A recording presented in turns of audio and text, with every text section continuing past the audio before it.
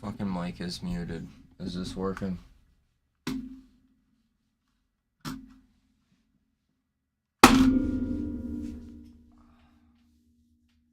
People ask what, Doc, why are you so pissed off all the time? Doc, why are you so miserable all the time?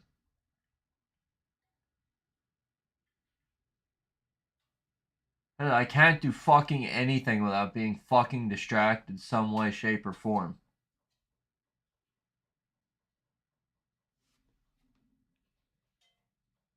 Fuck. Like, what was even the point of that? Like, come home just to fucking sit there and be like, oh, not now they message back. Just fucking wait. Like, so fucking impatient, dude. Like, fucking pisses me off.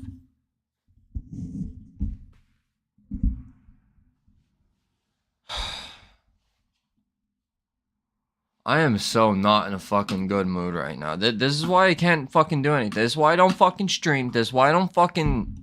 Like, this is why I can't fucking do anything. This is why I can't be on fucking Discord. This is why I don't have no fucking friends. Because, like, every fucking thing that I try to do, I get fucking interrupted somehow. Every single fucking time. Every single fucking thing. I'm so fucking pissed off right now. I am so pissed off.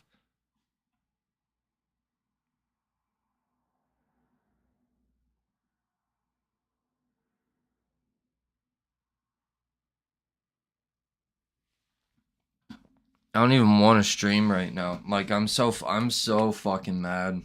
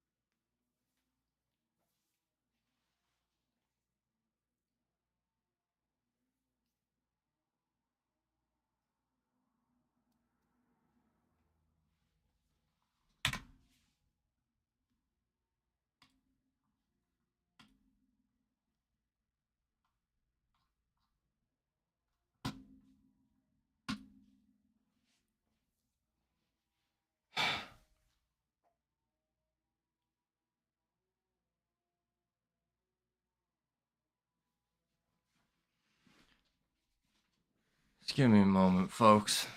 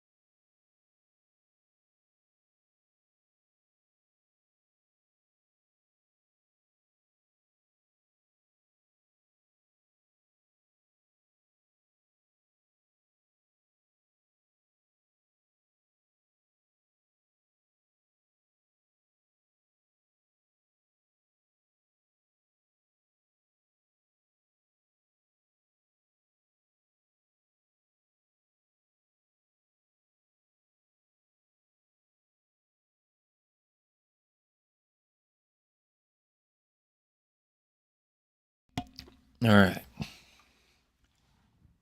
I swear to fucking God.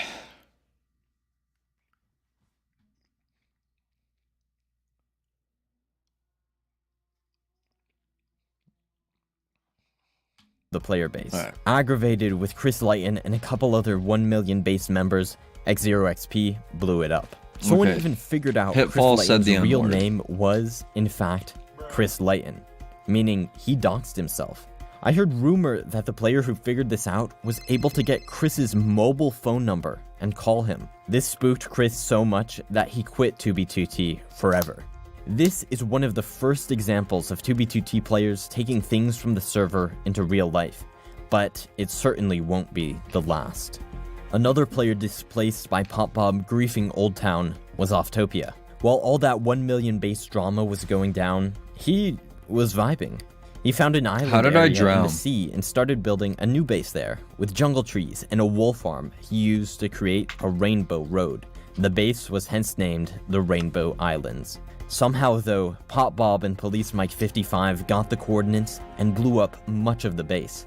Seeing the damage, Offtopia decided to stay and repair it, but later on he got into an argument with PopBob. Offtopia mocked him, but PopBob pulled out the trump card. You should be careful, because I know where you live. In Minecraft, of course. What are you even gonna PopBob revealed he knew Offtopia. Hold on. Do you know where somebody, like, what's anyone gonna do? You know where I live. Okay, cool. Now what? What, you wanna come over? Or something? What the fuck are you gonna do with that information? First of all, you probably live in a different state, so what? Your ass is gonna fucking drive or fly all the way the fuck out here? Over what? A fucking video game? For real? Really? Okay. Then you get here. You actually have to, like, get here. And then when you do, what? Then what? Then fucking what? What, you think you're gonna fucking be big and bad? What, you're gonna fucking try to fight me or something? Guess what? We ain't fighting, dog. Ain't happening. So, what's the point? There's no point. Oh wow, you know where I live. Fucking pull up, make my fucking day. Yeah, He was still at the Rainbow Islands. When Offtopia logged in the next day, he found the base in ruins and a bedrock cross, PopBob's signature. Enraged, Offtopia vowed to get revenge. He put on his best gear and brewed a secret weapon, potions of harming. Offtopia set out to spawn only to find PopBob waiting for him. I was fishing, so that's what I want to go back to. After several sword exchanges, Offtopia realized he couldn't beat PopBob in hand-to-hand combat. He had to use a different strategy. Get better, kid. PvP.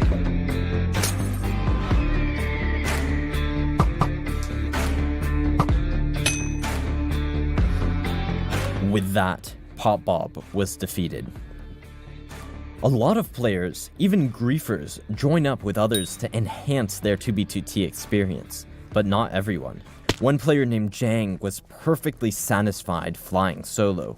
Tens of thousands of blocks from spawn, he embarked on an ambitious project, a wheat farm. But not just any wheat farm, the biggest sanctuary the server had ever seen. Over the next few years, Jang built pyramids, sphinxes, and of course, planted a lot of wheat, all on his own. At some point, Offtopia joined to help protect him, and the Valley of Wheat became a refuge for new and old players alike. In fact, it was so respected that even PopBob visited it without griefing. Even though PopBob's back door had been fixed, there were a lot of illegal items still in the game. XCC2, Passio 5, Ziggy S, and some other players went to create a new base. and they contacted Cream of the Slop.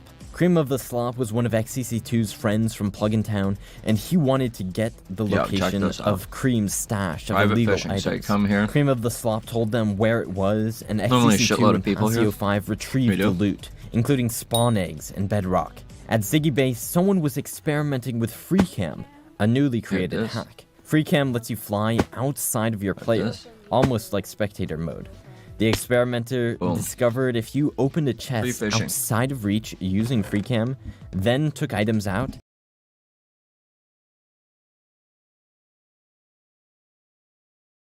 this was a new duplication glitch. XCC2 and the others set up auto-clickers to fill chests up with these duped items, and duped the illegals they got from Cream of the Slop. Pasi used the duped bedrock to build a monolith from the Dead Space video game, something the 2B community named the Bedrock Comet. That's pretty cool. The Ziggy Base squad also built a bedrock wall damming up the ocean shore, and a bedrock bunker. When the base got different visitors, they decided to abandon it.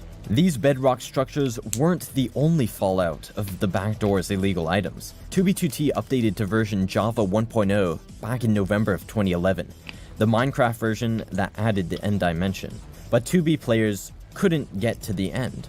Only 3 strongholds generated per Minecraft world at the time, and the chunks where the strongholds would generate had already been created. This effectively locked the end dimension. When players petitioned Housemaster to open it up, he refused. However, in March of 2012, XCC2 got his hands on a stack of end portal frames and wanted to open an end portal himself. In regular Minecraft worlds, every end portal is within a stronghold, so maybe that's the key. XCC2 and Police Mike 55 rebuilt an entire portal room by hand, placed the portal frames, and it activated. The two of them, with JDW99666, killed the Ender Dragon, collected the Dragon Egg, and then dipped. However, another player, named Jack the Ripper, entered the new dimension, built a bridge hundreds of blocks from the main island, and started a base. He was far out of render distance of anyone standing on the main island, so it was impossible for anyone to tell he was there. Being hidden over the void in a dimension few people have reason to travel to is one way to hide your base, but you could just go really far. That's what the Viking group did, a group of players including Emperor Tarai. The Viking group got onto the nether roof and traveled far out, and started building a base. Did you say Emperor Tarai? Used a mod called Voxel to turn the famous statue of Christ the Redeemer into something that could be built in Minecraft. Then, he built it. To the disdain of the other members, Tarai essentially took over the project. So, the base was named Imperator's Base, or Imp's Base for short. Imp's Base expanded over the next several years and became something fascinating with tons of lore behind it, which we'll get to later. Knowing how much fun they had after the first backdoor, PopBob and X0XP wanted to do it again. Last time, they did it by giving a plugin to fix a headache-inducing exploit for Housemaster, so they thought to try that once more. PopBob and X0XP had an exploit that allowed minecarts to travel super fast without rails. This would generate tons of chunks, lagging the server tremendously. After showing the exploit to House, they gave him their plugin. This time, the plugin didn't have anything malicious except for its ability to auto-update. At this moment, the plugin wasn't backdooring the server, but all it'd take is one upload from PopBob, and suddenly, he'd be back in business. Wary of what happened last time, Housemaster gave it to another coder named Ben Jojo, who removed the auto-updater and hosted it on his own server. There, he saw what PopBob was trying to do, and this time, it didn't work. Housemaster must have been pretty irritated with PopBob. Not only was he trying to backdoor the server again, but House was still dealing with the repercussions of the previous backdoor. He wasn't happy when he found out players generated the end, so in the summer of 2012, he completely closed it. Well, what do you think is gonna happen when you have a fucking anarchy server? But logged in one day to find he was in the overworld when literally allow people to hack as his end base. With his base and the entire dimension it was in now Thanos snapped, Jack went onto the nether roof to do something else. He traveled so far he made it 4.4 million blocks in the overworld, on the negative axis. He called this base the Lands. The lands technically has a longer name, which I will refuse to utter. Why, pussy? The server updated to Minecraft 1.3 in August of 2012, and 1.4 a few months later. 1.3 brought written books into the game, and 1.4 brought the Wither. Written books were pretty cool because players could sign messages to one another, write diaries, and create cool collectible items. However, 2B2T players will find a way to exploit any feature, and books were no exception. X0XP was browsing a hacker forum when he learned of an exploit called the book hack. No, you're good. No need to explain yourself. I get it. That's why I haven't been on. I've been busy as shit past couple of days. Just watching his Pitfall video because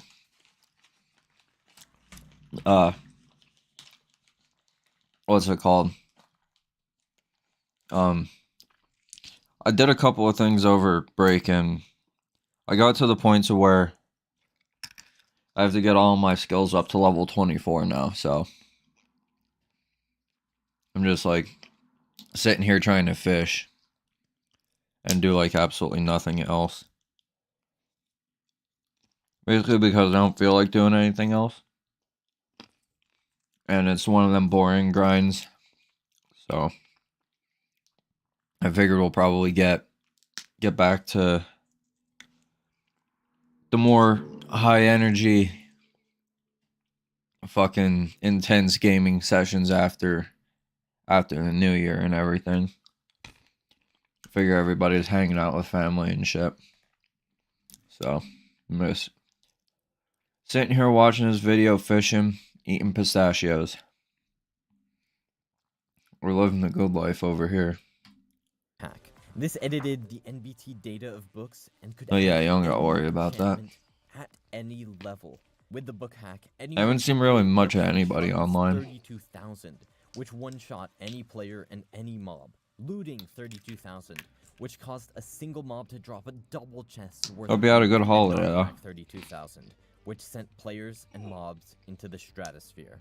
Is it any surprise that the book hack spread across the server? Jack the Ripper actually used looting 32,000 to kill zombies. I know the knockback 10 sticks in like Skyblock or Skywars and shit are real funny to use. The book exploit could also be used to sign books in other people's names. Frickin' created a book of chords. It wasn't bad. Famous players' names and X and Y. Family came over. We had my sister's boyfriend instead of my mom's boyfriend this time. Frickin' went around trolling people, saying that a housemaster had given him chords. He's alright, he's not bad. New players were like, what? He can't do that. This isn't anarchy. Shit. The exploit only lasted 1 weekend, but it... Yeah, so what I did was, I figured out is now 2013. What we did with the farm is March. To fish, I could do that on the spider's den from the Birch Park. You go from there, teleport over to here, and then teleport over to here, and then you can fish over here and be left alone. Housemaster temporarily put the server onto a testing map to experiment with different plugins. Oh, I missed that. There, two groups Damn pistachios. Built a base together. The first was called the Black Flag Group, and the second, Brad Pitt would. By Brad Pitt, I actually mean a certain leader from Germany in the 1940s. Brad Pitt would refer to him as Brad Pitt. Normally, what happens when two groups come together is someone does something that angers another player. What would it be? Hitler would or Adolf would? To each other again. However, the Black Flag Mr. H. Why don't we just refer to him as Mr. H? To join into one group called Valkyria.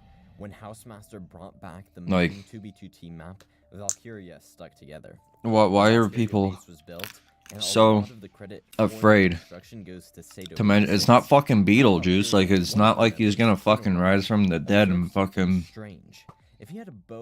start screaming random German shit if you say his name 3 times. However, the bow would leave behind a ghost. The ghost bow couldn't be used, but it could be placed into an item frame. If this was keeps happening to my fishing line. Broken, the bow reverted back to normal. Kino Rana tried to figure out if there was true. Well, like, what? I don't.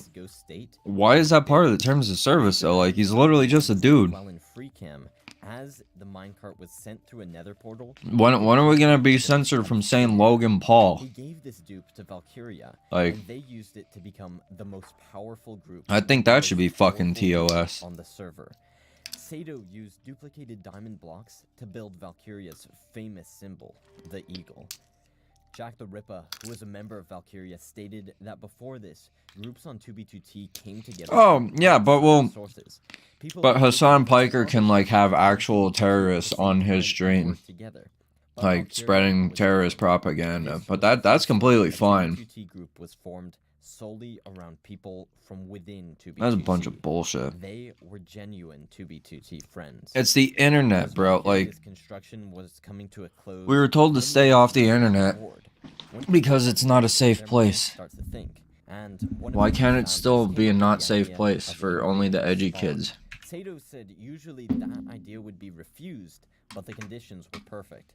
Every Valkyrian was equipped in armor, strong enough to challenge any threat they could come across. This kid literally said the N-word, but he won't mention Hitler. Setting up farms to sustain the coming army. You will say the N-word, but not the H-word. Decided to occupy 2K2K, a symbolic place. Get real, like, come on. Killed a bunch of new players, but 2K2K soon fell to griefers.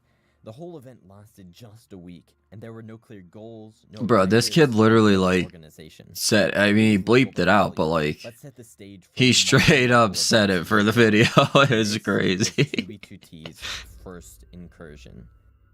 Valkyria wasn't without drama, though. Drew Bookman wasn't happy with the way Sato was running things, so he burnt down several houses, stole items from Kino's vault, and eventually left the base. A few weeks later, Valkyria was griefed, and all fingers pointed to Drew Bookman. Because of this, he took a break from playing the server. Soon after the first incursion, I don't know, bro. Down. Pop Bob had been sharing his hacked client with X0XP. It really was. Stopped letting X0XP use it. Upset he was without a hacked client, X0 went on to develop his... Oh no, you took away my hacks. Oh no. The Brad Pitt client had quite a number of advanced features, including... Okay, now we got some context. It was the Adolf client. ...logout locations, and even an exploit that allowed you to teleport to your spawn point without losing your items. X0XP shared the client with the 2B community, but of course... So what, like... With a single command, he could get the if like your parents name you Adolf, are you just like which compromised the location of a not allowed to be on the internet at all? Like, are you just like perma canceled from like off rip? At the same time, the video game magazine IGN posted an article and video on the 6 most amazing things I've seen in Minecraft. One of them was 2B2T Spawn. A storm. Another one of them was the Mr. H client. If Valkyrians weren't angry from the Brad Pitt client situation... Brad Pitt client? What the fuck? Thus, the second incursion began with 3 objectives. 1. Destroy all new player farms and bases around spawn. 2. Kill all new players. And 3. Protect XCC2's restored NFE. The Valkyrians... Yeah, I bet these guys are real fun at parties. Beacons and highways across the area. I bet these guys are real fun to be around. 2 months, and Sato estimated they killed thousands of new players. Like, why though? Mixed feelings about the incursion, though. He felt they may have been too brutal and scared new people away. Players who could have become regulars and even new friends. Yeah. After the incursion, Sato invited Jack, fucking asshole, XCC2, and others he met during it to rebuild Valkyria, which they renamed to Valkyria 2.0. Dude, these bases are fucking, like, this makes me want to build something on my Skyblock island, because then nobody can fuck with it. Bob the cords to the base to defend it from Drew. Big mistake. Pop Bob showed up. The only thing I have to worry about on this game is people finding out where I live, and I already have something for that. A decade after the fact, we still don't know exactly who did it. These days, 2B2T has hundreds of players online. Basically everything in fucking 2B2T gets destroyed at some point or another. At the time, Housemaster was paying for the server out of his own pocket, but that was unsustainable. In September 2013, House posted on the 2B2T this is like that the server needed $90. This is the thing about servers. If not, like, people don't realize, even like small bedrock realms, was pretty steep. Like you need to actually like pay for them. Still, people were Like, playing and bases were established, like Asgard 1, Shenandoah, and Castle people don't think about that. Like, especially if you have a server that's big enough to need people like physically working on it and like keeping it running and shit. This guy went to the very end of the end and built there. Well, yeah, I mean, yeah, there is stuff that is eventually like, well, not eventually, it will never get found. Because, like, it's kind of impossible with that many bases and that many players to be able to find everything, but... And then, like, you just, like, might not be worth the time to destroy it or something. It might be, like, small or something. I don't know. There will always be new stuff going up and new stuff being destroyed in 2B2T. That's just how that place is. I've always wanted to play it, but like, I just know it'd be a complete fucking waste of time.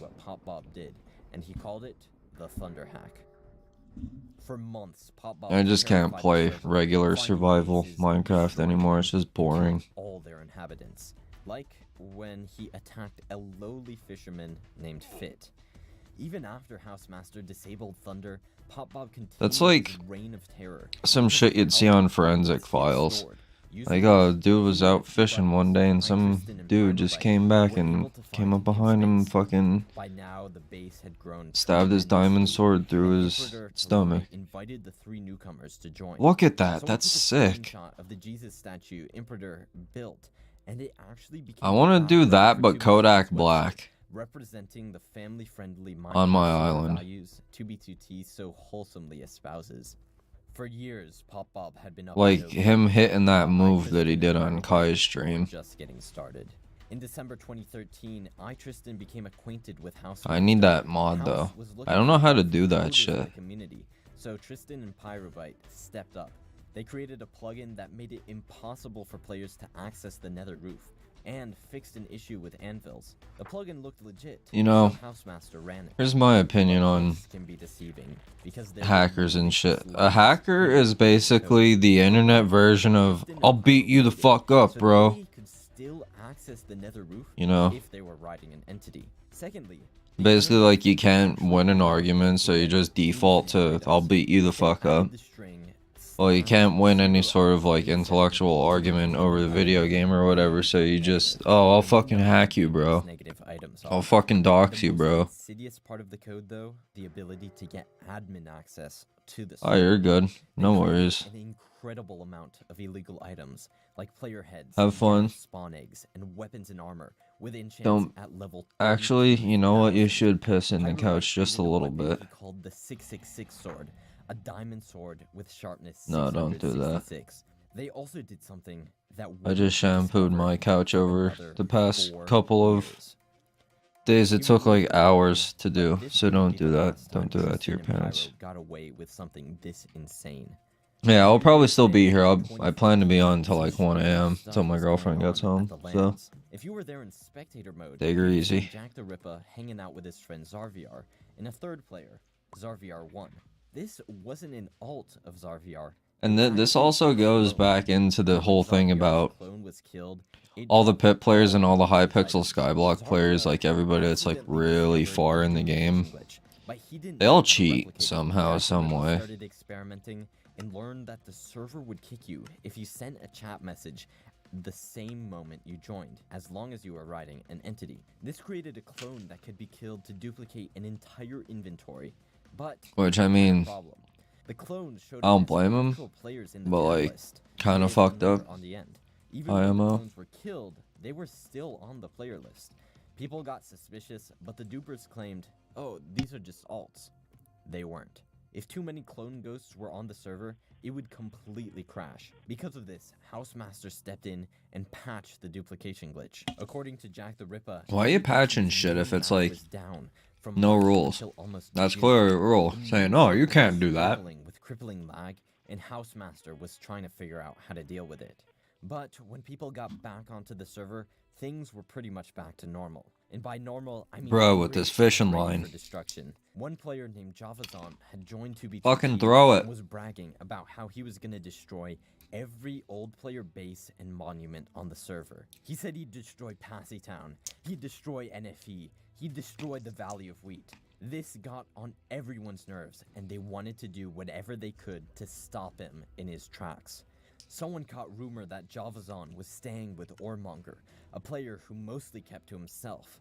Pop Bob had Ormonger's cords from the Thunderhack, so people got prepared for the invasion.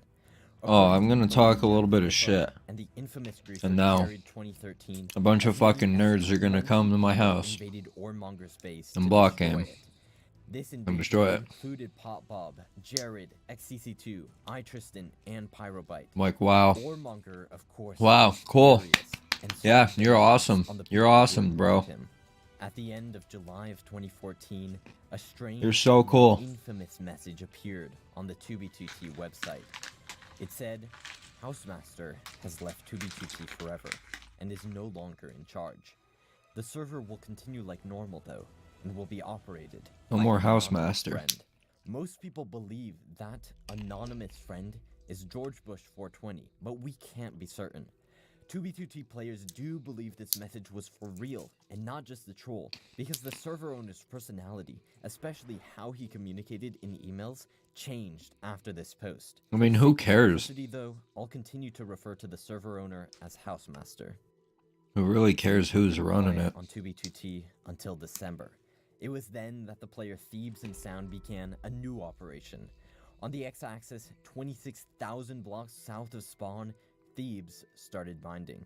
For the next 4 months, he mined and built. What was he building? A canal.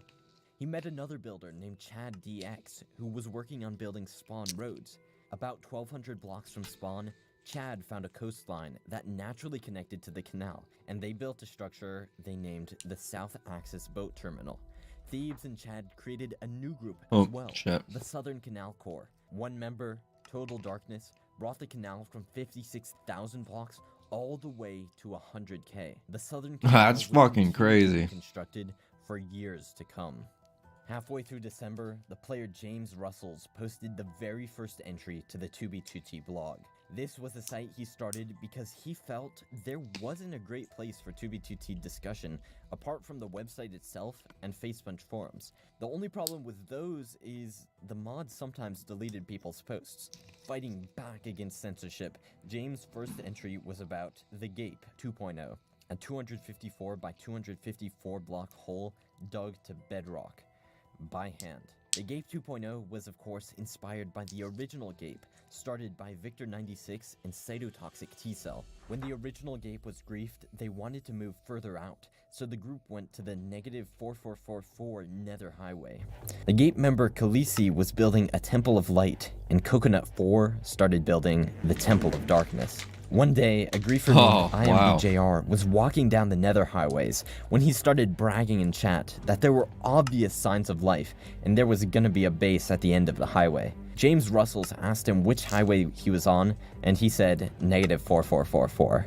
Shoot. Oh, yeah. James and the Gape crew started freaking out over Skype because their base was at the end of the highway, and IMBJR would surely destroy it when he found them. But James had a plan. He ran to the highway, built a wall out of netherrack as if the highway had ended, added some lava to make it look more legit, and then jumped in. Just minutes later, IMBJR found it and wrote in chat, "Oh my god, someone was digging this tunnel and must have done it." He then turned around and left. Thus, the Gape 2.0 was saved. That's crazy. Now, let's move to 2015, the prelude to the darkest year in 2B2T history. Things didn't start that way. In fact, they started pretty chill. In the early part of the year, Sato commanded Valkyria to abandon the Fenrir base and start working on Asgard 2. Asgard 2 was stacked. Its members included what must be half of every player I've mentioned so far, and a great many I should have. Things were going well until the coordinates went public. Some say it was leaked by an anonymous player, others say it was Sato himself who did it accidentally. In any case, Ormonger got his hands on Asgard 2's location and was on his way, hoping to get retribution for the uncalled for attack Valkyria had conducted against him. Sato, knowing the Valkyrians could channel their anger into something constructive, incited a third incursion. Valkyria would go to spawn and create ginormous bases to occupy. It just seems like messing with these idiots is just like not a good idea. Wrath Outpost, and when that fell, they'd make another, continuing through each of the 7 deadly sins. There was also a Hypixel base, representing the 8th deadly sin. The only purpose I can see is to flex on new players. Pyrobyte still had an infinite ender chest item, which could be turned into infinite obsidian. With this, the Valkyrians designed and constructed Wrath Outpost. I think that would be the 8th deadly sin. Massive structure. Dude, the centerpiece, a single block of bedrock, placed by Pyro. I don't know if that is like one already. Outpost down, but it wasn't going to be easy. One day, Tristan Popbob and Jared 2013 got the jump on the Valkyrian Henry. I know that. When Henry was vanquished, that affects a lot of motherfuckers. Past the base, but soon reinforcements arrived. Sato 86, Jack the Ripper, and Fit all emerged from a nether portal and fought off the invaders. Both Jared and Tristan ran, and Popbob hurled away in combat log. Definitely be Pyro like a then sin. used his infinite block of TNT to destroy the lava cast. During the incursion, 2 new players, Colt Snid and American Oreo, were walking to their base when they encountered a Valkyria member. Not knowing what the third incursion was, Colt Snid and Oreo killed the Valkyrian. Within 15 minutes, Sato appeared, decked out in max gear, and killed Colt Snid and Oreo with ease. Colt Snid declared war on Valkyria, creating the Vortex Coalition, VOCO for short, a team of players set against the server's most powerful group. Despite this opposition, Valkyria occupied spawn for an entire month, and the incursion was deemed a major success. With everyone focused on the incursion, Jack the Ripper realized something. Everyone, and I mean everyone, was busy at spawn. That meant there was a place, well, not just one place, an entire dimension really, that was utterly neglected. The end. Maybe this was Jack's chance to finally build the end base he always wanted to. So Jack went to the end and followed a bedrock pathway made by a buddy of his. I thought that he wasn't able to get there. Housemaster had implemented a plugin to patch holes in the floor of the nether, but it also patched holes in the floor of the end, meaning if you placed a block in the chunk, it would create a 16 by 16 bedrock platform. You can see these on the map. Jack followed the pathway to a base Walrus built and bridged away from that, hundreds of blocks over the void. Walrus did all the hard work of getting animals into the end, so Jack snagged a couple of those and started construction. Resources in the end are limited, but Jack had help. XCC2 showed up and gave Jack some of his infinite items: stone, wood, gold, iron, emerald, and beacon. Pyrobyte also pulled up and gifted Jack infinite quartz and dirt. Those weren't the only illegals Pyro gave Jack. He also gave some player heads, pig spawners, a ghast egg, and a singular piece of bedrock. Jack used the ghast egg to convert one of the pig spawners into a ghast spawner, and placed the bedrock at the bottom center of the base. After building the main section, inspired by a giant stone temple Jack had built in the lands, the base was really coming together. Jack called it Space Valkyria. Space Valkyria allowed Jack to have a secret base and still be involved in the incursion. He had a hack called Glide that let him walk over air back to the main island. He could take part in spawn activities with ease. One time, he and the other Valkyrians were hanging out when Jack started showering everyone with an XP bottle he got from Pyro. It just kept going. When the spawn shenanigans were finished, all he had to do is glide from the main end island back to Space Valkyria. But that wouldn't last forever. On May 28th, someone discovered the /tell exploit. On 2b2t, you can send people direct messages, but you could also send messages in mass to anyone within certain coordinates. With just a few messages and some quick maths, you could triangulate the position of anyone on the server. The only thing it didn't say was their dimension. Jared 2013 and Taylor 112 used the exploit to find Jack the Ripper's coordinates. Why just though? a few thousand blocks from 0-0. They checked the overworld. Jack wasn't there. They checked the nether. Jack wasn't there. That could mean only one thing. He was standing on a platform over the void in a hidden end base. That's how Jared and Taylor found Space Valkyria. Since the base was no longer safe, Jack knew he had to abandon it, even though it wasn't finished. So he bridged out another direction for 1,000 blocks or so and started Space Valkyria 2. Even after Jared and Taylor destroyed the base, Taylor knew Jack was still in the end and taunted him. Taylor sent Jack a screenshot of him breaking an end portal with a lava bucket and threatened to lock Jack in the end for good. If Jack died and all the end portals were deleted, his base would be lost forever. But Jack had everything he needed. He had all the materials he needed to construct an epic base and a client that made it close to impossible to fall into the void. Knowing it was the only way to keep himself safe, Jack went on an ult to all the end portals around and destroyed them, blaming Taylor and Jared in the process. This gave Jack a complete monopoly over the end dimension. With that security, he built Space Valkyria 2.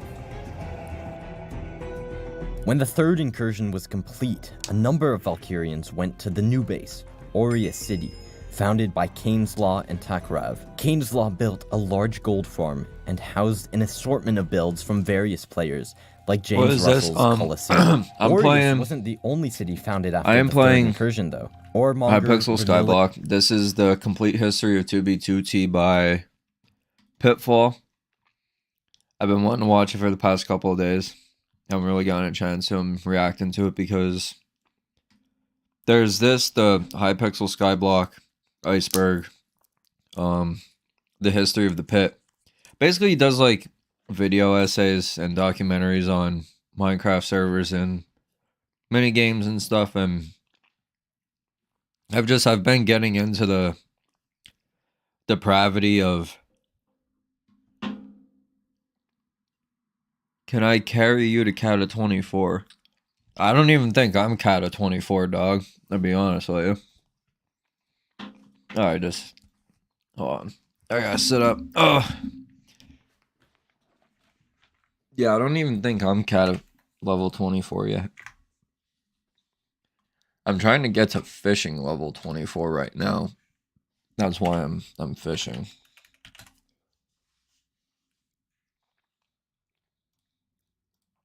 $610 mil net worth. That's nice.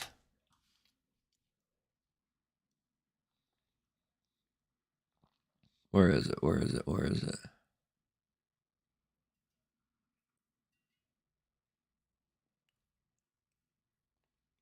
I'm still a combat 23. What the heck? Wait, I thought you needed to be combat 24 to get to the Crimson Isles.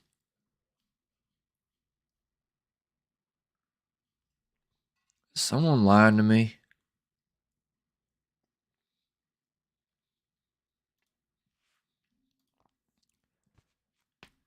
What the hell? Skills. Combat 23.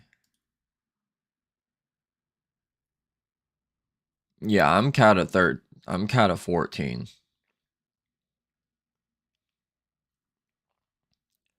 So unfortunately, no. I cannot. I don't even know if any of my friends are on. Oh, I didn't mean to do that. The only person that's on is Bread. That's like able to do anything, and he's in the Dwarven Mines. So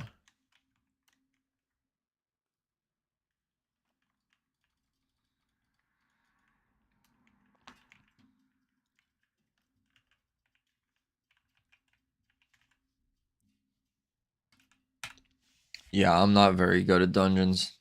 I don't even think that I did one floor 5 completion. I think that's about it. But anyway, back to this. And Drew Bookman turn it down a little bit so that way. Get to hear a little bit better. Yellowstone Joe and iTristan as well. I thought I'd get over being sick over the past couple of days, but I did not. Most of the players went to Kinorano's base, Kinograd, which was also known as KGB. Many of the cinematic recreations you see right now are made with world downloads collected by Project Vault. Project Vault was started in the fall of 2015 by Spartan512, who hosted famous bases on a separate server. Not long after that, Vice posted an article about 2B2T titled "The Worst Place in Minecraft." The author describes joining the server. He writes, I don't know how I'd feel about that. Like my server being called the worst server in Minecraft. But this isn't what I see around me. Or the worst place, like that would... I'd be like... a hellish, pixelated world touched and hurt at the same time. I'd be like, aw, thank you, that hurts. Virtual ignorance as well. I survey my surroundings one more time, plot a descent route, and take my first step. I immediately slip and fall what would be a real-world 75 stories onto the basement floor. Listen to this, dude. Andrew broke. Great job. This article. Whoa, dude, this kid is going crazy. He's just saying all this shit and just bleeping it out, being like, "Oh, I didn't say it." Well, two builders named DocSmurf and Sugarcom wanted to create the first Guardian. No, that's bad. That's bad. Once they found a I'm not laughing. They met up with some old basemates, Sickness Man and Dollar. I'm sick. And discussed what else they I was like a cough / yawn / sneeze / named after the world tree from Norse mythology. Yggdrasil. I'm not laughing. It's not funny. Gathered and sorted the resources while DocSmurf and Cygnus Man built. When the tree was partially complete, it was struck by lightning and burned down. To prevent this from happening in the future, DocSmurf made a world download of the area, used World Edit in a single-player world to create a perfect glass dome, and brought the schematic back to 2B2T. The only problem was, this would require 150,000 pieces of glass to do. The four basemates of Yggdrasil that is crazy. Excavated an entire looks desert, nice though. Built the dome, and finished the tree with an dude, people are additional creative in this biomes. game, dude. I This can't. place is pretty phenomenal. Back in 2014, I don't have this level of creativity. iTristan released a hacked client called Vapid, but stopped developing it. One of Tristan's friends named Clyde continued to update it, but added a backdoor. If you typed a specific string of text in chat, every user of the client privately messaged haven't seen that one yet today.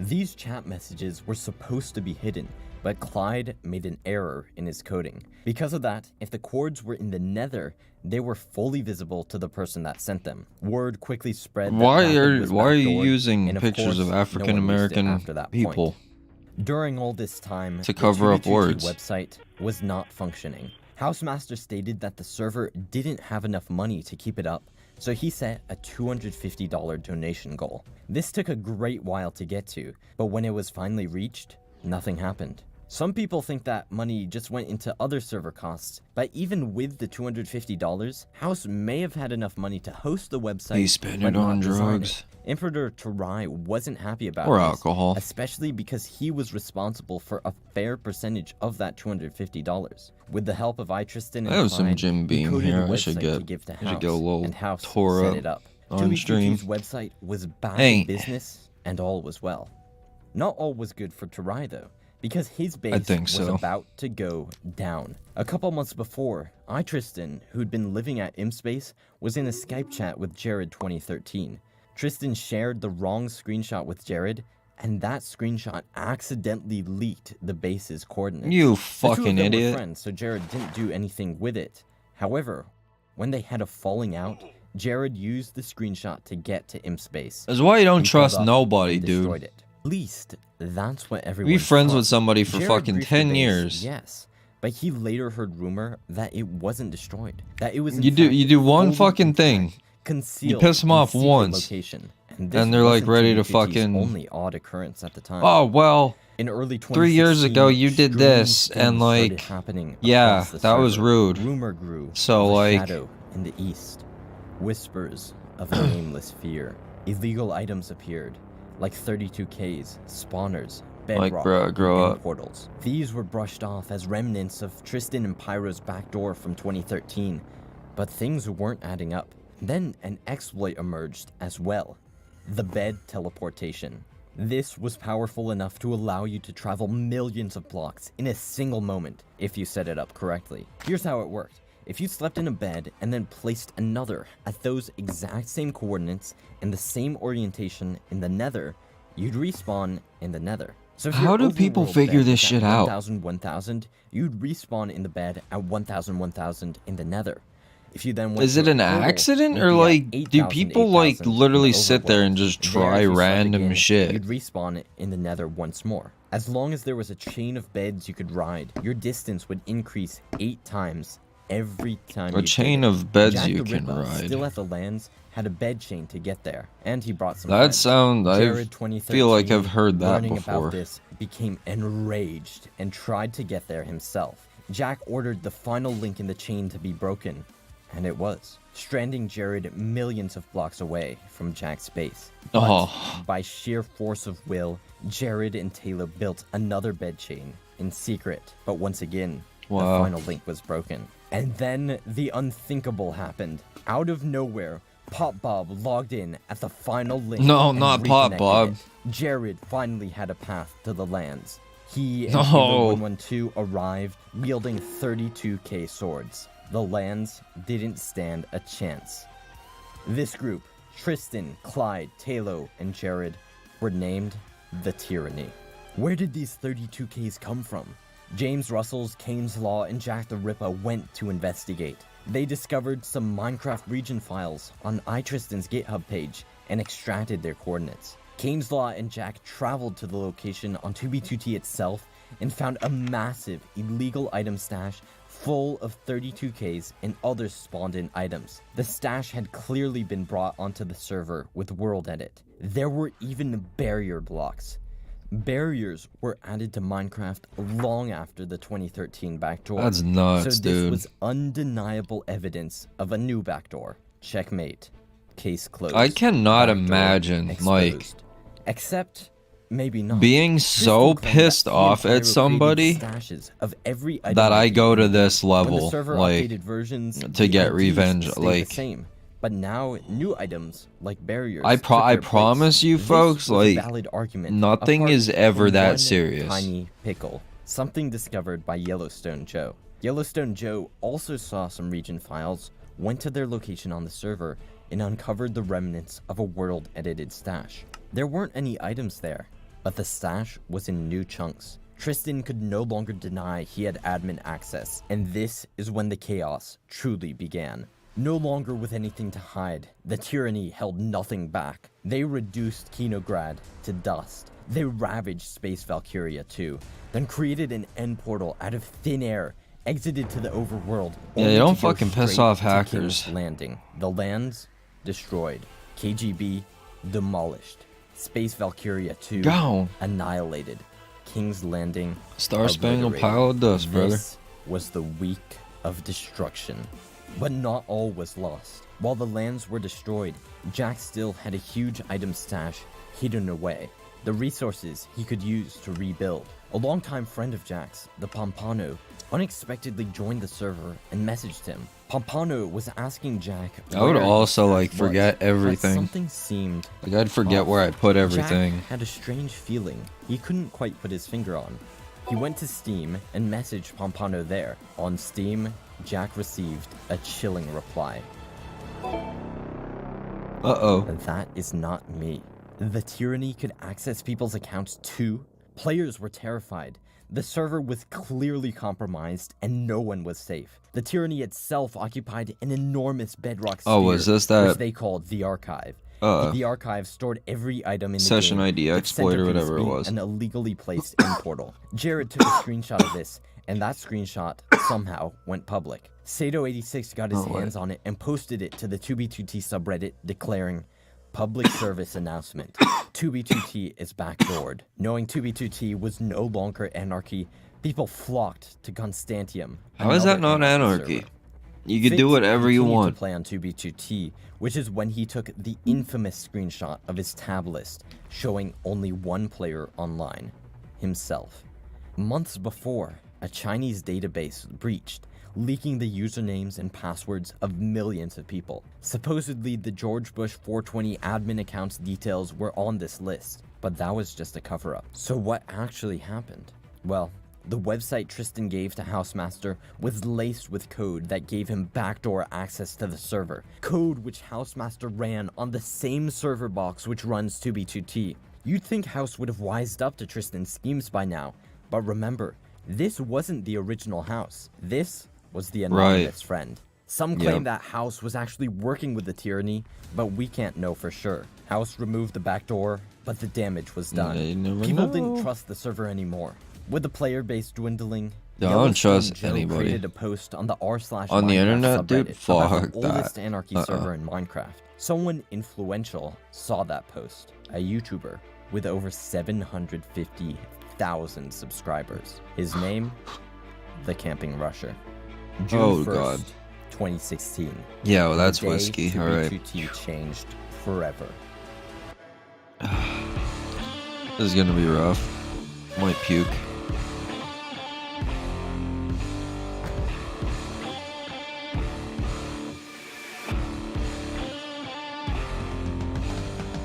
On that date, The Camping Rusher uploaded a video about 2b2t titled The Oldest Server in Minecraft. 2b2t isn't actually the oldest server in Minecraft, just one of the oldest. Nevertheless, Rusher escaped spawn, found food, and explored the server's ruins. This captivated Rusher's audience, who had never seen anything like this before in Minecraft. Okay, yeah, we're in not. just over a week, 750,000 We're gonna leave the whiskey over there. The video. And even if 1% of those viewers tried 2b2t for themselves, well, that's way more players than the server could handle.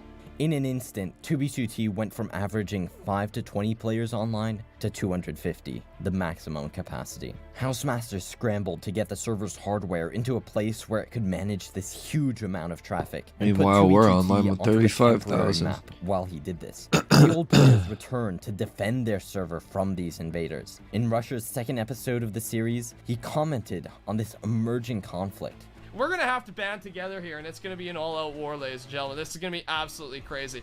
Fit, Bubba J, and Jared 2013 completely obliterated a Rusher base, killing 40 people. Fit was made leader of Team Veteran, the old players who sought to fight back against Rusher's fans. This brought tons of OG players back to the server, but many had trouble joining because of how many people were online. That's where the queue comes in. You need new people to play though. Like, that you need new people coming in. A separate server and then sends them onto 2b2t one by one as slots open up. The only issue was there were so many people Do we try to get on 2b2t? that it might take no, an entire that. day just to join. The Camping Rusher wasn't too pleased with this since it was preventing him from making videos, so he reached out to House asking if he could get a whitelist. House said that wouldn't be fair, but instead came up with a new system, the Veteran Queue. This was a separate queue for players who logged in before Rusher uploaded his first video, so they could enter the server faster. Since Rusher obviously joined before he uploaded the video, he got Veteran Queue and all was well. Beyond this though, Rusher helped House implement the Priority Queue system, where anyone could pay $20 a month to get onto the server faster. For a long time, the queue actually I say that being MVP plus on Hypixel, the revenue it does absolutely nothing. House to invest more money into the server, purchase DDoS protection, hire developers, and buy more powerful hardware to handle the hundreds of people at a time. Now that the server was stable, let's talk about war. The Camping Rushers fans were nicknamed Rushers, and they were everywhere. Team Veteran called for a new incursion, the fourth in the server's history. In an attempt to contain the Rushers at spawn, Team Veteran built a 500 by 500 lava wall. The Rushers fought back, and the lava wall was unsuccessful. After being on the run, the Camping Rusher himself started building a base. Team Veteran found it and destroyed it. They also tried to flood spawn, but this failed. But that's when they built the trench. Basti VC designed TNT duping machines that could explode all the way down to bedrock, creating a large barrier for the Rushers. Team Veteran also managed to destroy Nether spawn, but a new threat was emerging. The OG 2B players weren't as powerful as they thought, and part of this was because of a change that went unnoticed. months before Minecraft released the 1.9 combat update. Apart from adding shields, elytras, and changing attack speed, the 1.19 update nerfed protection. Back in the day, Protection 4 was so good. Oh yeah, that's you could only right. kill people if their armor broke. But I after forgot about 1.9, that. people in maxed out god gear could die. And that's not to mention the explosives. A new form of combat emerged, crystal PvP and bed bombing. Trying to sleep in a bed in the nether explodes it, as does punching an end crystal. Shit. And these explosions can take out anyone in a single boom. But what made it worse, as Jack the Ripper described, is the veterans would respawn at their bases, but the rushers respawned at spawn. So they got all of that sweet god gear. And that's when Team Veteran took a huge blow. The 2v2T monument that had stood for years, respected by all, even Pop Bob, was destroyed. The Valley of Wheat was in ruins, and the camping rusher was blamed. But yeah, alright, now I understand. This is why. The Resistance was an organized operation set against Team Veteran, but Team Veteran wasn't going to go down that easily. They sent a spy to infiltrate the Resistance and feed the locations of their bases and stashes. Like, again, this is why I'm like, why do people need to, like, be like this? One being sneaky. Someone gave the camping rusher the location of Aurea City. How? Well, someone pretended to be an e-girl to swoon one of its inhabitants. That Aurea City member brought the fake e-girl to the base. Dude, when that honest happened, to God, why are over. people like King's this? Law, Fit, and Yellowstone Joe self-destructed. On August 5th, Fit and the camping rusher met in Dark Souls Castle. So horny that you let your whole Minecraft base get blown up over it. Victorious. But this wasn't the end of the war. Unbelievable. A few weeks later, the veterans faced the rushers and resistance for the final battle of the war, the largest in 2b2t history. Halfway through, the resistance betrayed the rushers and switched sides. The battle turned into complete chaos and carnage. Some estimate Team Veteran got over 10,000 kills on the rushers, but the war ended in a stalemate. It had been dragging on for several months, and people got bored. Fit has been accused of orchestrating the conflict with Rusher for the mutual growth of their channels, almost like a live-action roleplay. If these accusations are true, then it worked, because Fit rocketed to hundreds of thousands of subscribers. You're gonna get mad over that? Video he made, Fit said, "You've got this grown man with a deep voice that's taking a Minecraft server this seriously, and he's what about the Dream SMP? He's just swearing like a sailor. He just does not care at all. I don't care at all either. That, like, I swear like a sailor." The videos.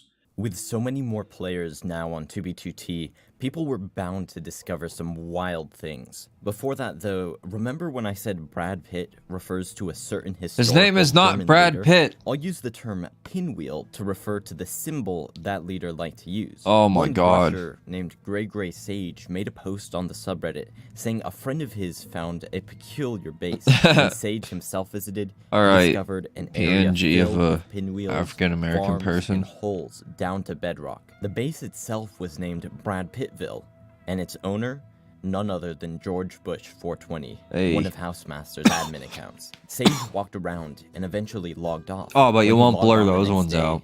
The base was gone. He said, Oh, you it won't was blur as if that out. someone had Okay, used so that the one was world called edit Hitlerville. or So we have turned back Adolf time. Klein and Rumors spread Hitlerville. that the base wasn't deleted. It was moved. But what really happened to this base wouldn't get discovered for another 3 years. During the Rusher War, Jared 2013, Willy Roof, and Offtopia were using a minecart dupe to supply the war effort. Willy Roof saw a Reddit post of an illustration someone had drawn and wanted to recreate it on 2b2t. Using materials from the dupe, Willy Roof and Offtopia transported their stash to an ocean and drained a large area over the next month. When that was done, they used TNT fly machines to mine the area down to bedrock. Other players soon joined the build, including Neda T and Jack the Ripper. One nether explorer named Burnsy found the tunnel they were using. Since he was chill, they invited him to the base as well. This base was named The Drain, and Offtopia made a video touring it. But in doing so, Offtopia made a critical error that doomed the base to destruction. You idiot! He showed bedrock. Idiot, you fool, you absolute buffoon, you moron. An exploiter named How could you do such a thing? Bedrock spawns in the exact same pattern in every single world seed. Because of this, you can reverse engineer the coordinates of any bedrock pattern with ease. Chrome Crusher did this to find Fitlantis. As the exploit became more public, Fit saw the bedrock pattern of the drain in Offtopia's video and went to tour it. With the added attention the base got, the drain was abandoned by its builders before the Fourth Reich griefing group destroyed it. As I mentioned, Aurea City was demolished during the Russia War. Now homeless, Kane's Law returned to the location of a dupe stash he created years before. There, he excavated a staircase down to bedrock and hid the duped items deep in the earth. Underground, he burrowed a large chamber and built a tree at the center. He called this base Bodekin, and 15 people contributed to it. Look at that, dude. That is crazy. The players Tashi and Vaxent founded a base called Wintermelon. They invited a bunch of people to it and got an insane advantage when one member, Mr. Chocho, discovered a new duplication glitch. He found if you toss items from your inventory to 200k fishing experience, one copy would be in your inventory and another on the ground when you rejoined the server. In November 2016, that dupe went public. It was a little tedious to pull off, so Kino Rana and Clyde released a client that simplified the dupe and let players copy an entire inventory at a time. Of course, the client was backdoored, which gave Kino and Clyde tons of people's cords. And by tons, I mean close to 11,000. That's a Volkswagen. Rather than I just raid heard. and grief people themselves, Kino and Clyde I know released that those sound 11,000 anywhere. That's a coordinates VR6. publicly. Because it happened on November 11th, this dupe was named the 1111 dupe. Jack the Ripper and his friend Alpha Computer used the dupe in the end while preparing for a new, massive project. Later that month, a player called Slappin' Bad Kids, bro, what are these names, man, announced the 5th incursion. At that point, Jared 2013. Slappin' Bad Kids. Why have an incursion? I honestly couldn't tell you. In association with the Fourth Reich, the incursion set the goals of removing all water and lava casts from spawn, leveling it to the ground, and building an obsidian wall around it. They failed, and the incursion didn't go anywhere. A couple new groups cropped up around now, the first being the Imperium, started by the Dark Emperor and dedicated to build. They began with a base called Arrowhead. Meanwhile, the Nether explorer Burnsy made a post on the 2b2t subreddit announcing an ambitious project. He was going to journey to the Minecraft world border 30 million blocks out through the Nether. Tons of people were interested in this, and they joined to form the Nether Highway Expedition Group to travel the millions of blocks to get to the world border. This is one of the final big events of 2016, a year full of war and conflict. I missed it somehow, what the fuck? But it wasn't all that. Someone named Negative Entropy, with Holiday Spirit, built a Christmas tree in the middle of spawn. Of course, spawn was a mess, and for some reason a couple people wanted to flood it. Negative Entropy joined the project of Flip35, Sheer Genius, Slavs, and Strong Force to flood spawn with a 1000 by 1000 water cube. Oh yeah, and I have to mention, another group that showed up in the latter end of 2016 was Dawnfear. Dawnfear had existed since 2013, but only on other servers. One member, Hermetic Lock, joined 2b2t and convinced his friend Deloaded to come too. In early 2017, Hermetic Lock saw an opportunity to take over the Vortex Coalition, the group created by Coltsnid to oppose Valkyria. Hermetic Lock was high up in the Voco ranks and had a power no one else did. He ran the Voco website. Hermetic Lock came up with a plan. Build a Dawnfear base, get all the Voco members to pull up, and then take it over. With Voco, Hermetic Lock and Deloaded built the 10th city of Dawnfear.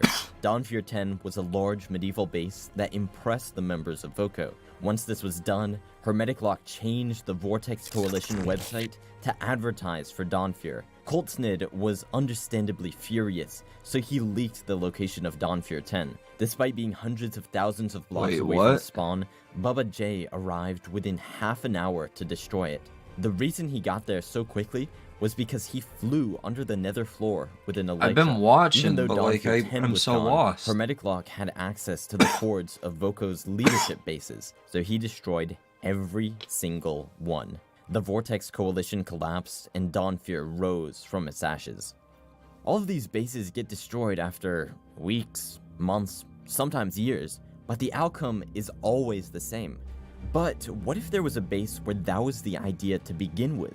After the Voco drama went Isn't down, that what you just Hermetic literally Lock got founded a done base saying? just a couple thousand blocks from spawn. He invited tons of people to it and posted the coordinates publicly on his YouTube channel. They built, but it took several days for the first grief to occur. After that, Hermetic Lock and the dozens of builders repaired or built anew.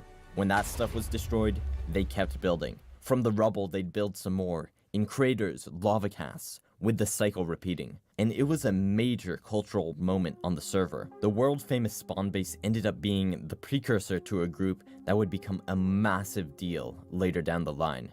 That being the Spawn Masons. Speaking of spawn activities, another group popped up in February 2017 called Highland. Started by the Grand Lotus and Kasparov JR, Highlanders focused less on building and more on hanging out. They often went to spawn to trap people. Far from spawn though, over the endless void, Jack the Ripper began his biggest project yet, Space Valkyria 3. With the spoils of the 1111 dupe, Jack started construction of a gargantuan space station of quartz and purple stained glass, with reconstructions of different biomes, farms, and a meadow at the top, all centered around an end gateway. The saga of Space Valkyria 3 would continue for years, and it's honestly one of the craziest stories 2B2T has to offer, but I'm getting ahead of myself. In late February, the community was enraged. The reason why is because Kinorana and his friend made a map of an anime girl. That wasn't what was enraging though. What was enraging is Kinorana loaded 32,767 new maps, which reset every other map on the server. People were really mad about this. No, it doesn't actually enrage me. I really don't care. What can you do? I guess Kinorana was busy though, because he discovered a duplication glitch with his friend Mason 2 weeks later. He found when he sent a donkey on half a heart through a nether portal to die by a cactus on the other side, more items would spit out than were sent in. This dupe was incredibly powerful, because it was the first duplication glitch that occurred since Shulkers came out. Knowing it was only a matter of time before everyone found out about the dupe, Kinorana there's gotta be like a new duplication glitch. It was patched 3 days later. For 3 days after that, some massive like new drama went Minecraft, down right? at Wintermelon. In the previous couple months, Wintermelon had expanded to become something magnificent. But when the base was complete, people got bored. Then, one member leaked the coordinates. And then the Wintermeloners found out that the Fourth Reich was coming to destroy it. They couldn't stave off the inevitable, but they sure could delay it.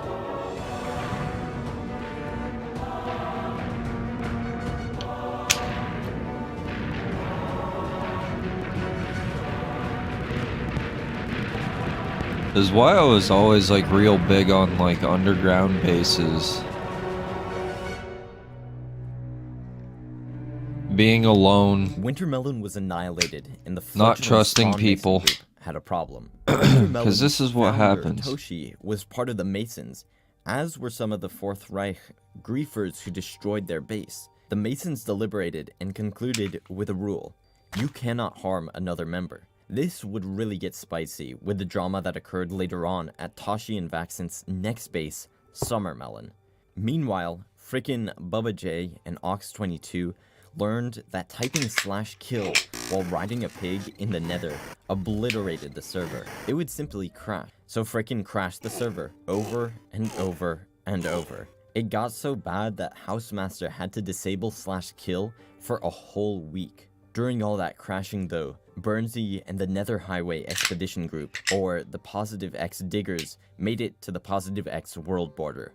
There, they discovered something strange. Outside the world border was a platform of bedrock with two signs. One, signed by Pyrobite, says, "It's the end of the world." The other, "I Tristan was here. If you see this, went down." Dated December 7th, 2013. There, what could have went down? He just went out there. The title sounds like Minecraft, written by Brad Pitt. At the border, the group created a base. It was not written. It's not Brad Pitt. After the point on Earth that is furthest from any land. Even though it was far, everyone knew where Point Nemo was.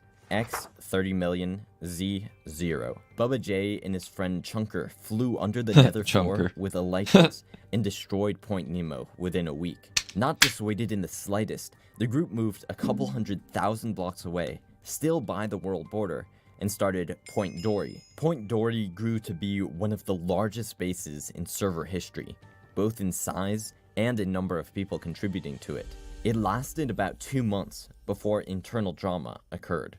One of the Nether Highway Expedition group members was doing some sus stuff, so he got kicked and leaked the cords. With the cords public, Bubba J and Nordic 93 pulled up.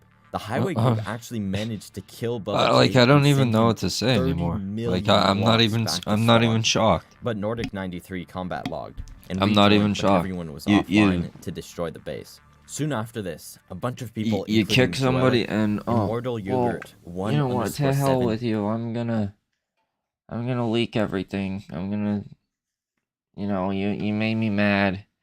I'm gonna leak your base. I'm gonna leak your coordinates. I'm gonna send all my goons after you to blow up your stuff. I'm gonna make everybody destroy all the pixels on your screen. And you waste your time, even though, like, at the end of your fucking, like, there's gonna be a point where you put the game down and you don't ever pick it back up again, and then what? Like, all of that time, like, it's basically the same thing, so what the fuck? Like, why are you so mad? And Jared 2013 launched the Make Spawn Dry movement. To drain the spawn water. In June, to celebrate the year anniversary of Russia's invasion, 2b2t players flooded the server with lag machines, explosions, and edgy internet humor. Not long after that, the Spawn Masons and the Peacekeepers got into a conflict. The Peacekeepers killed a bunch of Spawn Masons, and then, for the next 6 months, the Masons destroyed literally every single one of their bases the day they were created. During all this, the Nether Highway Expedition group was somehow still mining through Netherrack because they reached the positive Z world border. We're gonna throw on the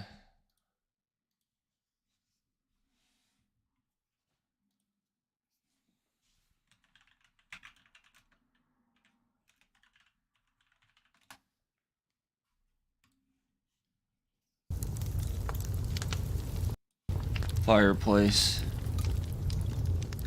Be right back.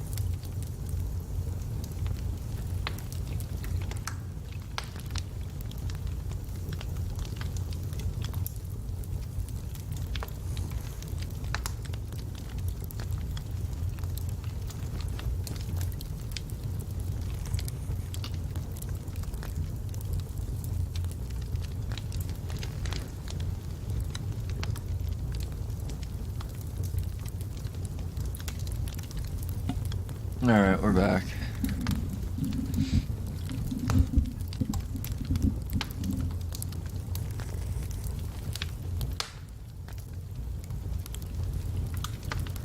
That July, Housemaster brought the server onto a temporary map to prepare for the new 1.12 World of Color update. When the update was ready for 2v2t, House also patched player heads, pig spawners, and enchanted glass.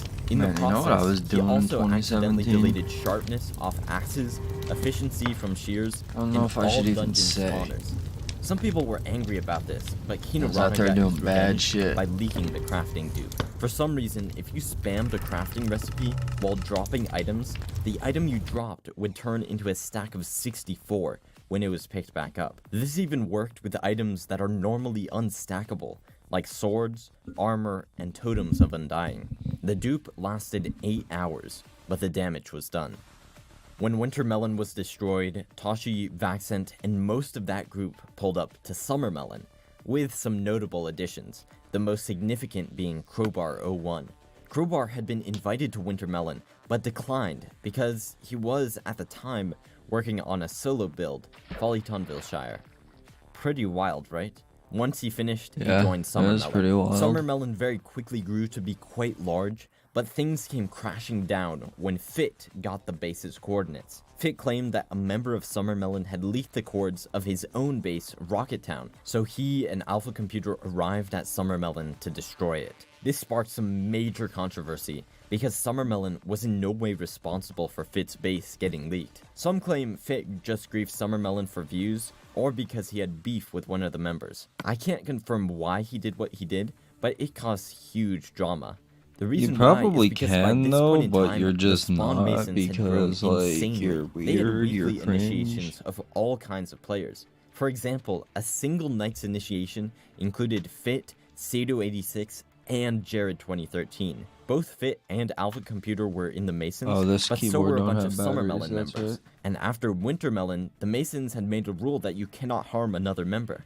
There were constant arguments about this incident that got so bad that Hermetic Lock shut down the group entirely.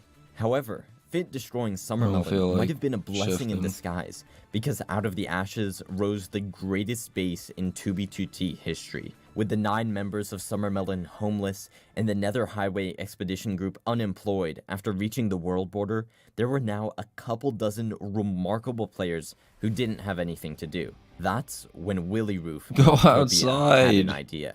What would happen if they combined forces? The two of them convinced the groups to embark on a new project, inspired by the lost continent, Mu. People were in. So they made a plan. A centerpiece mountain, bridges in the middle of a large basin, millions upon millions of blocks from spawn. They got to work. This was by far the most ambitious project the server had ever seen. But they had a secret advantage. Mining Minecraft and Aeon, 2 members of the Highway group, discovered the most powerful duplication glitch in 2b2t history, the chunk dupe. Minecraft chunks can only hold so much information. So alright, I want to take a break from this for a minute. Hold on. We're going to maximize the Minecraft. We're going to go... I looked it up earlier. 2b2t world download.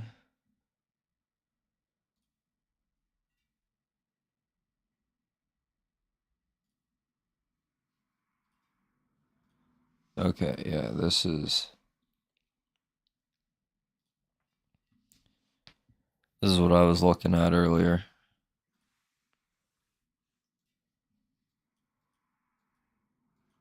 But like, so like from spawn, where's the, there's like bridges and tunnels and shit everywhere.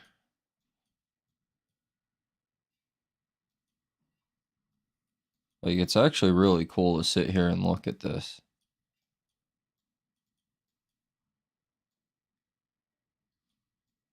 I just wish you were able to zoom in a little bit better, because, like, I would love to see what that is. That was somebody's base at one time. Went kablooey. Here's was somebody's base. Went got turned into dust.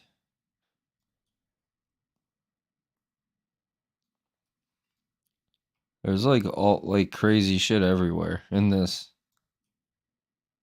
That's what's so cool about it, like.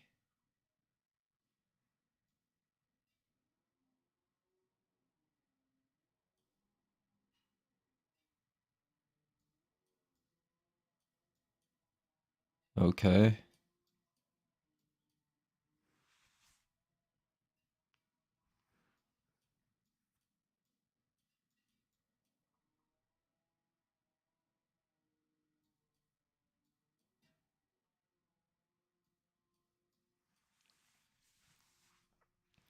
Yeah, just the amount of shit.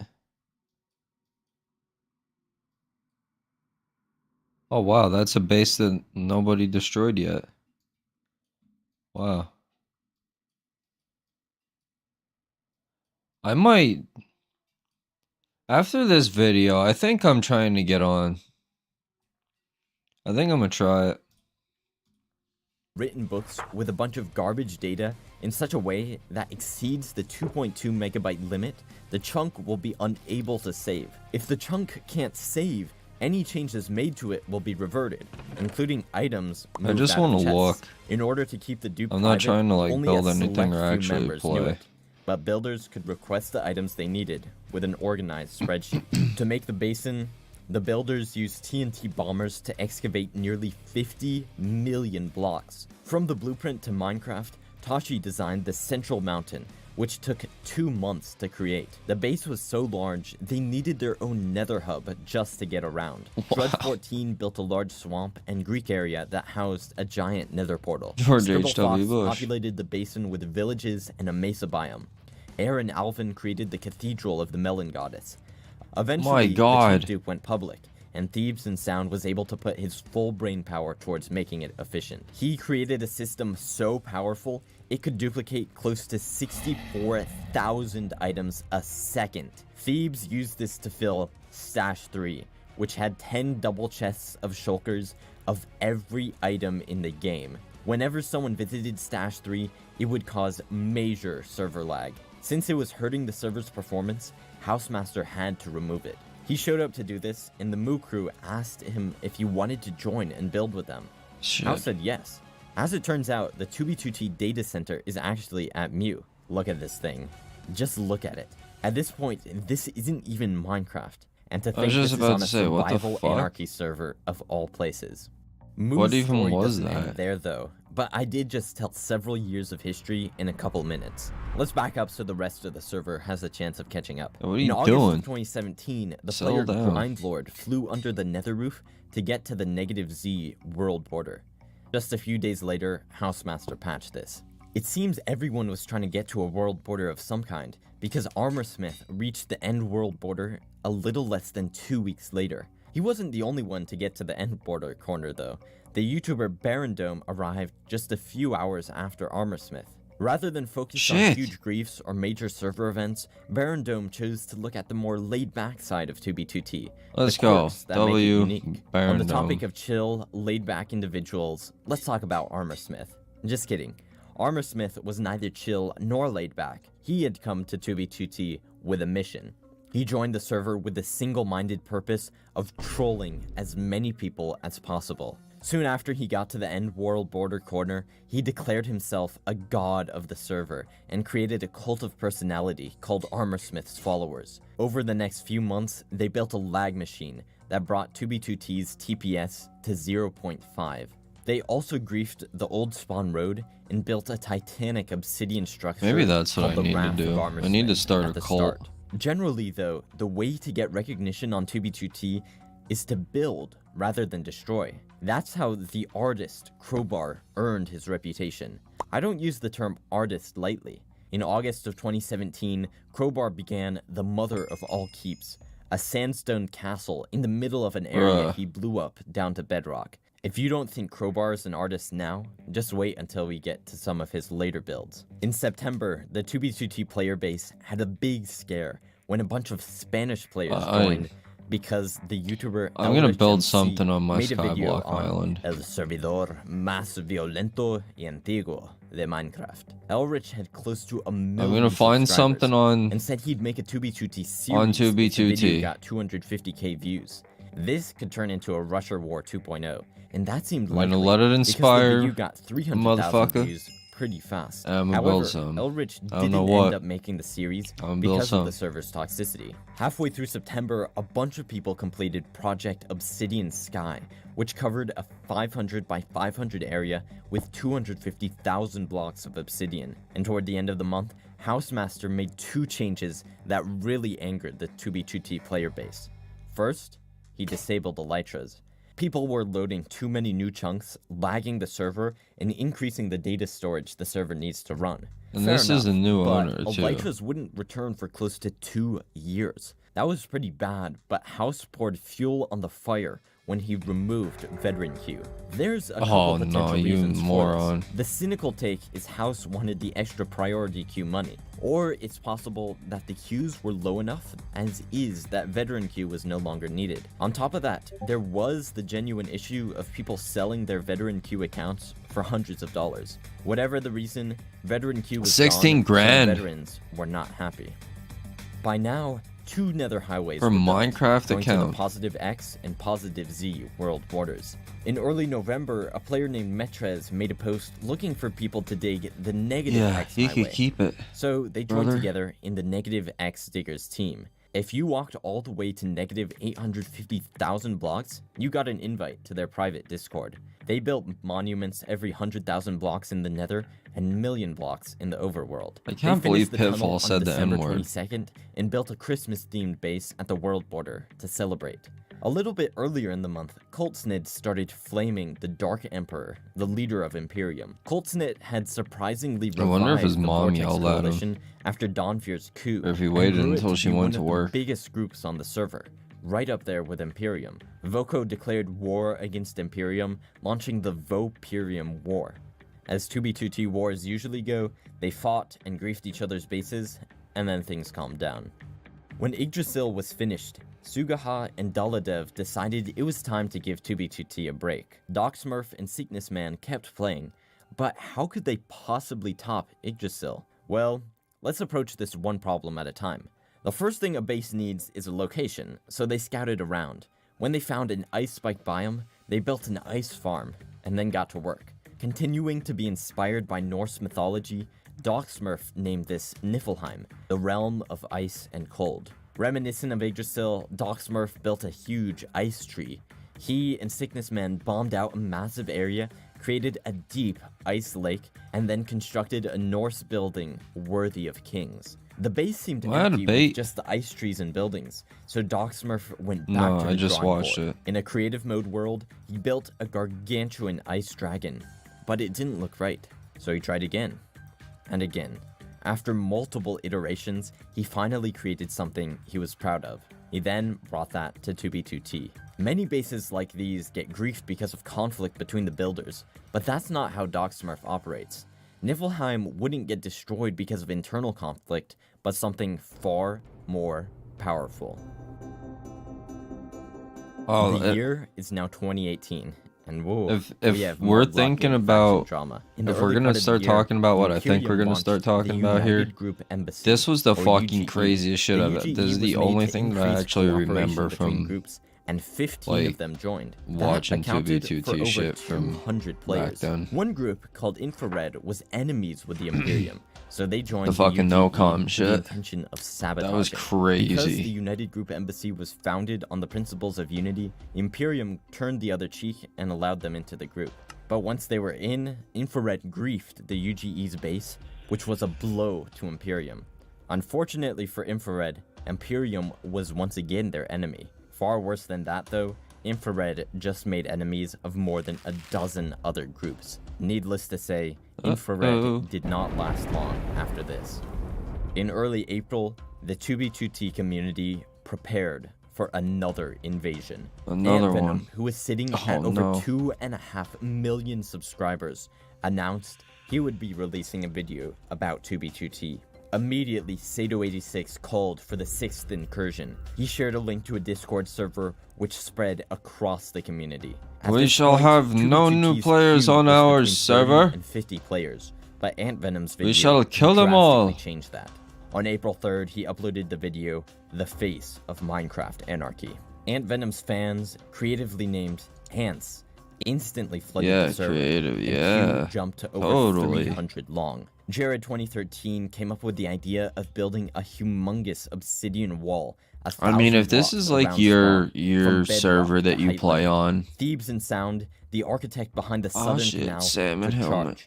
This would require more than 1.6 million obsidian. A shulker holds 1,720 obsidian. If that's your main server, and like, you have this asshole coming in and like, hey guys, check this server out. However, they have to and then like you have 5,000 assholes that like come in and produce obsidian fast enough to get the wall done. Make it so that you can't play it because of the queue or whatever, or like lag. So. I mean, yeah, I guess that would kind of piss me off. History. Slave labor was used to accomplish a community project. I'm sorry? Ants were forced to mine ender chests or face immediate execution. If they completed 3 hours of labor, they were granted their freedom. That's not funny. Rewarded with gear. The incursion had PvPers patrolling, not funny. Killing any ants who tried. I'm not laughing. Apart from the ants themselves, that was a cough. The incursion faced resistance. This mainly came from the cult of Armorsmith's followers, who established the anti-incursion movement. Armorsmith himself placed a bunch of withers and attacked Fit while Fit was trying to repair the wall. This resulted in the famous clip, "Oh, my helmet's down! I got a log, guys!" Even though the wall wasn't the most effective thing to stop new players escaping spawn, the incursion was still a success because it united everyone around a single project.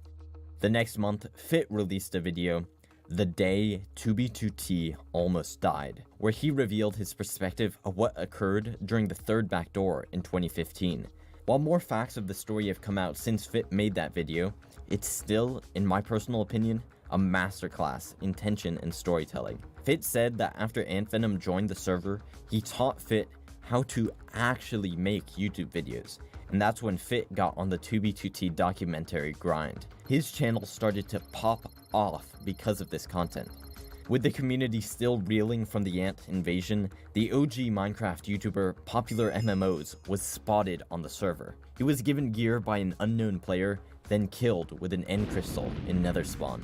The 2B2T player base breathed a sigh of relief when he stated he had no plans on making a video about the server.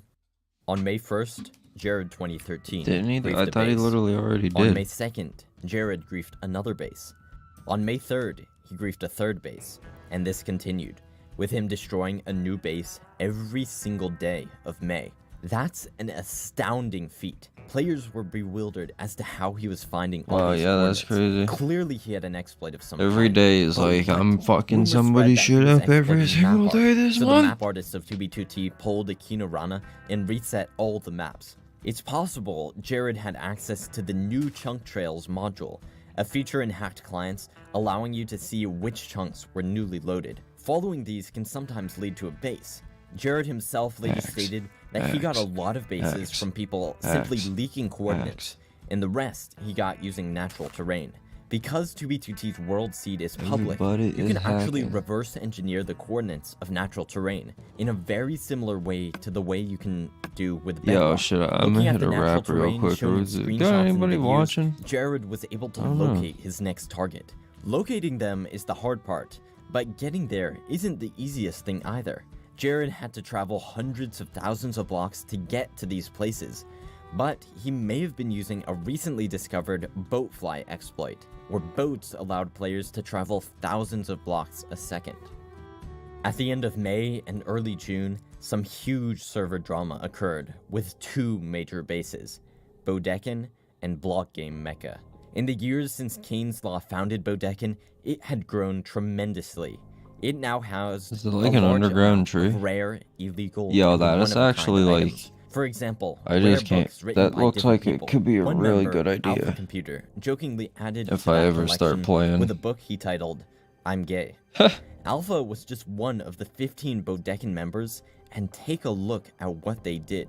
If you notice, like if I ever play survival again, like find like a cave, the base would be gone. But and then build a tree in it, and then was considered the most hidden give it a skylight. I think that'd be because dope. The members had a rule.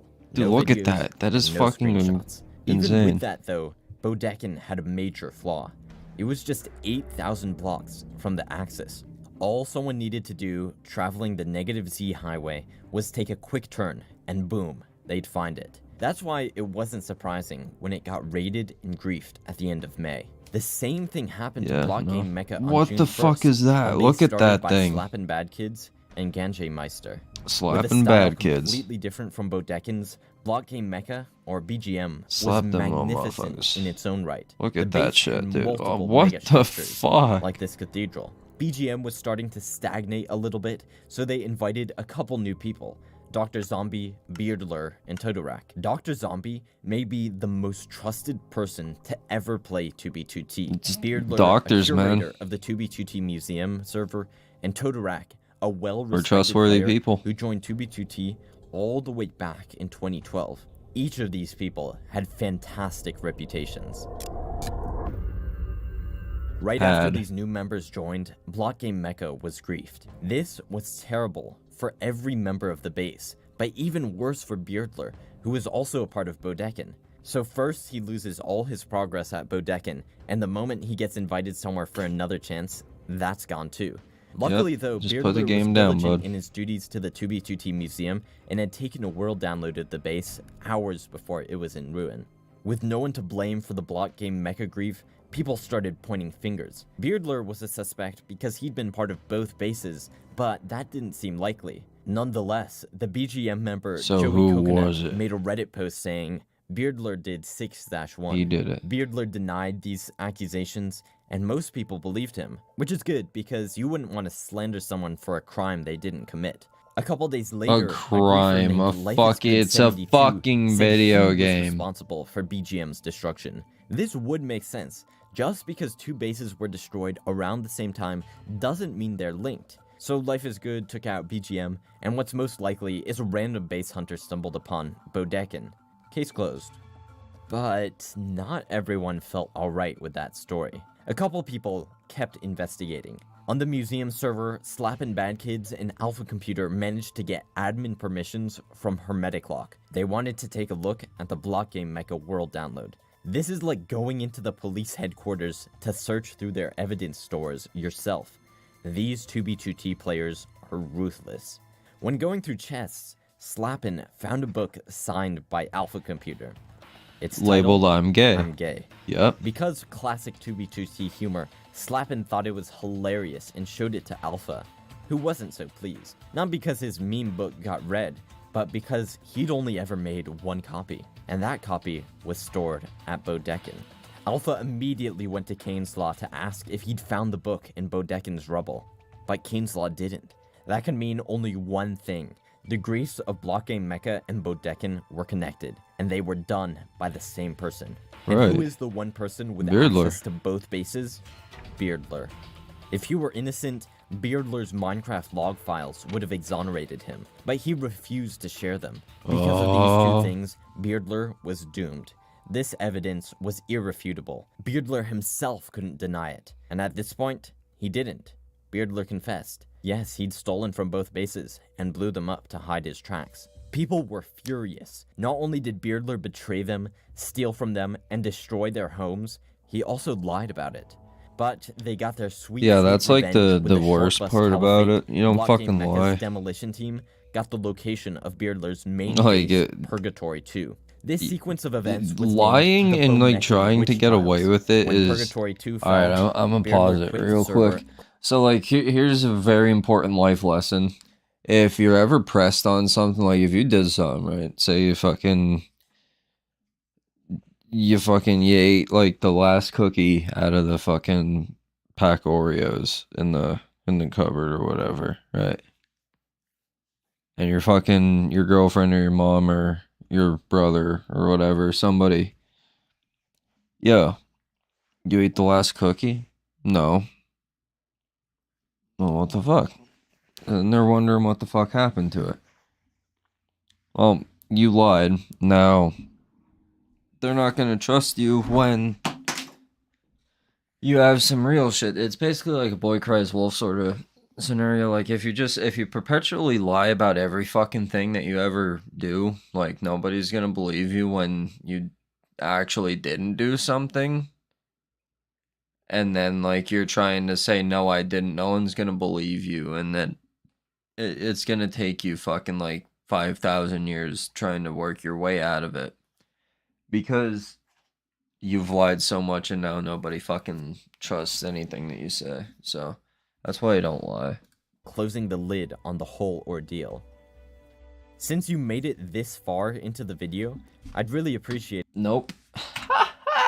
You fucking around this time, bitch, two programmers, Ox22 and Bubba J, discovered a strange exploit. They learned to click on blocks outside their render distance. This didn't seem to be too big of a deal, but if they did this enough, the server would lag. If they did it some more, the server would crash. Crashes can alert Housemaster to what's going on, so they didn't want that. Instead, Ox22 and Bubba J used it to skip the queue. If they lagged the server just enough for it to be unplayable, most of the people online would either get kicked or rage quit, opening up hundreds of slots at a time. But they realized this exploit might be able to be used for something more, so they brought in Frickin'. Then they started crashing the server as hard as possible. That wasn't the only big exploit going around though. In mid-July, the third donkey dupe was discovered and leaked. This was done by riding a donkey using entity feed into unloaded chunks. The donkey would get stuck and continue riding, duplicating itself. What are you doing, step donkey? It was carrying. This dupe helped source a great number of new entrepreneurial ventures, 2B2T item shops. These shops sold items for real-world money. At the time, a shulker of items might sell for $5 or more, but 32k weapons sold for over $100 each. Those were sold by Jack the Ripper, Alpha Computer, and Hermetic Lock. Herm actually told me the profits went through his LLC, so they even paid taxes on them. The dupe stayed active for close to 2 months. This caused inflation so rampant that most items became worthless. Potentially using duped obsidian from this donkey exploit, Armorsmith's followers built their group's logo, the hammer and sickle in the sky above spawn. This launched an obsidian measuring contest between various groups as to who could build the largest obsidian spawn symbol. And that's when a French YouTuber with 1 million subscribers posted a video on the server. His name was Fuse3, and he started a series that brought tons of his French viewers. Incursion 30, here we go. The regular 2B2T player base has top-class humor, so these new French invaders were called baguettes. Launching a new incursion when a YouTuber invades is now standard procedure, so that's exactly what Henry did. 7th incursion, baby! Yes, Henry let's go! Made a Discord server that grew so large, there was a voice chat with dozens of people, including FitMC and AntVenom, all trying to figure out what was going on with the incursion. Well, they had a couple of goals.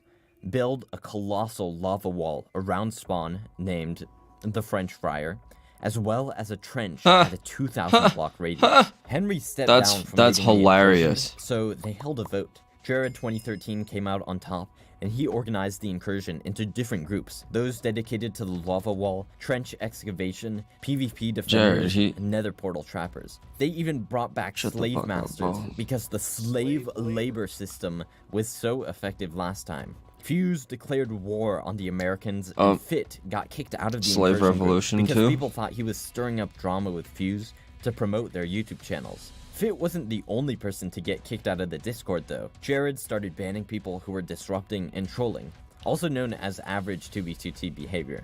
Those people who got kicked weren't too happy, so the spawn PvPer Women Are Objects launched the new anti-incursion. The 7th what are these usernames? Some drama and was labeled a failure. Some people, like Thebes and Sound, continued to excavate the Great Spawn Trench. Everything came to a close when Fuse dueled Fit in the ruins of Aureus City. Fit pulled out a 32k armor set, Baguette down, YouTube cloud retained, and that looked crazy. Clown down.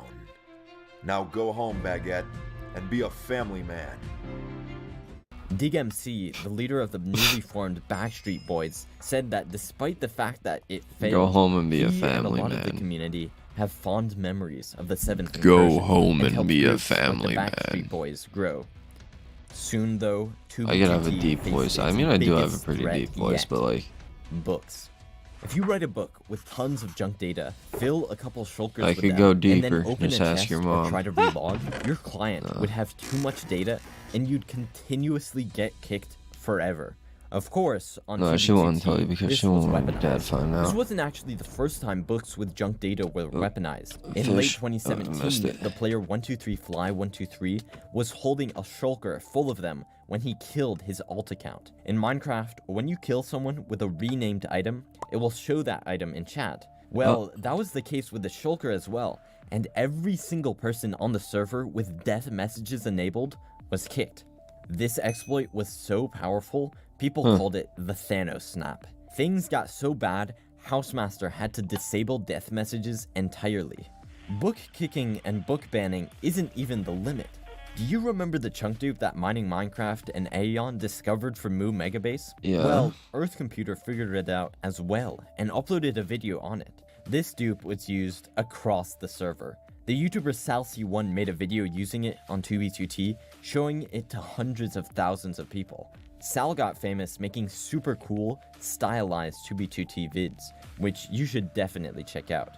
Another example of people using the chunk dupe is Jack the Ripper in Alpha Computer. Right? They created a gargantuan stash in the end for Space Valkyria 3. The stash was so large, it housed a double chest full of shulkers of every single item in the game, and 200 double chests of quartz shulkers. That's 18.6 million blocks of quartz. Speaking of Space Valk 3, some wild stuff went down with it. Jack had completed the central design and was building the Rainbow Road, but when it came around, Jack realized it was misaligned, and it had to be perfect. This would require destroying and rebuilding the entire thing, so Jack took some time away from the project. When he came back, he heard that a griefer knew about the base and was actively looking for it.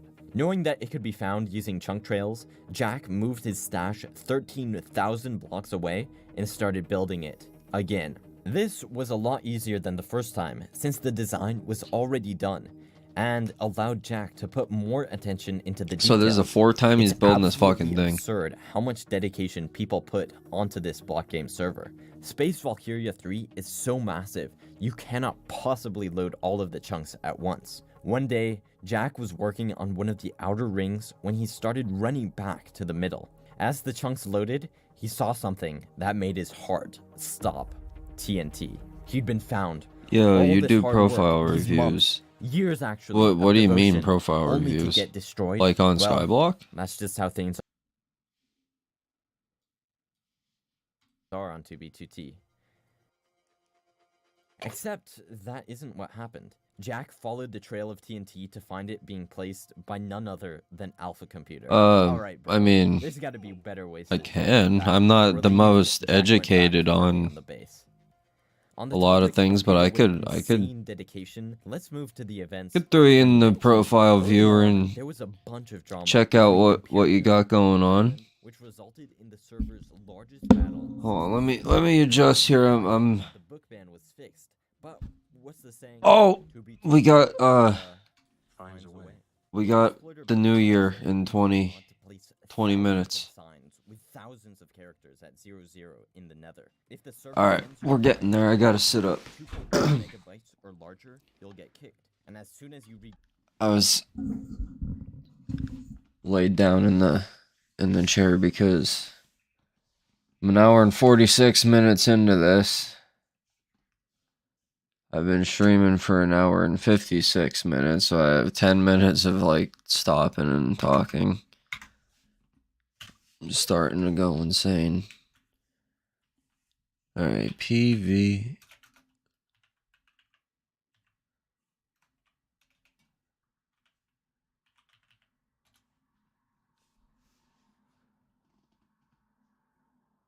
Well, you're doing a lot better than me. I can tell you that much.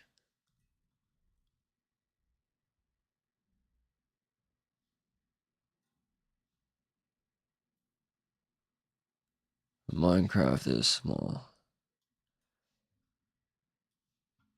Alright, there we go. Now this is the profile. I'm gonna assume 2,000 health. Not bad. Why though? Oh, that's mine.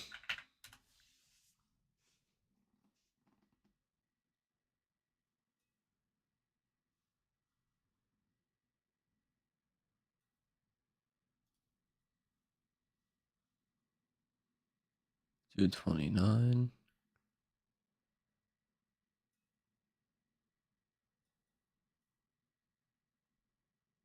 A lot of minions. You need a bank upgrade, brother.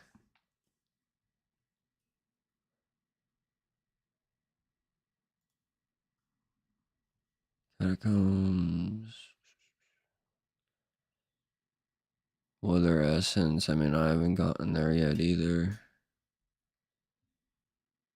Mythological kills.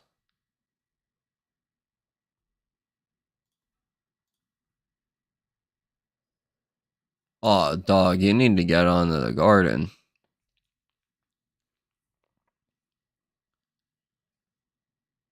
The rift can wait. Dojo and the harp songs pop off. You've done basically everything that I haven't done, and then like I want to. I don't know. I don't know if I hate farming worse or if I hate fishing. Foraging is at least like somewhat interactive.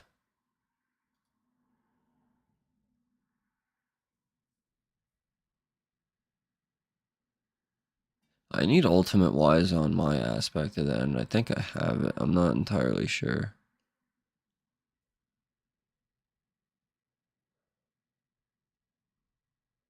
I need this. What the fuck?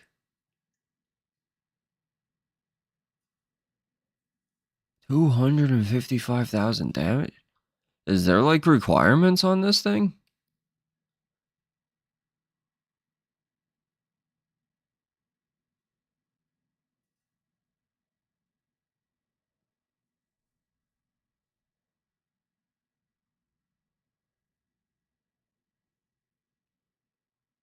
"30-second cooldown."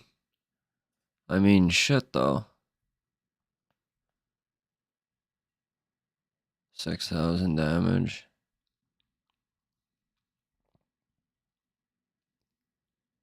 Mineral armor because I seen you were mining before. All of the mining gear.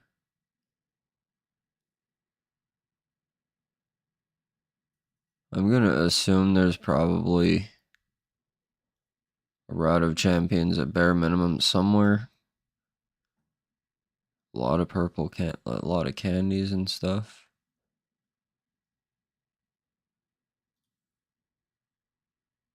All collections maxed out except for chicken. Yeah, I figured. Endermite pet, that's sick. Ball pet.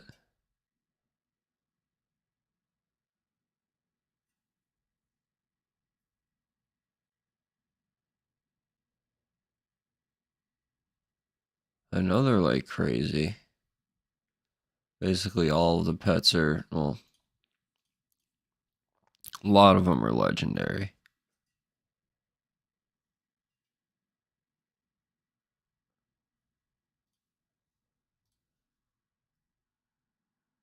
I don't know what that is. Oh, bingo. Never played the bingo before, so doing good on the museum. Hell yeah. I know nothing about this, so I'm not even gonna pretend like I do.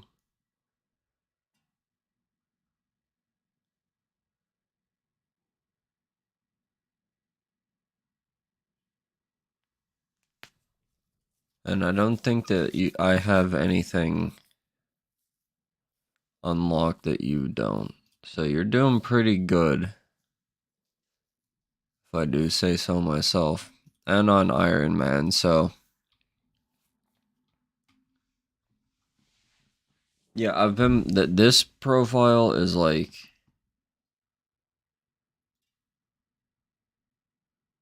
...2 years old. I mean, I only just started playing again in, like, September. But...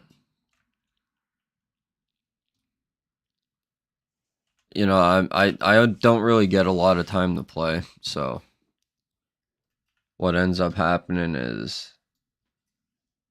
Like, I'll play for... a couple hours each day, and then, like... every once in a while, like today, I'll get like a decent amount of time to play. Like I played a couple hours earlier, then I went downstairs and was like hanging out with the dog and girlfriend and shit.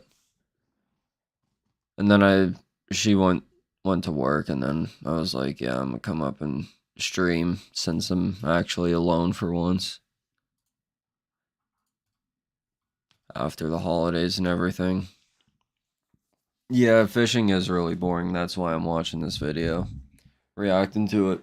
I've been wanting to watch it for the past couple of days, but I keep falling asleep. Because, like, I try to watch it on the couch, like, in the living room. I'll put it on the TV. And I end up passing out. Or something will come up, like... Christmas and everything. Like I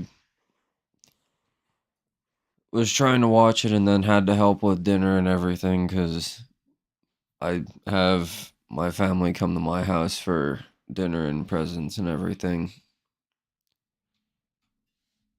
But yeah,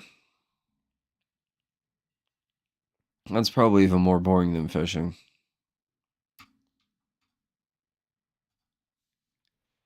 But I don't want the closed captioning. I'm just waiting for this fish. Alright. Join, you'll get kicked again.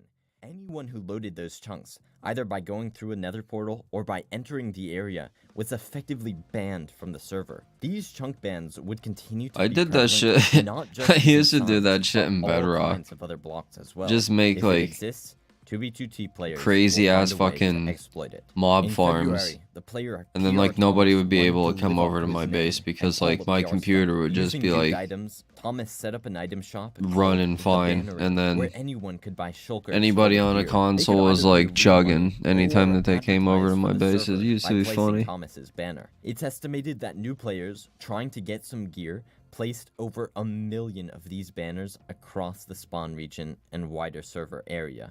In 2019, Minecraft had a resurgence. Its popularity skyrocketed, both in-game and on YouTube. With that resurgence came a fascination with Minecraft's oldest anarchy server, and people started watching FitMC in droves. This flooded the server with new players to post-Rusher era levels. Q was often over Prismarine Shard. Fit's mini documentaries started reaching millions upon millions of people, but much of the 2v2t player base itself isn't a fan of Fit because they say his videos exaggerate or dramatize the server. I feel Hermetic Lock said it best though. I think that you need to look at his videos, like if you're telling a bedtime story to like your grandchildren or something. They're wonderful little stories.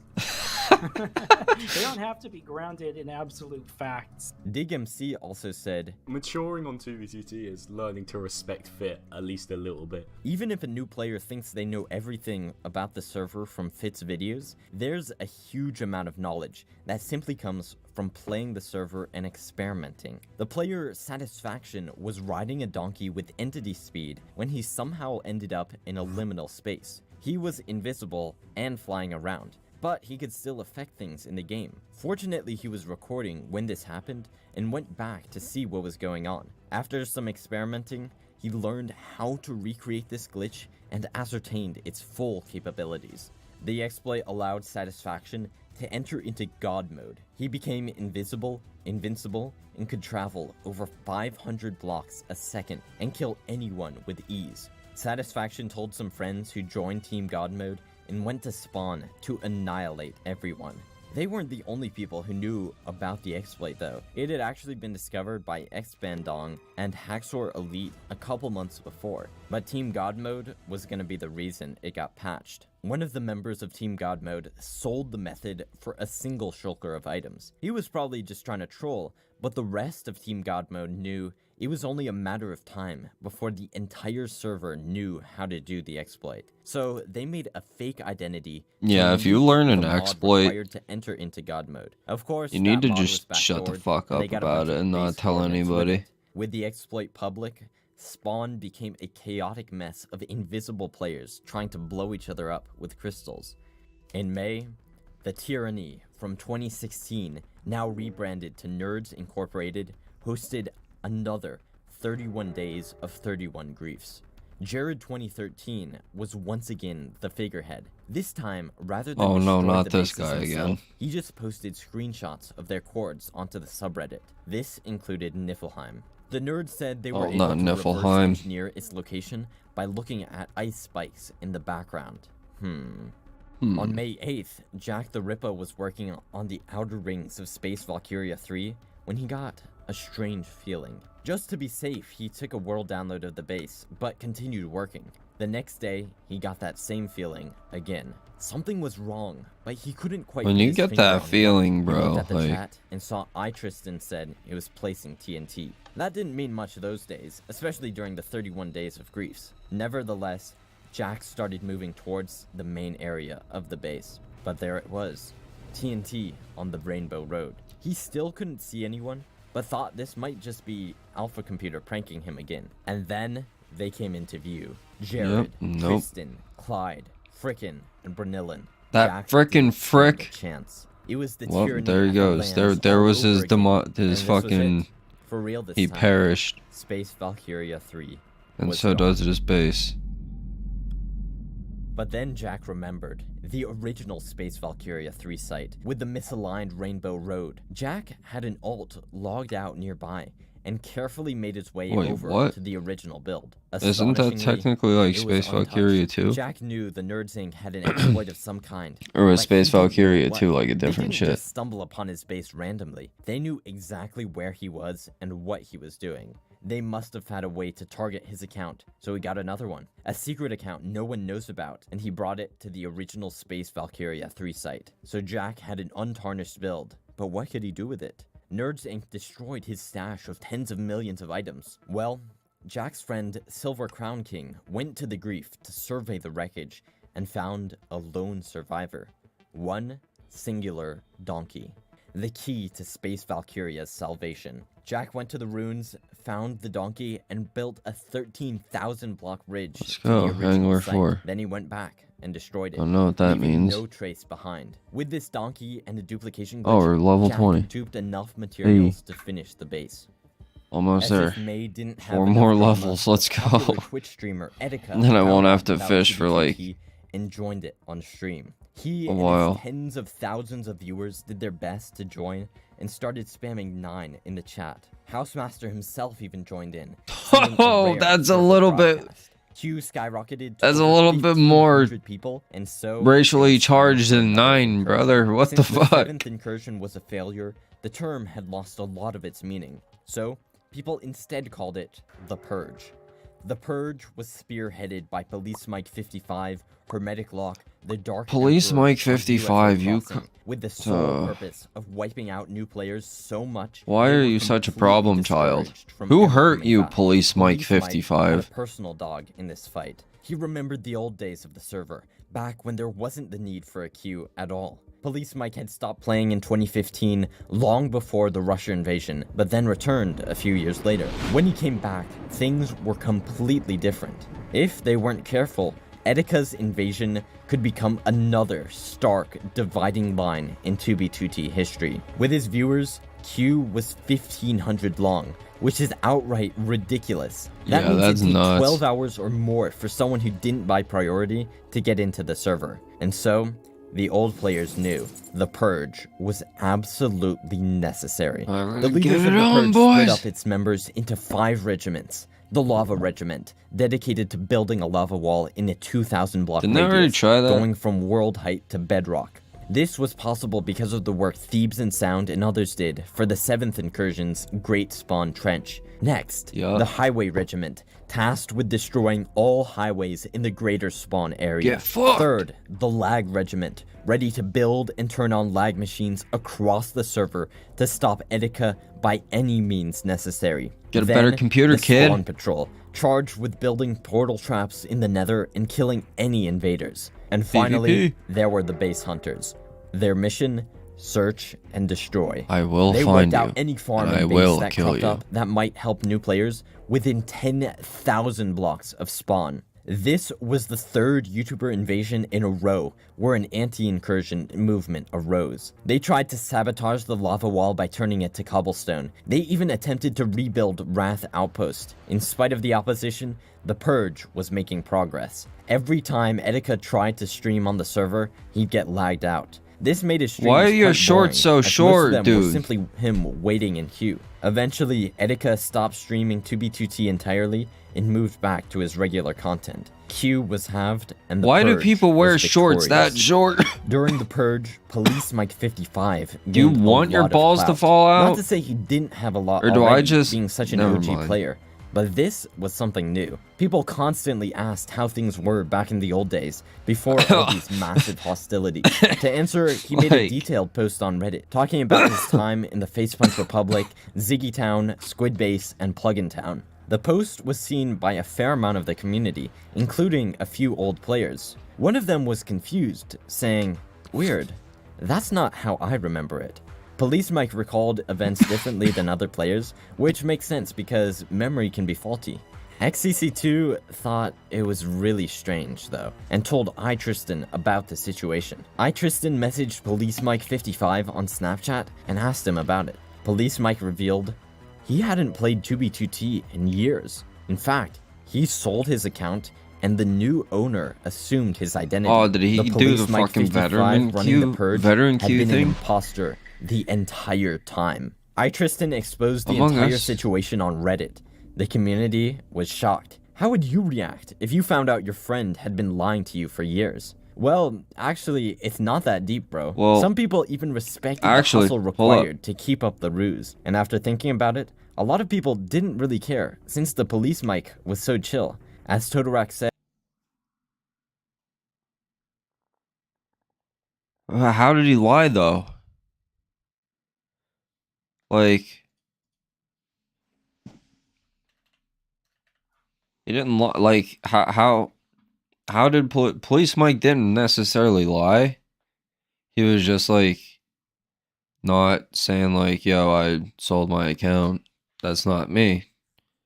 Like, the OG police, they have no reason to be mad at the OG Police Mike. He didn't do nothing wrong. He sold his account. He wasn't playing anymore. He got a life.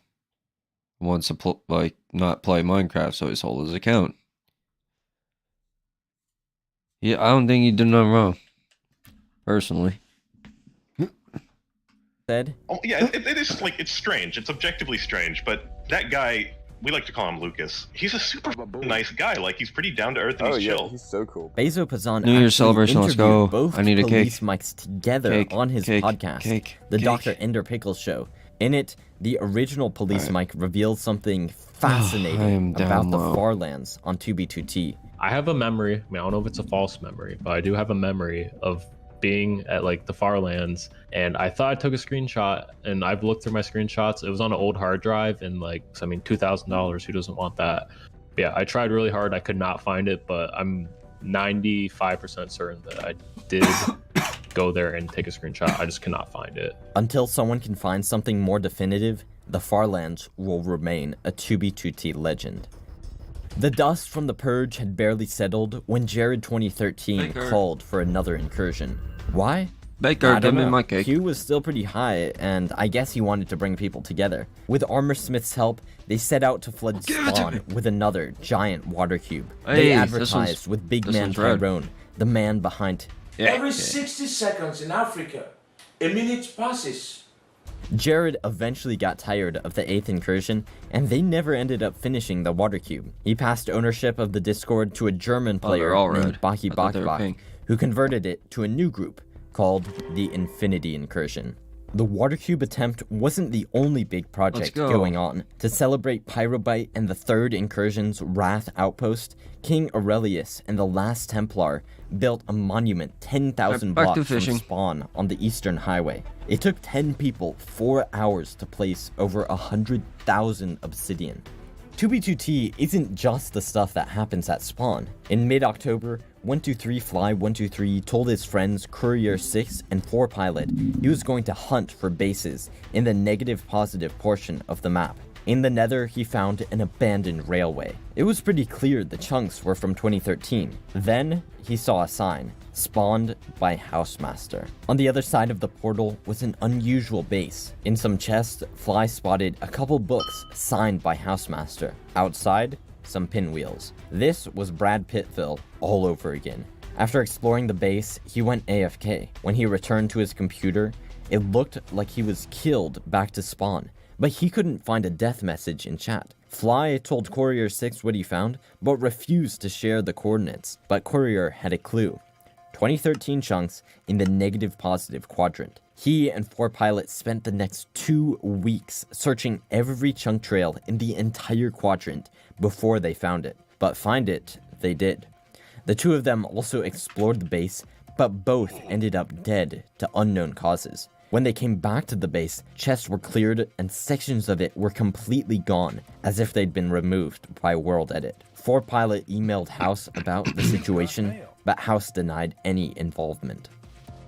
Right around this time, the builder WalkWalk90 completed his Jesus Donut build, leaked its coordinates, and then griefed it. That wasn't the only unholy occurrence to occur this month. Carl2B2T, Linky, and Redstoner made a hat client to write the entire Christian Bible on 2B2T.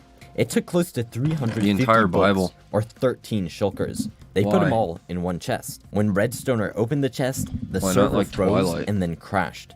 2B2T crashed another 10 times in the next 24 hours because of this. To stop it, Housemaster set a cap on player data file sizes, meaning you'd get kicked if your client had too much data. The authors of the Bible found out about this the hard way, as they accidentally bookbanned themselves. This made them look into other book exploits, and they actually found a workaround to the Thanos Snap book kick exploit from a couple years before. Steve 3 and House1 started abusing that. Because the server's anarchy, House banned people, but he did remove the priority queue from the book kickers. Not happy they got their priority queue removed, Steve 3, House1, G-Smack, and a few other people created the Book Club, a group whose sole purpose was to ban as many people from the server as possible. They went to the nether and built automatic book banning chambers. Housemaster wasn't pleased, since it's estimated they banned between 400 and 700 people. That's insane. Since the book club was disrupting the server, House removed the priority queue of every member, including people who weren't actively involved. Rather than solve this by civilized means, the book club decided they'd do everything in their power to take the server down. Thus began No Server November, a concerted effort to lag and crash the server every single day of November. Yeah, don't do it. Don't do it. They found that throwing snowballs from 2011 at someone caused most of the server to get kicked. Why?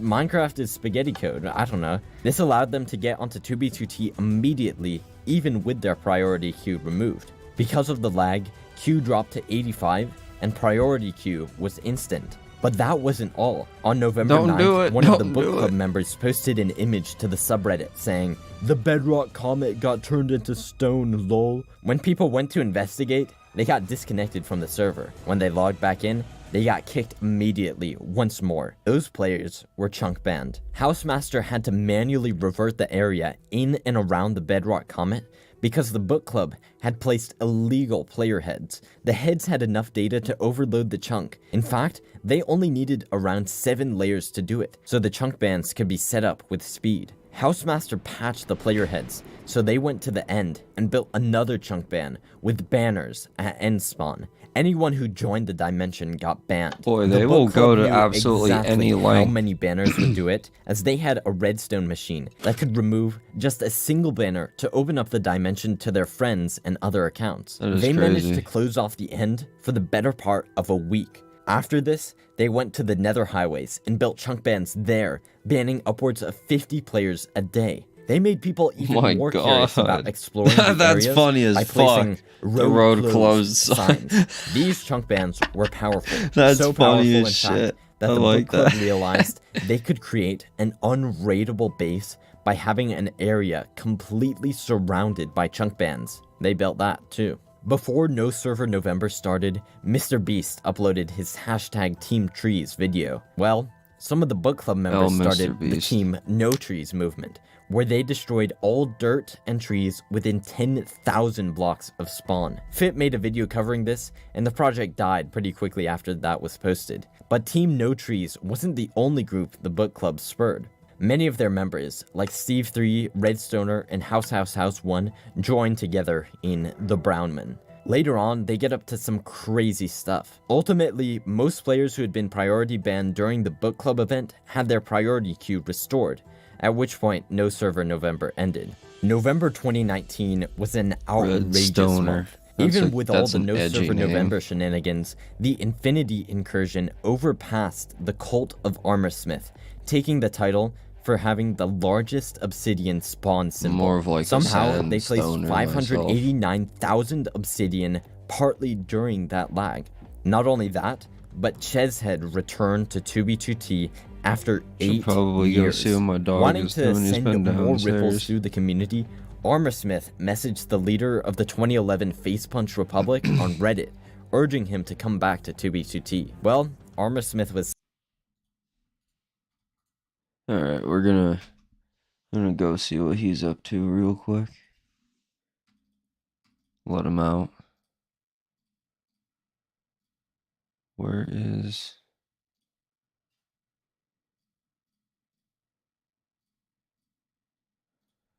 Put the screensaver back on the little fireplace.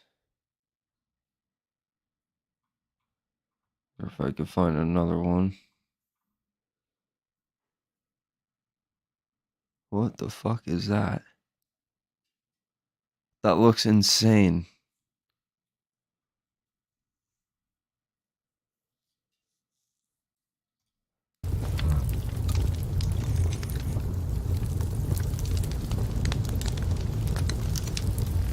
Alright, be right back.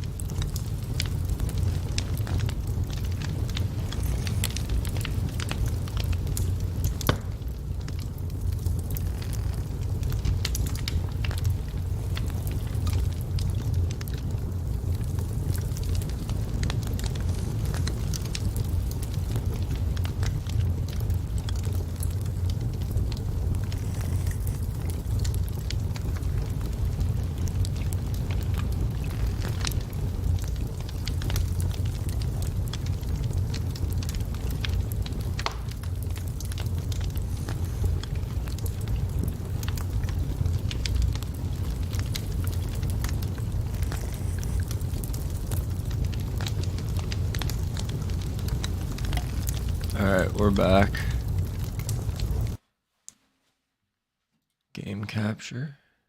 Get big.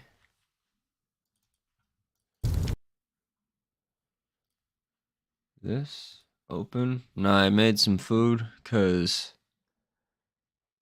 my girlfriend makes like the best mac and cheese I've ever had in my life. And I don't want her to eat any more of it. I want it. So I went and I made it. So that way it don't get eaten on me. So I'm gonna eat real quick.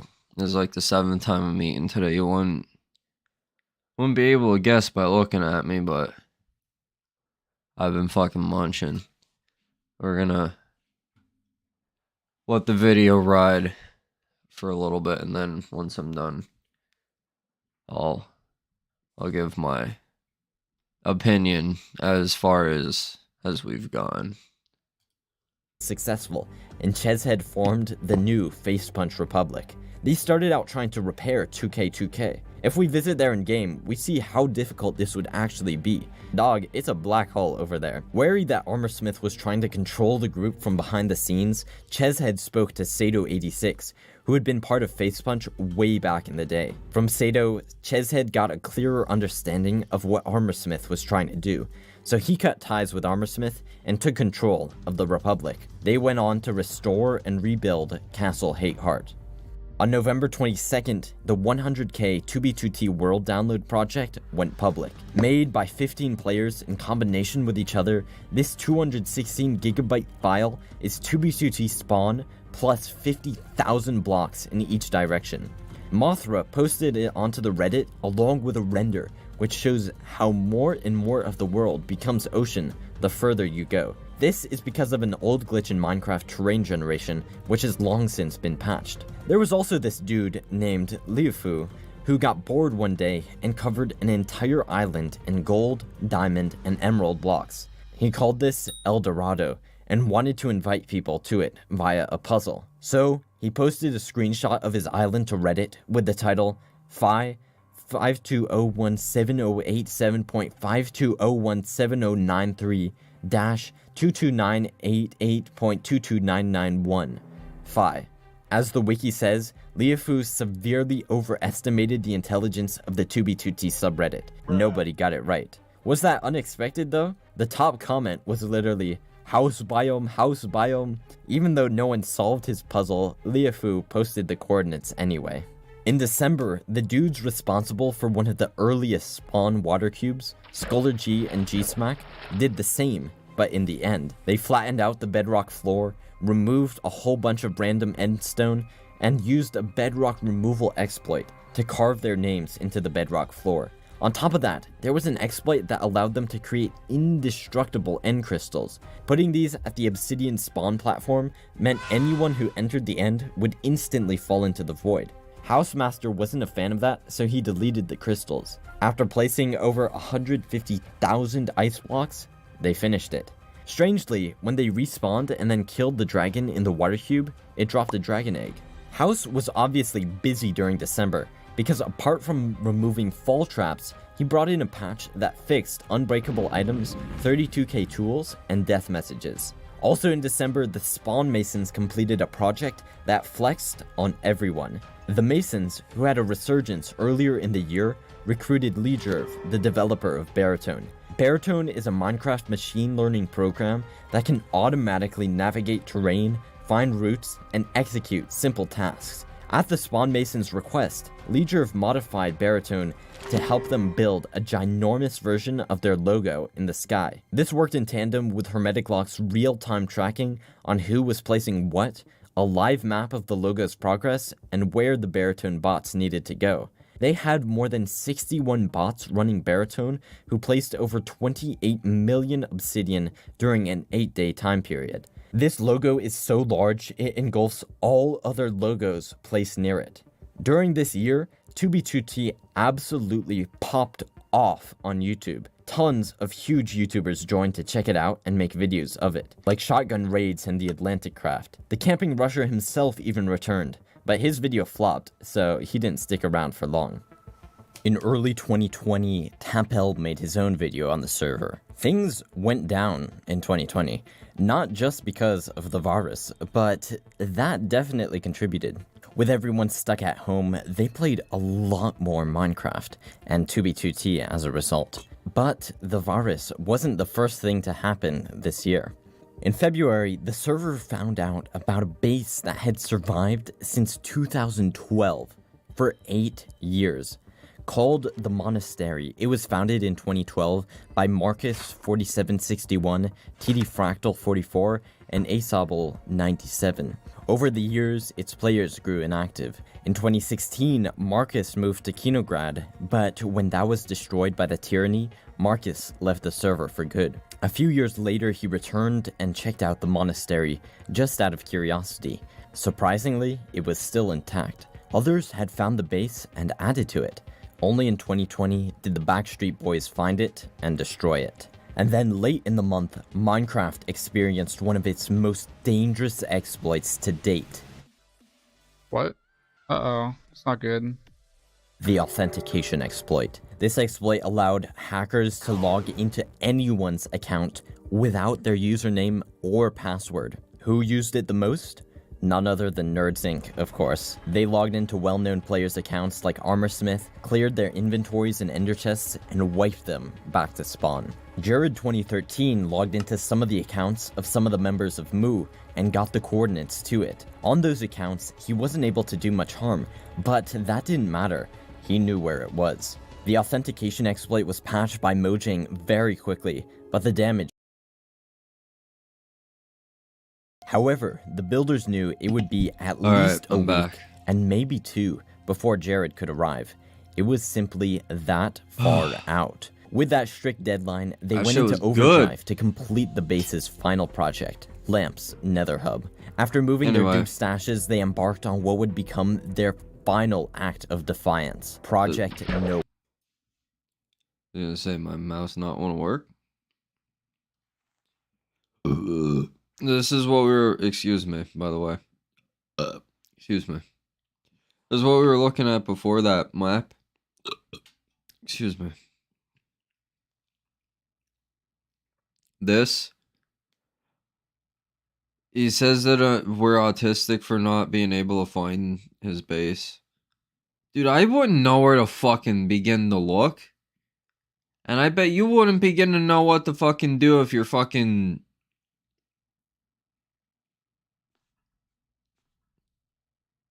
Like, I don't know, fucking fix your fucking alternator on your car. Like, do you even know what a fucking alternator is, you fucking bitch? Like, fuck you. Don't fucking call people autistic just because they don't know how to fucking reverse engineer your fucking bullshit ass fucking Reddit post. Like, fuck you.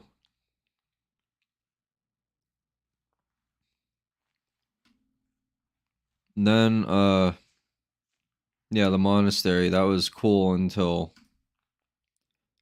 The goal, you know, it got blown flood up. as much of the base as possible, making the griefing process that much more difficult. Alright, what's going on here? This was a fitting end to Mu, because according to the legends, the lost continent sank into the ocean and became Atlantis.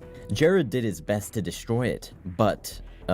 did not do a very good job. Bernstein made a post about the base, and tons of people pulled up. What, Jared fucking dropped the ball on a fucking... of the partially griefed base, which allowed the builder Universicius to repair Mu in single player to restore it to a near perfect version of the ungriefed base. And that's the world download we're looking at now. At Mu, Crowbar had planned to construct a large bridge to cross the megabase, but that didn't manifest before it was destroyed. He did have a backup though. Crowbar went to Offtopia and Lane's Endtopia, a base established in 2018 hundreds of thousands of blocks out in the end. Even Jack the Ripper pulled up after Nerds Inc. griefed Space Valkyria 3. He didn't spend too much time there though, because he was busy with Site 2 of Space Valk 3. At Endtopia, Crowbar built a ginormous bridge, canal, and farms over the void, all with incredible detail. And this whole thing was set between two gargantuan portals. This barely looks like Minecraft. Crowbar shared the world download of the base with his friend Turban, who made a render of it. When Crowbar posted that to the 2b2t subreddit, it became the highest rated post That is of disgusting. All time. I'm absolutely floored. It's astounding structures like this exist inside this blocky video game, and on 2b2t of all places, and to think this isn't the craziest thing Crowbar has even done. And now comes the virus. In celebration, the Spawn Mason, Nick as Cancer, started a base called COVID-2147, 2147 being one of the group's sacred numbers. A few months later, COVID-2147 fell, and the story behind that is a tangle of drama and controversy, which I'd rather not get into. So instead, let's talk about people getting banned from the server. Again. In April, the Brownmen, talk about every fucking thing else, why not? Han, were searching for a new dupe. Eventually, they found one, using donkeys. Because everyone was at home, Q had become insanely high again, so they wanted to do something about that. The chunk ban methods they had done before were all the same in principle, overloading a chunk with too much data for a person's Minecraft client to handle all at once. This was done with signs, player heads, and banners, but Housemaster had patched all of those. But maybe he missed something. Furnaces store data, right? Well, they had to try. The Brownmans started duping astronomical quantities of furnaces and then set up at Ziggy Base. Redstoner knew it could take days for one player to build a furnace chunk ban alone, so he made a Discord server called The Bakery. With strength in numbers, they were able to place enough furnaces to ban people in just a few hours. Each day, when the server restarted, Housemaster removed the chunk ban, so the Brownmen had to be ready to rebuild it. Redstoner set up a system for duping furnaces in mass, and then transported them to the bakery site. They only needed the small sum of 32,000 furnaces an hour. Even with Housemaster removing the furnaces, the bakery was efficient enough to get the chunk ban up and running again within 30 minutes. Fit himself made a video about how furnaces were weaponized on the oldest Anarchy server in Minecraft. He warned people not to go to Ziggy Base, so the bakery moved to 00 at spawn instead. Housemaster finally patched the furnace ban on April 20th.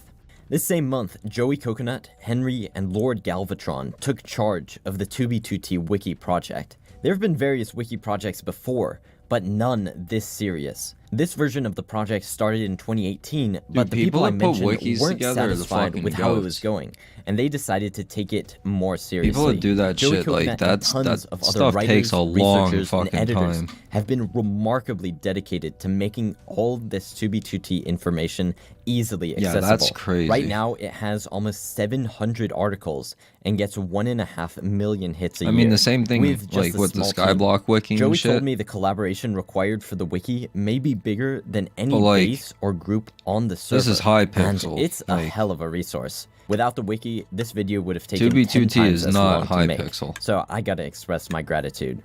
A couple things happened in May of 2020. First, Fit hit 1 million subscribers, just showing how popular 2b2t content had become. He was making videos about the book club, the bakery, the authentication exploit, and more. If you got into a Fit video, that was a huge flex. Also, in his 1 million subscribers special, he revealed he used to be an elementary school history teacher. Reminiscing on the Russia War, he said, "You know, I'm so used to being a positive influence to kids, I want to just kill them for once." Imagine coming home from school to join the oldest Anarchy server in Minecraft your favorite YouTuber was talking about, only to get disintegrated by your very own history teacher. Wild to say. A bit later in the month, the motorway extension gurus achieved the world record for the longest road ever built in survival Minecraft. This project started when Citadel 2222 wanted to pull a Burnsy and get to the world border corner.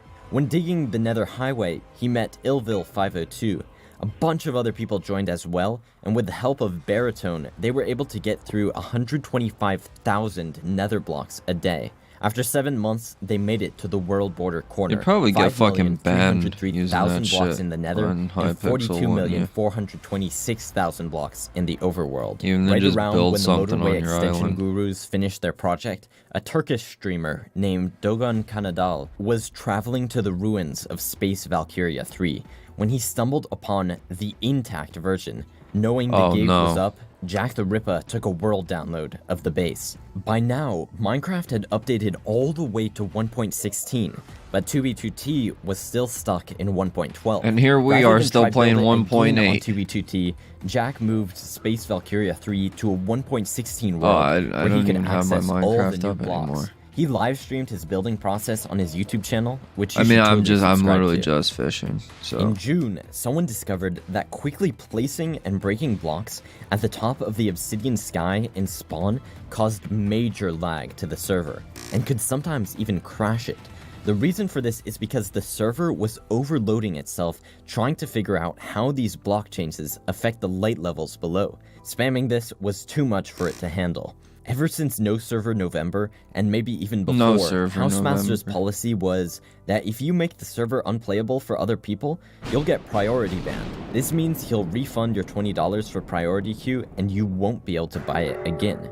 House set up a plugin that automatically detected where lag was coming from and then removed people's priority queue if they were in the area. Wow. To troll, Redstoner built machines to do the skylight lag automatically, which would get the priority queue status removed from anyone who walked near it. This happened to a bunch of people, and House gave them their priority status back because he didn't want the plugin taking out innocent players. In late June, Negative Entropy, who is now the leader of the Spawn Masons, started the Spawn Train project. A train build project that anyone could join. He created the first car in the train and then revealed the location. Normally, this would bring tons of griefers who'd immediately blow everything up, but Negative Entropy did things a little differently. Rather than give the coordinates outright, he sent people on a 4-part quest, with clues that eventually gave the coordinates 17,800, negative 9,400. Entropy himself said the quest was the perfect filter for idiots. There were like 4 stages, you had to solve a clue at each one to get to the next stage. Yeah, you're still gonna get some jackass that just stumbles across it, for idiots, like... Yeah, it wasn't hard stuff, I remember. It was like you reverse image search a picture of a town or something to find its name. It was not that hard, but like it's a perfect filter. People kept adding cars to it, and it grew by hundreds and hundreds of blocks. Because the build got larger, that increased the likelihood people would stumble into it, and stumble into it they did. But rather than destroy, they added their own cars. But then, the last person you'd want at your spawn train showed up. Jared 2013. Oh, not that Jared fucking didn't blow guy. it up, but instead built a caboose. He then warned if anyone built past his caboose, he'd destroy the entire thing. This might be the first character time development, someone built in order to grief. This effectively ended the project with more than 50 cars spanning over 1,000 blocks. Jared for not blowing something fucked up for once? For several reasons. First, this is 2b2t, so what do you expect? But secondly, people were trying to get into fit videos. One player named ForceKen wanted to show how easy it was to actually do that, so he made a group meticulously designed to become a fit MC video. Ken brought Fight Club to Minecraft. The Fight Club built arenas all over the server and advertised their events by setting every map in the game to their Discord server advertisement. They started out with just a couple members, but by word of mouth, the Discord server grew to over 600 people. After a couple I was of just months, about to say Fit word found of one the map. advertisements while live streaming and showed up to one of their arenas to make a video. Funny. On July 25th, I can give that a haha. 2v2t's Minecraft Fight Club. Mission accomplished. Pretty good. As soon as that video was made, the Fight Club Discord server tripled. But Ken wasn't done. He teamed up with the Guardsmen to do another event. The Guardsmen was a group made and run by Hermetic Lock, who left the Spawn Masons due to internal conflict earlier that year. Herm was tired of dealing with the drama between members, so he was like, nah, I'ma do my own thing. The first thing they did was rebuild Aurea City, which Fit visited. Then, with Fight Club, the Guardsmen built a 3D obsidian labyrinth and transported several Elder Guardians there to trap people inside. Everyone who showed up to what they thought would be another Fight Club event got trapped in there. The guards themselves were able to bypass the mining fatigue because they could drink milk from a cow they airlifted from 6,000 blocks away. 52 people got trapped, and Fit made another video about it. After Fit left, Ken built a giant lag machine to try make everyone lose their priority queue, but it only kicked people from the server. He sent his message, purge the Fight Club Discord server, and deleted it.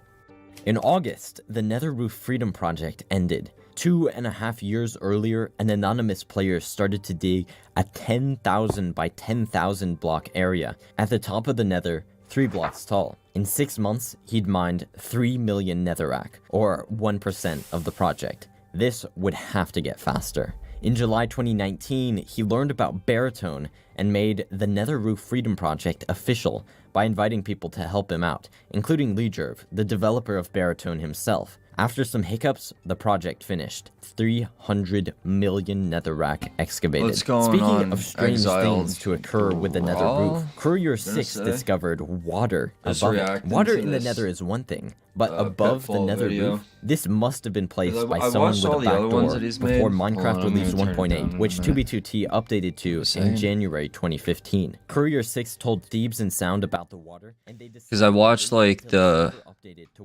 Skyblock video, the pit video that he put up, and they're really good. So, and since I've come to YouTube, I don't have my opinion on the depraved Minecraft community. So I figured it's a 3-hour video. I need to do fishing to get to fishing level 24 because we're at that point in Hypixel Skyblock.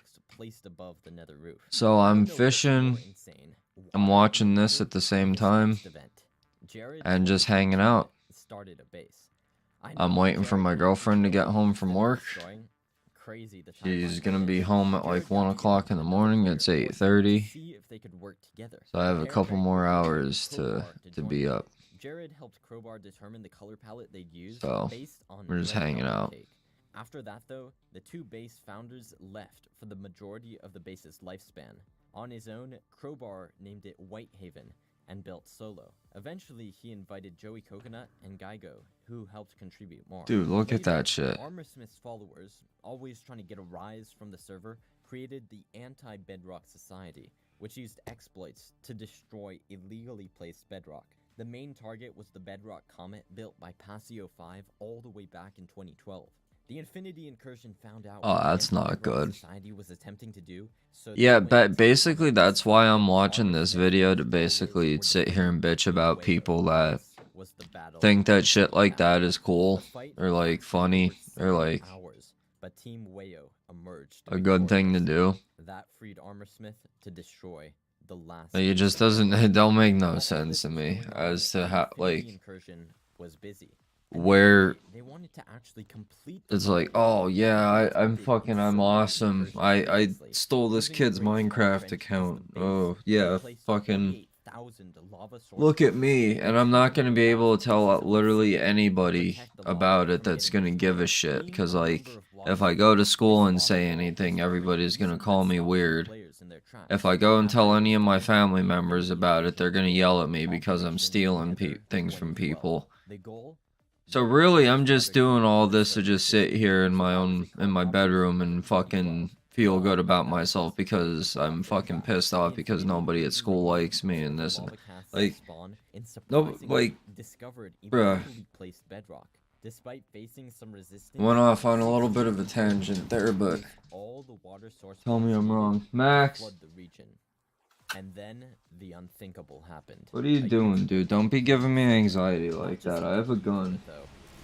Mr. Beast. Don't be running downstairs making me think that there's people here. With each video getting anywhere from 50 to 200 million views. If he made a video Max is my dog. That could mean that he's a husky. The server. He wouldn't do nothing if anybody was here except like try to get pets. You wanna say something? You wanna give a howl? What's up? Do a howl. People from a couple 100,000 views. Come up and sniff. Video, it wouldn't be unreasonable to expect a regular queue to jump to over 30,000, making the server impossible to play. There's also the added. I got a cat named Max. That's cool. I have 3 cats. One's named Noodle. One's named Bella and one is named Bean. What's up, dude? that commonly builds German pinwheels and spammed countless racial slurs the moment Etika joined. For the good of the server, Mr. Beast could not be allowed to live. A bunch of people from the community got together in a massive Mr. Beast. Discord. But yeah. Joined and asked, yeah, that sucks. I'm sorry to hear about your Minecraft account. You already got 100 mil. Well, that's good. I'm sitting at 84. Bad idea. At the same time, Joey Coconut launched the 10th incursion, where the community rallied. Not too much, but infrastructure that might help. I just got done spending a bunch of money. I just bought a shitload of talismans and pets and shit. Past couple of days. If he'd like to join the video, Fit would serve as a guide and bodyguard. He conveyed the toxic nature of 2B2T, while Mr. Yeah, 4 cats, 1 dog. Had 2 dogs, 1 passed away recently. Cats are named Max, Pumpkin, Bagel, and Shay. Dog is named Ollie. That's cute. I'm sorry to hear about the 1 dog that passed away. Maybe. For the next few days, members of I know that shit, like, were seen on the server. I hear people saying, oh, it's just an animal, like, why do you get so upset over an animal passing away? Like, if you have an animal that long, they tend to, like, not be animals anymore. Like, I've only had Max for like 3 years now, and I know the day that he leaves, I'm gonna be an absolute mess. The Phobos developers released the client themselves. But this version was laced with malicious unfortunately, it's just something that it's part of life, and revealing base coordinates and stash locations. Learning how to Imperium group collapsed because deal is caused upwards of 70% of its members to quit. They didn't quit because they lost their Minecraft items. Basically, I have to deal with it. Absolutely honestly. The programmer Ox22 searched through the client's code and found it didn't only grab Minecraft information, but it also stole Discord logins, Google Chrome data. Well, yeah, that's what I'm saying. Like, having a dog for 12 years, like, and banking data. It's the Phobos developers committed like a sibling almost. The block game drama stays in the block game, but not always. Like, I look at Max as sort of like my kid, like my child. It's like I have to look after him, feed him, take care of him, teach him things. Like, that's basically how you look at it. Like, pets are like entry level having children. IMO. Their demands were mostly to re-enable items and features present and like, in vanilla Minecraft. Honestly, that's how I know that, like, I don't think that I'm ready to have a child yet, because, like, sometimes I do lose patience with the dog, so I don't want to lose like, I'm not an asshole, obviously, but, like, I obviously, like, get mad sometimes when he doesn't be listening, and, like, get loud. And, like, I don't want to do that to a kid, and then have him being like, oh, I fucking hate you, Dad.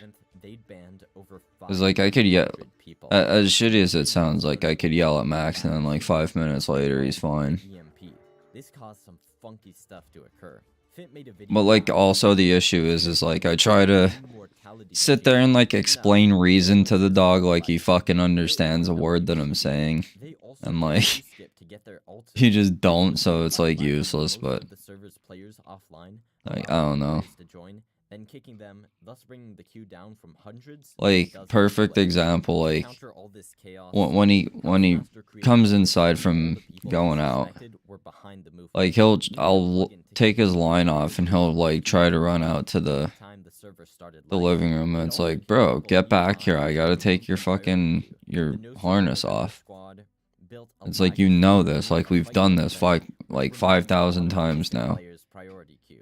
Like, you know the routine, why are you trying to run away? And it, like, gets annoying sometimes, especially, like, if I'm running late for work or something. And just like, bruh, like, what are you doing? Look at this fucking build. But also the 10-year anniversary of 2B2T's existence. But it's just like, to point out a few landmarks. the bedrock comet made from ice, the Jesus statue, I don't know. An ice lava cast. He like he doesn't remember, I guess, and like Cthulhu and a huge statue. I know that I shouldn't, but like it's just a whole thing of like losing my temper. And again, I don't want to do that. I don't want to do that to a child, and I know that. Like I know better, so I'm not going to allow myself to do something like that. If you want to call me a bad person for like having the having it in me to do that, then whatever, but like I think that I'm not as bad as I can be for being aware enough to not allow it to happen. Sort of like there was this crazy conversation that I heard one time about like essentially like how do I want to put it? It was like about diagonal highway. This is now another highway going to the world border of every single things that I don't like necessarily like to talk about too much that involve people that are less than the age of 18 and stuff, and like just like I don't know, man. For some reason, Rebane chose it just I don't know, freaks me out. I don't like talking about it even. It just gives me the heebie-jeebies. More than the first 4 Harry Potter books combined. The program was successful because but like it was a whole thing of like it only took 55,000. Are you a bad person for thinking about something its 5th and final project, but not doing it? The goal was to bomb out the entire and it's like apart from removing just nether I don't know, bro. All nether highways except the 4 main axes. Gotta get on and see if you're banned. Well, let's hope that you're not. The project concluded 3 months later. What would you get banned for? Did you say the N-word? We gotta stop saying the N-word. It's like we could think of other things to say. I will be highly disappointed. He was. A few months after this, Baki disbanded the Infinity Incursion. They had done what they set out to do, 5 times in a row. In an interview, he said the reason the group was successful wasn't because of him, but because of COVID. He and tons of other people were playing Minecraft. You're not banned, hey. Which is not healthy. He gets to say the N-word another day. No, I'm joking, I'm not. You will never in your entire life have that much time. Want anything from auction? No. That type of group. No, I'm good, man. Was lightning in a bottle. Now let's get to the I haven't been paying attention to this video at all. I've been ranting about the base Avalicium was destroyed by the Backstreet Boys. Bunch of bullshit. Backstreet Boys. From a player named Oddpay, who got them by accessing the Discord account of a base member named Bard. Fucking Backstreet bitches, more like. And it's well known that Oddpay secretly plugged a USB stick into Bard's computer to get the Discord login. This bro. Up to 10 years in prison. Oh my god. You can't even trust these motherfuckers in real life. Oddpay never broke the law getting those base cords. Oddpay and Bard were friends and had hung out together a fair bit. Eventually, nah, bro. I would. Oh man, I'd be going to his house and I'd be stealing his kneecaps for some elderly person down the road. Oddpay gave the cords to the Backstreet Boys. Why? He was chill with the Backstreet Boys and didn't think through the situation very much. They destroyed the base. They didn't think through. How do you not think? What? This is like the 9th time. It does, yeah. Yeah, I got 2 of them sitting in my under chest for that exact reason. The coder Minecraft Simon created a website where anyone could change the color of 1 pixel on the map, and it was a real map. Yep. Bots that connected the website to 128. Yeah, they've been doing a lot to try to like how do what's the word that I'm looking for? Like nerf new players. Yeah, that's 241,000. Yeah, basically that's why. Around this time, an exploiter named City Boss 1 discovered how I need to get like a shift key on my mouse too. A level 1 guardian pet, look at that. I'm pretty sure I already have one of them, but thank you anyway, Hypixel. It's like my 4th set of fairy armor as well. I think that's what I'm wearing right now. Few of these maps placed in one area crash the server. 2b2t is much more lag resistant, but so many music discs and I don't listen to any of them. Lagging the server and kicking people back to the queue. Know any good pet for what? What are we doing? Because there's different pets for different things.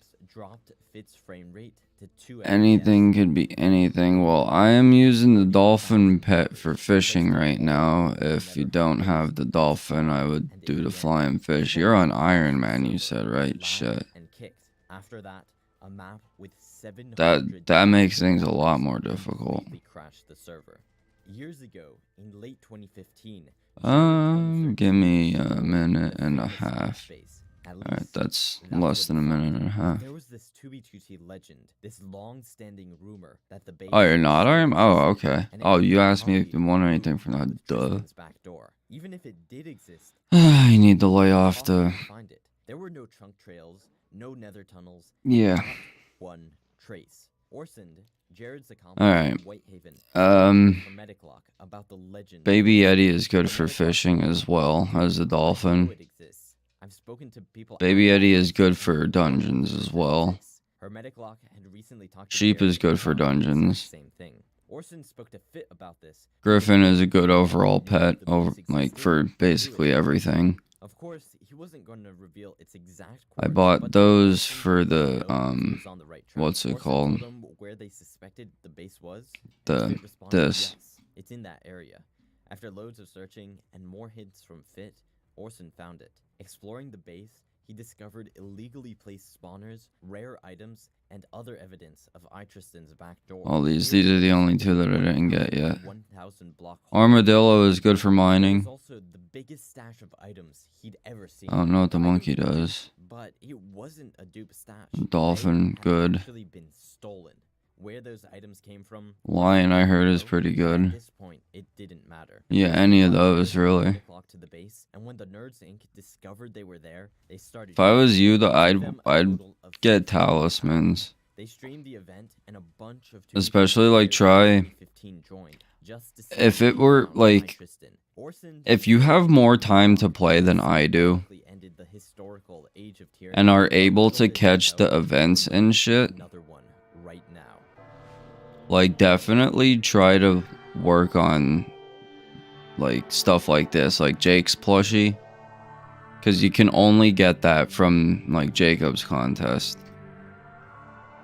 So, like, if you could be around for shit like that, like, definitely do that. I can't, because, like, well, this is, like, the one time that I have longer than, like, 2 hours to play. And I'm fishing, because that's kind of where I'm at, and I just don't feel like doing anything else. I'm, like, being really lazy right now, because I'm kind of burnt out from yesterday. I don't know if you were here when I was saying about throwing Christmas dinner at my house, but that's what I do every year. I throw dinner. I have my family here at my house, rather than going anywhere. So it's a little bit more work on me. If this fix was implemented, they'd have a working coordinator. And I'm beat. In July 2018, they started crashing the server, and House did exactly. Plus, I have to stay up until like 1 o'clock in the morning until my girlfriend gets home, so I'm trying to conserve energy and not sweat. And know if that chunk was loaded, meaning a player was nearby. But to do this effectively, they'd need to want a free tree cap. Less than 24 hours to create a working prototype. I mean, would you mind if I gave, like, if you want to give it to me, you can. What I'm probably gonna, I have one. So what I'll probably do is I'll probably give it to somebody that's a little bit lower level, if you don't mind, or unless you want to do that instead. That would. You could just do that. I have one, though. I appreciate the offer. He was also asked But again, like I said, I will take it, but I will just like give it to someone probably. Bro, this guy, even though no-com was powerful, it was slow. He wasn't lying about the no comment thing. No com. The most skilled programmer in the community. To make the program more efficient, Leger made a player tracking system. I mean, shit, yeah, I'll take it. I'll figure out a way. Because I was trying to gift somebody a rank, and like I couldn't even do that. There were people being like, no. I'm like, fine, well, fuck you then. For example, if someone wasn't moving at all, I got to give one away. I think I have enough gold to give one more away. Like a VIP. I'm not giving away like MVP plus or anything, but you know, for somebody to be able to be seen in chat, to be able to actually like play and interact with other people. It returned what type of block it was. If an area was considered to be a base, alright, sorry I bumped the mic.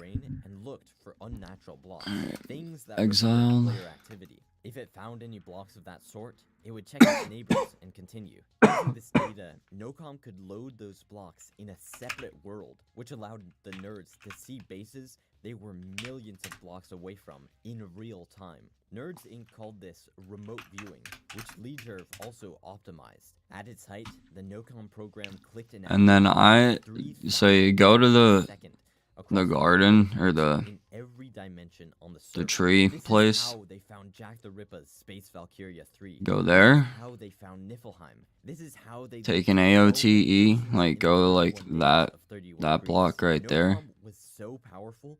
Fucking teleport over to this, or I mean, I guess you can just teleport right from there. An area so desolate, or just teleport right over here. Fishing festival. Hey, let's fucking go. I'm over here. I'm by myself. From updating your location. To do this, you could move a tiny. All right, now I'm sweating. Through blocks. If you were in the overworld and stopped sending valid movement packets to the server, I don't need. Do I even have my? Would think your location was still your overworld coordinates, but as soon as you turned off the hack, am I throwing bait? I am. Housemaster had a plugin hey, that what up? prevented people from going to the bottom of the world or nether roof, and if you did, it teleported you to your last valid location. If you did this with Packetfly after coming through a nether portal, your last valid location was your overworld coordinates, 8 times your nether coords. That means the only thing this exploit required was an area where all but the bottom layer of bedrock was clear, which is pretty common in the nether. Anyway, the nerds used this 8x teleport exploit to get their what do I have? Do I have anything that I could give you? Around their bots with it. But then the data revealed the strangest thing. There were loaded chunks there. But I should. Or did I put it on the auction? I may have put it on the auction house. But no one was in render distance. That would mean only one thing. There was a player in spectator mode watching them. And the only person that could be is Housemaster. No-com added up the number of chests at every base it found in the last week. I got something for you here. There's that. No. That. So these two groups have a symbiotic relationship. Leger fed the information about the locations with the most to the Mason Dectonic. Over 15 months, Leger estimates Dectonic went over 500 stash locations. Dectonic and where'd you go? Used it to steal over 200 million Minecraft items. Come back, I'll give you the fairy suit. Its players had to be in the chunks for them to see the area. So there were several instances of the program finding large stashes and bases Alright, well, actually if you want it, you can have it. To grief them. Chodorak, another I mean, then you don't have to get it to, like, you don't have to sit here and fish. I mean, you're probably gonna have to at some point, but you don't probably get it, but I mean, you know. It's the least the motherfucker could do, you know. Chunkhaven was a Max base built in an area with a lot of chunk errors. It was griefed by a group of over a dozen players. The spawn masons tracked them with no-com and annihilated their stashes, bases, and builds to get revenge. I don't know why I went downstairs again. The brown men got suspicious. The nerds He's probably just going down there to... from multiple of Mahan, Steve 3, and Redstoner's dupe stashes. There's no one at all. Secure locations. The brown men knew the nerds had you have of some kind, but didn't know exactly how it worked. What they did know is it had to do with the accounts the nerds had online 24/7. Using an exploit of their own, Oh wait, hold up. lagged the server so much that those AFK accounts got kicked, which gave them enough time to build parts of a new stash. They did this by throwing 2011 snowballs, which glitched out the server. There he is. Most people so much, the server kicked them offline. When the nerds' accounts got back online, the Brownmen started the lag again. This allowed them to create an untraceable stash, which grew tremendously when they found a new donkey duplication glitch. Redstoner Do you have an aspect of the void already? Once, which overheated his computer so much he had to put it in the freezer. With all this duping, the Brownmen created a dupe stash worth 14,000 US dollars if they sold it on the black market. And those items were getting more and more valuable as the nerds and spawn masons raided more and more stashes across the server. In November 2020, Steve 3 discovered the original Paper MC vulnerability that made NoCom possible. He told Mahan and Redstoner, and with this, they created their You can PV. Hold on. Let's do that. Wanting to completely eliminate the item selling competition, Redstoner used their version of NoCom to destroy the supply of rival shop owners. With an ever-growing monopoly on the market, it took just 6 months to sell 10,000 Level 7 with a fucking aspect of the void. That's fucking hilarious. Like FitMC, who they sniped repeatedly. But then, one of their basemates leaked what they knew about the paper vulnerability, and soon every man, do whatever. Powerful coordinate exploit. That is hilarious. Hours away from getting I gotta say. Oh, there's a shark. Decided to sell it for $20 and just see what would happen. They made $700 doing that. With the exploit pretty much public, the Nerds Inc. and the Spawn Masons went to spawn and annihilated everyone within 30,000 blocks. On July 15th, 2021, yeah, I'm just fishing. Like, I've been for like the past 2 hours. NoCom collected information on 15,000 Just chilling. Over 300,000 players in real time. Fishing. Had already destroyed Niflheim, and when NoCom went public, DocSmurf learned they knew about Yggdrasil as well. Talking shit. Plans to expand the base, he decided to blow it up himself. In the aftermath of NoCom, Legerv released an animation of all player activity around spawn. He also posted I remember this. The NoCom shit, that was crazy. Like, look at that. Base hunter Mac tonight took the image and recruited his friends to travel to every hotspot. That looks sick. Doing this, they found all kinds of cool bases. Legerv also like, I remember that it was just the video that I watched was just that picture is the For example, here's COVID 2147. The what's it called, the thumbnail, and I was like, you can't see that and not click on it. Speaking of Whitehaven, the base was found by a hunter a few It's like what the fuck is that? You can tell it's something serious. They didn't have much time left. Together, they made a final push to finish it, adding pathways, carts, and other small details. The base was destroyed not too long after that. With Moo Megabase, Entopia, and Whitehaven all gone. What weapon am I going for next? Back in July 2020, to be able to use my Aurora staff again, and then to be able to, I have a Felthorn Reaper, so I need basic Kudra completion for that. Distinct styles and structures. Crowbar had enjoyed working with a team at Whitehaven, so he assembled the Avengers of So that's what's next. I think, at least. I'm not entirely sure. Right now I'm just I'm at like the point of trying to get all of my skills up to level 24, because I've been going through the Skyblock guide like I was just looking at before. Terraforming the landscape to an extreme degree while building trees. Mainly because I don't know like how the game is supposed to progress, and I don't really like dungeons that much. He added a fleet of ships So Coral Reef, not to mention the build's main attraction, an I'm trying to like sphere. Created an airship battle, which looks insane. Crowbar I seen something earlier today that I wanted. After NoCom, the server was finally I wanted to get it. Did like 250,000 damage or some shit. Yes, but as Crowbar exemplifies, that's just an opportunity to start anew and do something better. In August, Ken, the dude behind Fight Club, founded a 2B2T. What's this? Aurora die. Franknificent. They called it the 2B2T Times. Every week, they released a new article on the map, distributed across the server. The article topic I know these are like ridiculously expensive or like the stories were about rare or something. Like a potential update. I promise you nothing is gonna happen to it. I'm never gonna use it on anything. It will always be here. If you ever want it back or something, just let me know. I'll most likely have it. I don't get rid of shit like that, so. Below is a list of things that you may be punished for on 2B2T. Thanks. I'm gonna flex that to everybody now. 2. Talking about Walden. 3. Using lag exploits. 4. Talking about doxing. 5. Speaking unkindly about... Is Pitfall using a fucking accent right now? Items. 7. Spamming chat. 8. Using exploits to ban large amounts of players. 9. Refunding your priority queue. 10. Talking This about kid and punishments in chat. is going 10. crazy right now. To find the maps reset in every one of his accounts. He said the N-word and now he's talking in fucking accents and shit. The rules and punishments you're not supposed to talk about are Pitfall is getting my respect. anywhere from a soft mute to a total blacklist. Here's a full list provided to me by Steve3.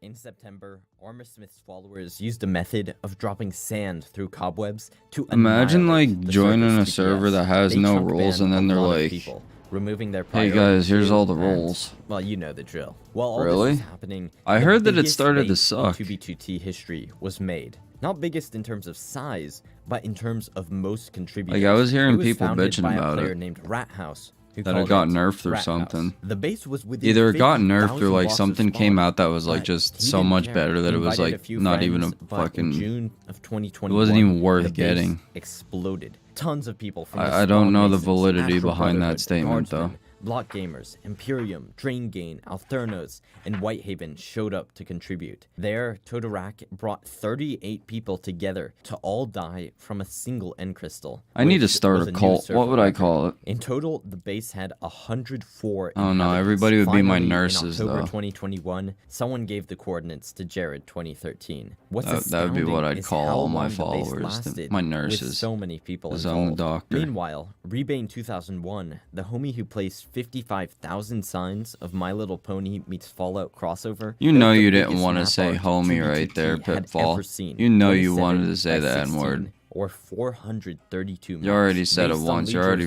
no-com fucking warmed render up. With the names of bases at their locations, Rebane made a program that placed 7 million blocks. Using a website Rebane made back in 2019, it was pretty easy to turn the image into a map art schematic. This website, Map Art Craft, is how 2B2T map artists What is this bring shit their called? art Like to the server. Pamelina or some Rebane shit? was also instrumental in protecting people with what might be the most dangerous exploit What's the other 2B2T one? had ever seen. Strike that. The You most play dangerous Roblox? exploit No, not Minecraft much. had ever seen. No, I actually don't On think I've December ever 10th, played Roblox. 2021, the log 4 I've seen day it before. vulnerability It seems leaked like to it's the fun, public. I just Imagine joining a Minecraft server, seeing a strange haven't, message no. in chat, and then going about your day. In that tiny sequence of events, a hacker got access to your entire See, what I computer and realize could is see like everything on it. Roblox Files, at face passwords, value banking looks like information. This was even all done more with of a single child's stream of game than this, characters, but and like could be done on every single server. what I've in Minecraft. realized is Learning like about this, 2B2T shut Roblox down is completely like and only came back online when the original essentially vulnerability was like fixed. Many people thought there might be a workaround. this day and age is one of the Gary's mod. masterminds behind NoCom started running some experiments. He typed a different string. Basically, in chat, like and suddenly, a every platform single for player like on you 2B2T can saw their make computer's games and calculator like app open.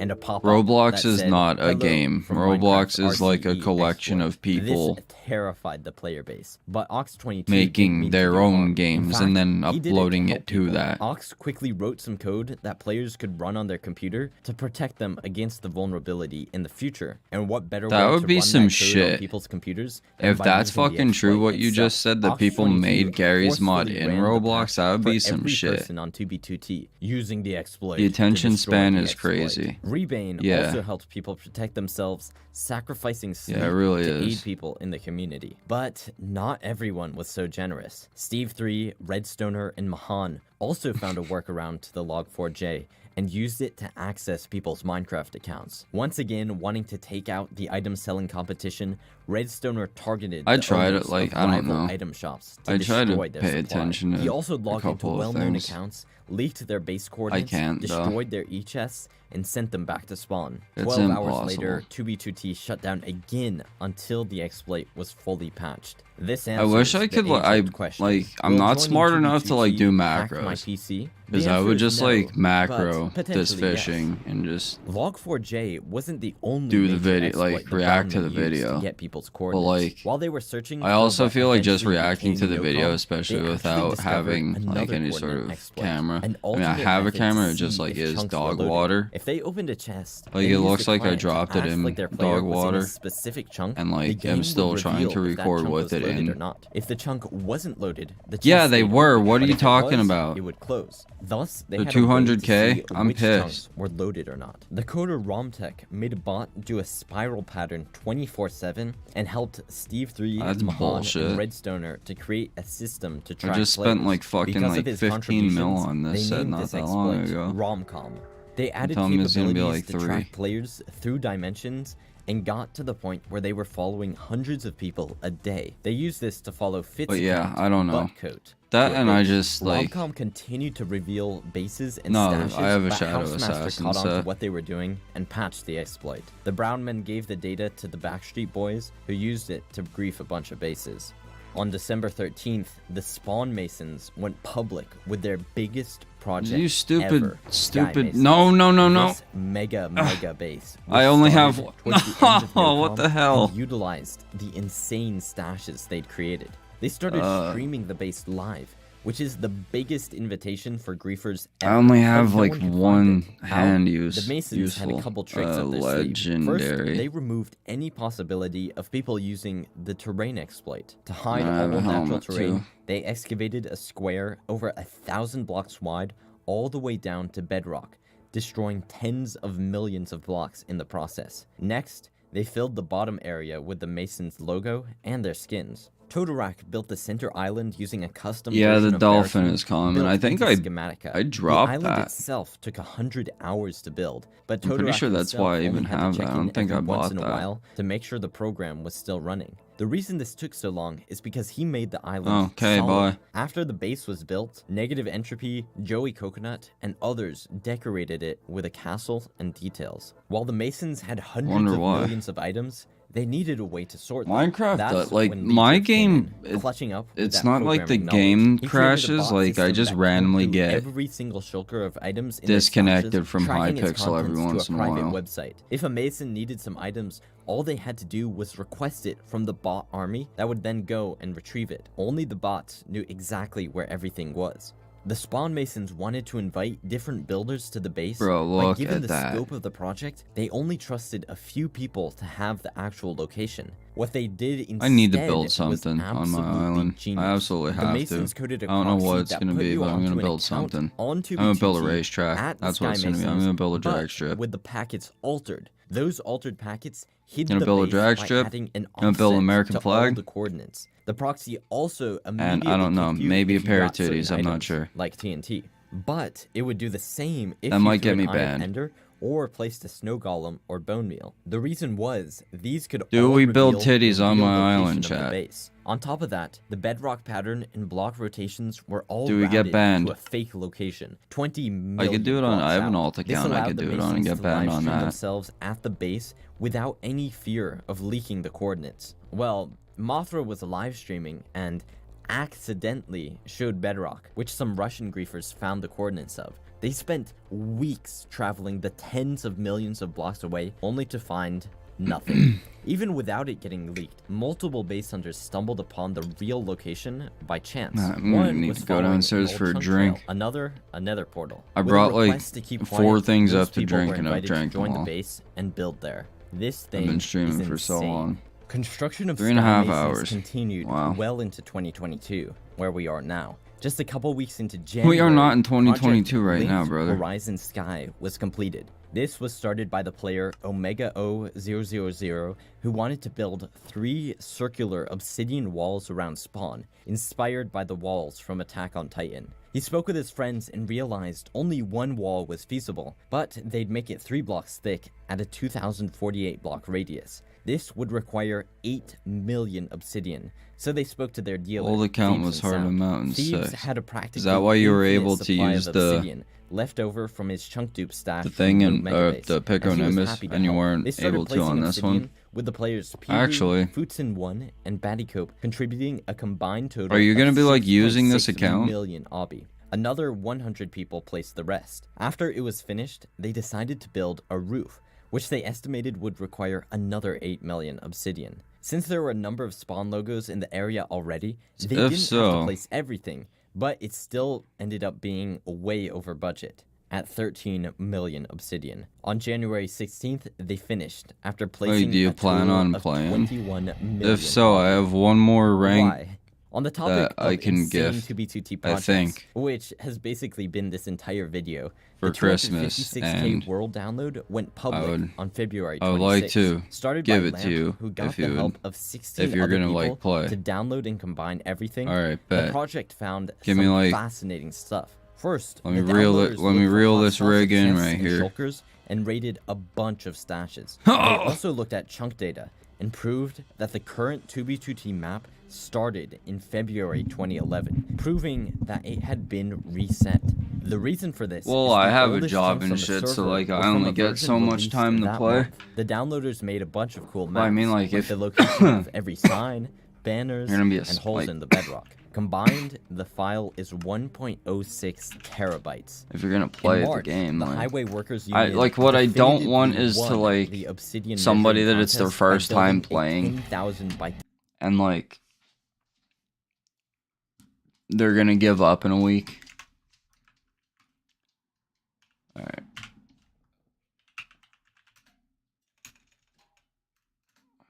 What is it? Exiled XY or some shit. Yeah, exiled XY.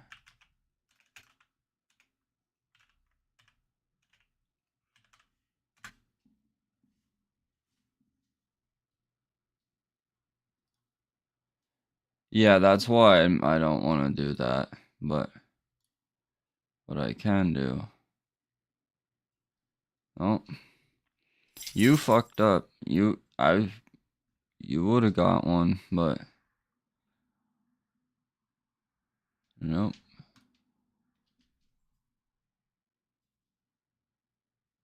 Yep, I could afford it. There you go, buddy. Merry Christmas.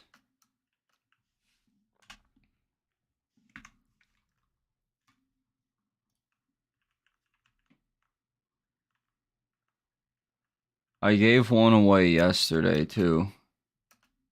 Except it wasn't on stream. It was actually on Christmas though.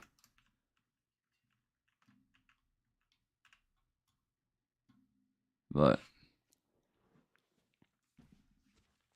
yeah, I want to give back to the viewers, not take away from, and have you buying some stupid fucking product that I'm putting out that isn't gonna do you any sort of good.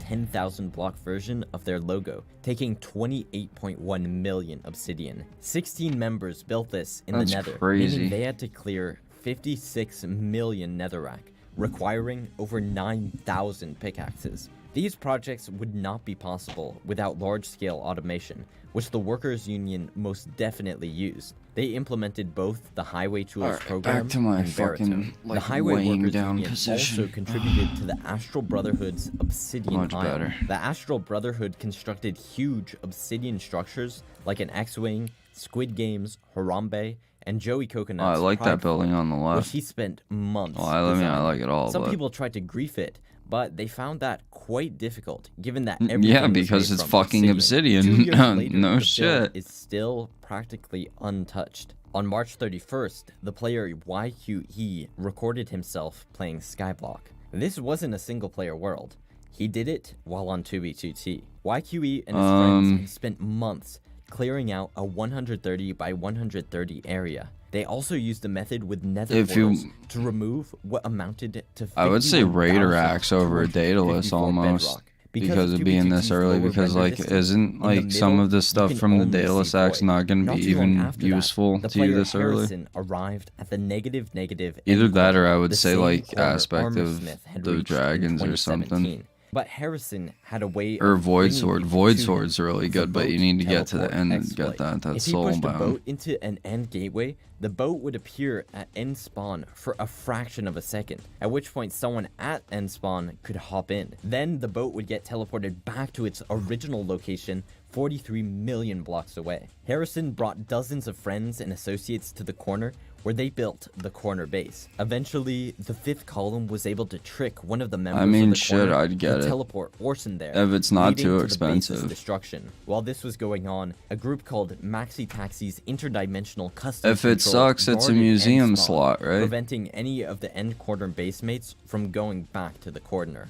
In order to document 2B2T history and have a good time, DigMC, a YouTuber who made real-deal videos about 2B2T, started the Digcast. He interviewed all kinds of players, like Jack the Ripper, Hermetic Lock, Negative Entropy, and more in long-form style. I have incredible respect for DigMC. He actually made the original entire history of 2B2T, I guess, video, which greatly aided in this project. That summer, Dawnfear wanted to do a big publicity project to get people hyped about the group again. So they went and rebuilt Oria City. The Guardsmen had done that before, but not to this extent. They started by removing lava casts and the rest of the damage griefers had done. Then they sculpted the terrain and added each building back, block for block. It only took them 7 days. The hype around Oria City and a change in Dawnfear's recruitment strategy greatly increased their size. They moved away from website applications to a Discord bot, and their member count jumped from 60 people to 200 in just a few months. While this was going on though, they were essentially at war with the Backstreet Boys, and the reasons why are pretty simple. Building groups like Dawnfear get clout by building cool bases, and griefing groups like the Backstreet Boys get clout by griefing cool bases. The Backstreet Boys kept applying to Dawnfear on secret accounts, got access to their starter bases, and then gave those cords to the main group. That isn't to say that building was risky. It's only risky if you allow unknown or untrustworthy people to join. For an example of what happens when everyone can be trusted, Joey Coconut, Lord Galvatron, wait, what are you going on about? Founded Dubrovnik Great White in Shark August is of 2022. Inspired by Whitehaven and the real-life city that's of not the even same you. name, they wanted to build a base. I thought that. with a Oh cool my god, medieval I'm feel to losing it. my mind. The builders invited the rest of their group, the Astral Brotherhood, I need and to got go to work. bed. More than 50 people contributed, and the base lasted over half a year. That's pretty wild. That is especially absolutely considering it was ridiculous. less than 1,000 blocks off the Nether Highway. Take a look at this render. A huge ship, bay, castle, city, and wait, that's Dawnfear, after right? Dubrovnik was destroyed, the Brotherhood moved to New Menegroth. Speaking of impressive bases, let's get back to the Sky Masons. By now, Sky Masons was right up there with Moo Megabase as the largest base to ever That is exist fucking on the disgusting. server. They've placed over Is that a 10 fairy soul? million blocks to create dozens upon dozens of unique builds. But nothing lasts forever. In October, one of the members of the Masons gave the coordinates to the Masons' #1 enemy, the fifth column. The griefing group led by Orson. We're gonna go on to confirm 2B2T. the We're gonna coordinates build were some real, but they knew Hypixel the shit, Masons were on and then we're high gonna alert. take some If shit from anyone came within 2B2T and bring it distance to of major Hypixel and build it. The bots would send a message in Discord to the Masons raising the alarm. Luckily for the fifth column, The crossover the Housemaster world himself never came in knew clutch. it needed. On October 3rd, House opened up the is 2B2T coming here test server at the to O'Doctor experiment channel. with the stability of 1.19 Coming soon, with 2025. 2B2T's exact map. Bezo Pazan of the fifth column Wait on it. traveled to the coordinates of the test server, saw just enough Hit to that confirm one they were button. legit, and then left. You know On what I'm October talking 5th, about. They struck. I'm not gonna The say it fifth though. column descended on Sky Masons like a swarm of locusts, destroying everything in their path. They were even joined by Storm Surge. How the is it? Minecraft I group just that learned practically today that invented is like a griefing all the way back in guided 2011.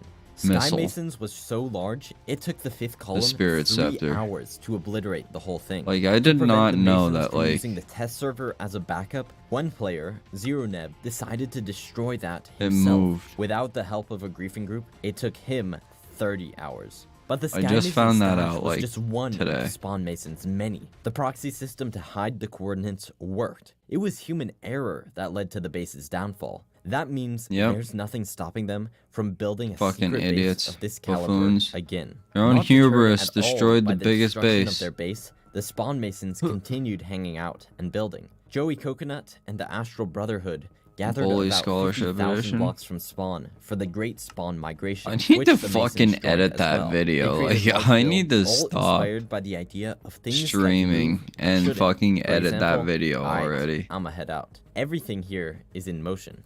While all this was going on, the YouTuber Fast Vincent was directing a project to put the nail in the coffin of every group's Obsidian measuring contest. He kept getting annoyed seeing all the Obsidian Sky logos, so he thought, what if we build a 10,000 by 10,000 Obsidian square above Spawn?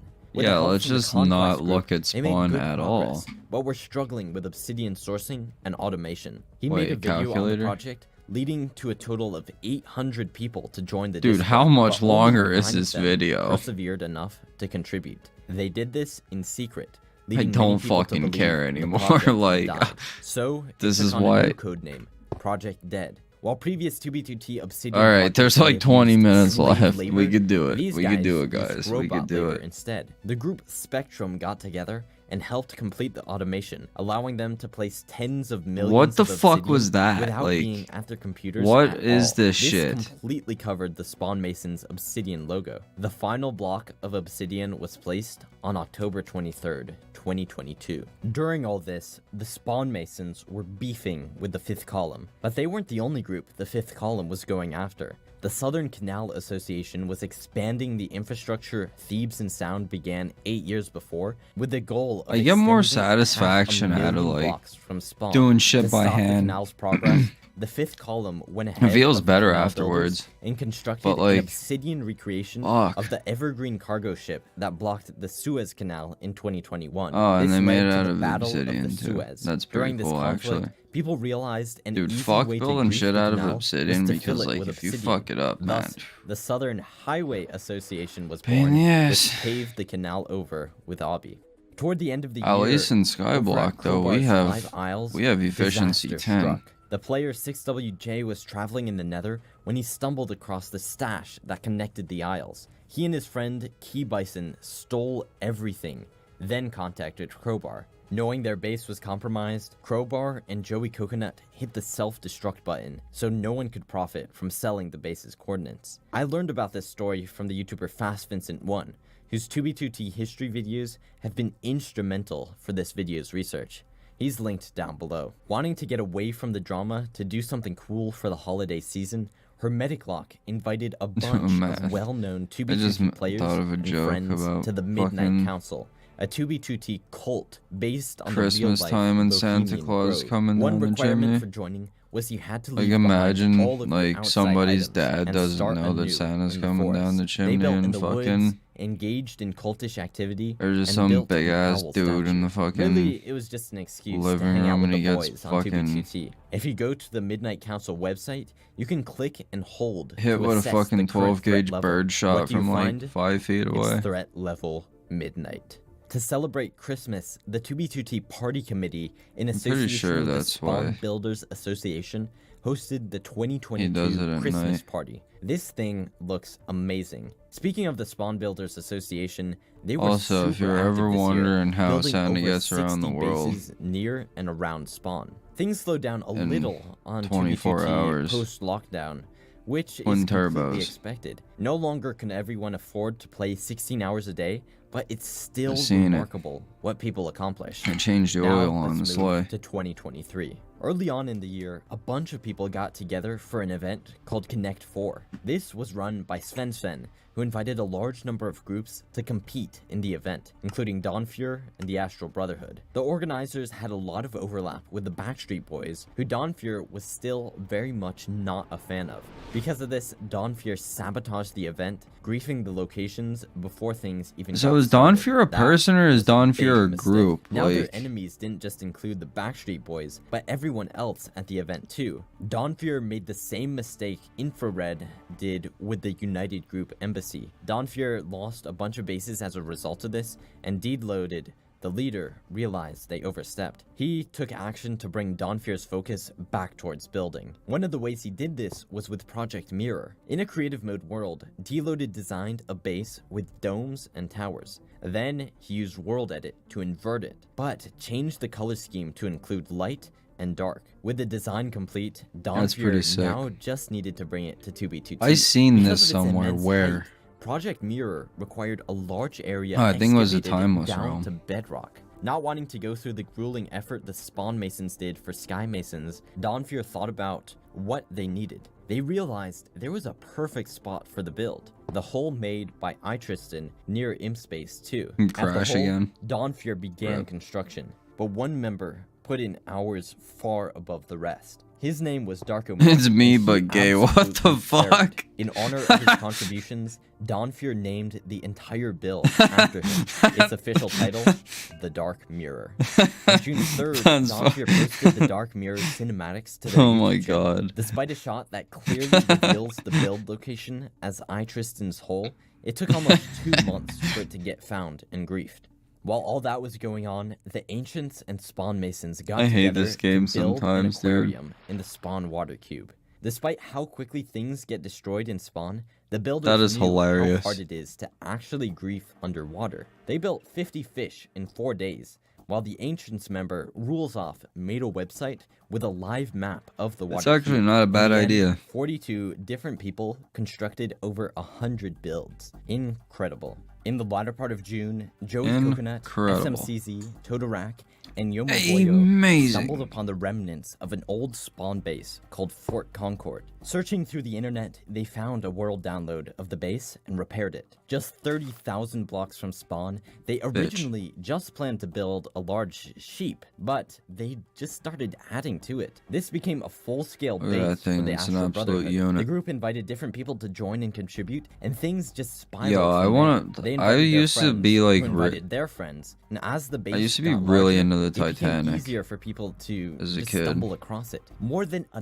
dozen people did, but they joined to contribute as well. By If the it end, wouldn't be such a monumental 123 task, unique players made their mark on the base, breaking I would the record definitely set try by to Rat build House it 2 years before. in With so many Minecraft. people, it was But rare to have fewer than 10 people that would online probably- working on it at the same time. Joey told me I don't have enough time on this 25% planet. I every don't think player to on do the 2B2T amount of things that I at want to one do in moment was Minecraft. at Fort Concord. We have a battleship, Godzilla, Pacific Rim. Like I'm already Particle probably Accelerator, like Tron, over and so half, many other not features. maybe With over, 120 like unique close players, to how halfway did it over not get with leaked? my life. Joey said that everyone had Like friends I don't at see the him. base, I which don't gave see them a myself personal getting stake. much Some of into the my people 60s. Let's be invited real. were griefers themselves, but they wanted to help too. Maybe the community is actually maturing.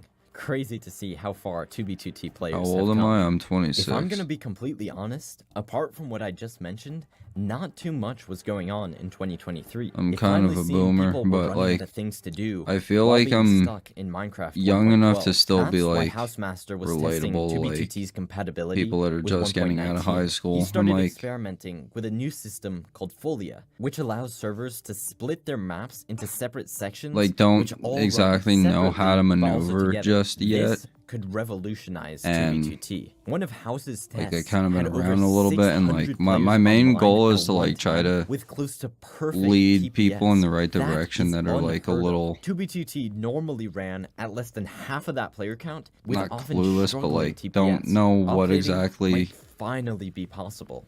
In early August, do the server announced or like have questions, but like don't want to ask people that are like around them because they're like afraid of judgment or whatever.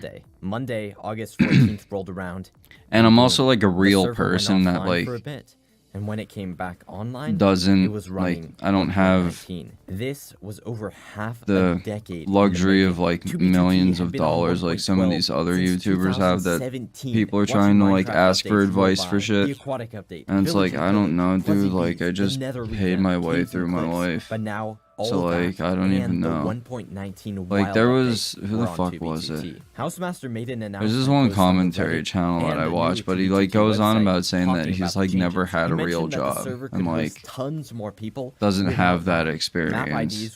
And like when we were talking, when the Mr. Beast shit was happening, like he was like, oh well, I don't know what it's like to work at a place like that, and it's like, well, I do, so like I feel like I had something to add to that conversation, and that's like kind of why I even started the whole YouTube channel to begin with. Why I'm came to YouTube from Twitch because like Twitch just sucks.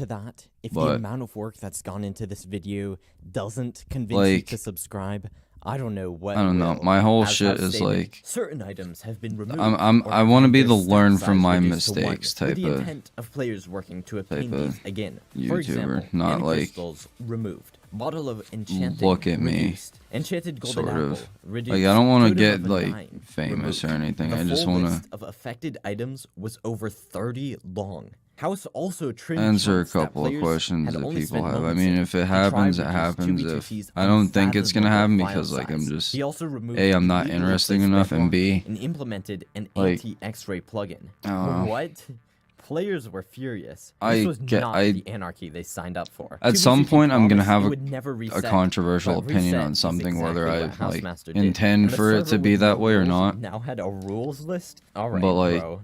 People across don't the know. community united under the 2b2t I don't union want group that many eyes denouncing on the me. update. They requested refunds for Honestly. their priority queue payments and vowed But- to quit the server. Yeah, unless no, things I'm changed. an And people OG. did. Groups like the Astral Brotherhood and the I'm Last like- Templar both moved to Constantium. Like my another whole thing anarchy is server. with Salsi won himself posted a Minecraft, video especially is like I played when it like first came out and shit. So like he was incensed that Housemaster set a new precedent where he could intervene in the server however I don't know. he I've been wanted. around a Sal while. said he'd quit Been posting playing for a while. 2b2t content But like entirely I and no didn't longer get give onto server the any the free trends that like Housemaster exchanged emails were with Sal happening and either, passive because like I only aggressive, got but the into it when it community came was out for not going to back Xbox. down. Like Finally, I never had a after 3 days, computer House growing up. relented to the better wishes Well, of I the had a community, computer, I just posted didn't have a an apology gaming on the computer. website, and made a Reddit poll with 3 options. Like I always had a 1. console. Rollback without item economy reset. 2.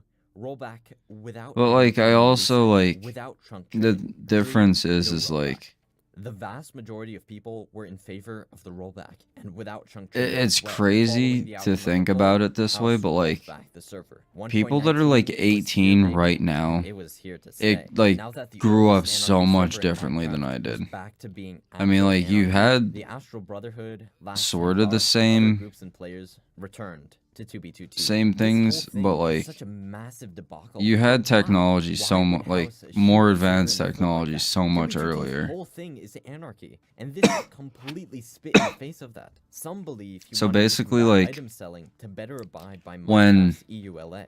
Others believe this was to move more in line with When Microsoft itself. like not when who's been making computers came Minecraft out, but more like and more when kid-friendly recently. We can't be certain, but they were now that more 2b2t was on 1.19, readily available, players I want new to and say. old alike came to the server to see it Like for themselves. they were Jasper dog Rickman water. returned Like because he could finally Windows compete with all the XP, features Windows Minecraft had to 98, offer. But he wasn't the Windows only one. A group Vista, called the Greybeard operating Geezers systems established a like new base. half The of a Geezers had gig 6 of big RAM users, by and the way, shit, are a like group of older 2b2t absolute players, dog shit not old in the processors. sense Like that not they you have couldn't the play ability games to on player, any of the old in computers that the I had. sense of you Is have to basically agree what at I'm least trying to get at. 25 years of We work weren't to like join. tech While all savvy this enough was to going know on, Frank Nifikin that like was if you busy. bought He was like a building the crazy 2b2t museum, computer a that record of you'd the be service able to play history games on on the them. server. This was done My with aunt bills, had one books, because she map was arts, like and banners. The project leaning started in towards going 1992 to and progressed college further for when computer Enigma design and shit, 003 and like joined. The I museum think was she completed on did. I September don't know if 9th. she ever Before it was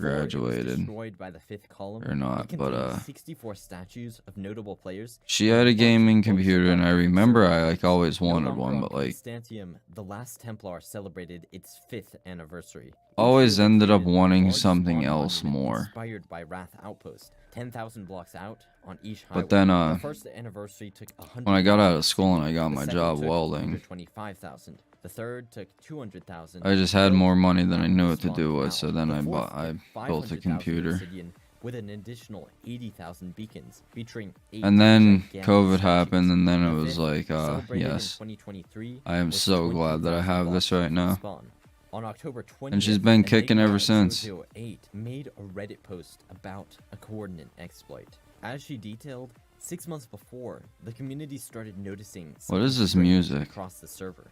Inexplicably, a player named Munmap appeared at various bases and stashes, and then would leave without Oh taking no, anything. another tiger Soon shark. after that, another account named 1248 test user would appear, stealing everything, only to disappear without a trace. Enigma confirmed what she knew. Munmap and 1248 Did I actually test kill user that with were my part of a hands? covert operation Hell yeah. to raid item shops, armed Yeah, fuck, with a clandestine coordinate exploit.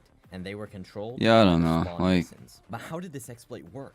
Well, it all has to do with Minecraft RNG. When Notch was coding Minecraft, he made all Minecraft events share the same RNG. This means the RNG, or random number generator, behind world generation and A little bit of a in-game rant. events are the Not same. like a The rant, but like locations of mob ramble. spawns and where villages appear come from the same random source. This allows people way smarter than me to actually manipulate Minecraft RNG, like the Prototech and Psycraft servers. In the context of Anarchy though, a player named Knopfox realized something. I don't know, I get into like, Every I time get a into chunk is loaded, the game tries to some spawn things a like woodland mansion using real life. I try to not get too personal with some shit, but like, drop location is determined by world in order to the same thing, meaning the dropped item location get the is effect determined by that the I'm most recent looking woodland mansion check, which is for, the most recently loaded chunk. I like kind of have to get a little personal See its drop location, you can sometimes. determine the most recently loaded chunk. After perfecting the exploit on another server, Knopfox joined Like, 2B2T and swiftly again, found I one don't of want the to get server's like most secretive locations, a spawn too mason into stash. some When things. Like, I Knopfox don't know. arrived, Leger's alarm system Somebody has a activated, question. and I'm the not masons gonna sit here and red like alert. lie The to masons people reached out about to shit. Knopfox and learned he found Like, their that's one stash thing you in the don't do, coordinate is exploit, lie. which he decided to share with Leger, Bubba J, and Negative Entropy. With that, I feel like I could probably be but using a this better time, they sword. called it Randar. Unlike Nocom though, they could only determine where people were. But, I mean, it Randar didn't really have the matter. remote viewing Combat capabilities level Nocom 10, did. let's The go. Spawn Masons created an account Go using to Mud the... Map to scout Where out are you base at? and What are you stash fighting right locations now? found Go to in the... Randar, but it wouldn't grief. If the the graveyard location was something and worth go raiding, they fight sent crypt another ghouls. account, 1248 test user, to I do feel journey. like Those out found of that my Mud Map was experience, all these different stashes, that is where I get the started to most name this XP unknown the coordinate fastest. exploit, the Munmap exploit. During all this, Fuck the just by spiders. chance, the base hunter of Magnum Unless you're found grinding one of the bestiary spawn right now, stashes then and started stealing it. The then Mason go selected for it. and made a deal. Otherwise, As long as he didn't blow up the stash, crypt he could ghouls. take 50% of it uncontested. Magnum agreed. Hands and the, started to steal his either stuff. that The way or you steal a Enderman. stash millions of blocks But from your you base can't. is actually pretty simple. You set an ender pearl at your base, go to the stash, and then set your spawn point there. Then you load your ender pearl with Are a you super sure? pump, throw another pearl. Because it seems to me like anytime that I'm trying to like get XP to level shit up really fast, it always seems like it's fastest for me to go to the deal was all a ruse. They go used kill Randar crypt to ghouls. follow him to his base and I mean, stole maybe I'm wrong. a few I don't months know. later. I'm At just another saying. point, the Masons used Randar to find Alright, an item shop 59.7 stash and XP began from to one steal it. spider. But then the owner caught them. and Alright, killed them. let's The owner do moved the some. stash to a new location, but the Masons We'll watched figure him this with out. Randar. When he logged off, they went to the new stash location and stole that. The exploit was patched when 2B2T updated to 1.19, so the Masons started using their coordinate backlog to attack stashes as fast as possible. Their total item worth jumped to over 1 billion because of this. Things settled with 1.19, almost like a fresh start in a way. In October, Joey Coconut brought every group under the sun together for everyone base. And then the 5th column got the location. 52.9 for a crypt ghoul. 1.19 comes new exploits. For example, the player Toker built a chicken farm so large it lagged his game. Normally, if there's more than 24 entities in a single block, some of them start to die from entity cramming. However, if they're on a vine, that won't be the case. Toker realized this could be weaponized, so he went and built chicken lag machines all over spawn. He also created machines to dispense eggs through portals. Why is it invisible? On the other side, their game would lag tremendously. Why are they invisible? What the fuck? To spawn in hundreds or thousands of chickens at once. Deloaded and Dawn Fury. What in Dale Jr., boy? KFC. Destroy all chicken lag machines. What can I say? Average 2v2t conflict right here. At the same time, Hermetic Lock brought everyone together for the second annual Midnight Council. Once again, there was a lot Why are half of them fucking... And it was a lot of fun for the people who came together. 1.19 gave a resurgence to the map artists of 2b2t, who now have practically infinite map IDs to work with. For example, Sky256 spent a week during December creating an automatic map art creation program. All he has to do is upload an image, and 3 bots on the server will place carpets in the exact spots needed. When Sky wrote his GitHub post about it, the bots had placed over 89 million carpets and averaged 36 map art creations a day. What was that? I threw a knife? Used by Sea Lantern Gang, which across 6 weeks Alright, you know the what? largest map art ever constructed in survival Minecraft. This is Narnia, and it's 56 by 31 maps, or 1,728 total maps. Sky's software is incredible. Over 6,000 unique map arts have been made with it, which you can see in the map art Discord. At the end of the year, at long last, Jack the Ripper finished Space Valkyria 3, his magnum opus, the end base 6 years in the making. On December 25th, the players across 2b2t noticed map arts that directed them to the Space Valkyria 3 release trailer. In early 2024, 2b2t updated to 1.20. It seemed the new system house. So you spend 6 years on a... For 14 years, players have pushed the limits of Minecraft on 2b2t on a fucking... to do astounding stuff. When I first started this project, I thought on a base just for it to get blown up at some point, right? Might be a fitting way to end it. But now, I realize the server is so much more than that. The way to get your name out there, to leave your mark on history, is by creating, not destroying. This is something I spoke with Crowbar about, who told me he sees Minecraft as a canvas for painting, but more recently, he's decided to move his creative focus from the digital to the physical. I'm now with him go of his final build on 2b2t. Crowbar, what are we looking at? 2b is like a black hole for my time, so I put a ring on it. And where down we go. Bro, what the fuck is even that?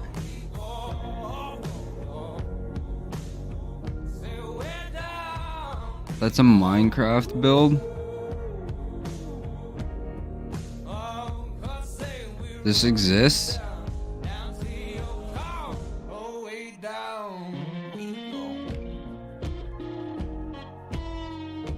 What a fucking video. If only he didn't say the N-word in like the first like 5, 10, 20 minutes or so.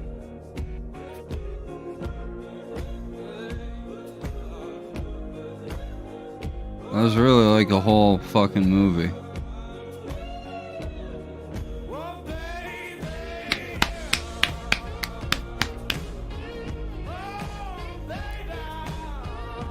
Well done.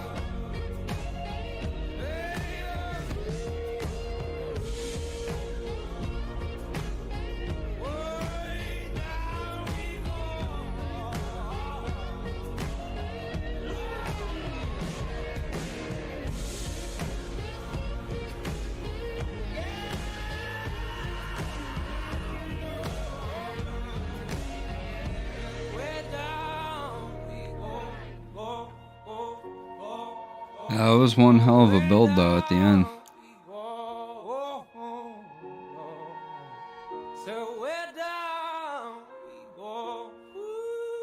No, I already have that. You need it, I think, if you don't have it already. Well, hell yeah. Hello. No. I don't know how to get it. Slayers. I don't know how many you have to do, but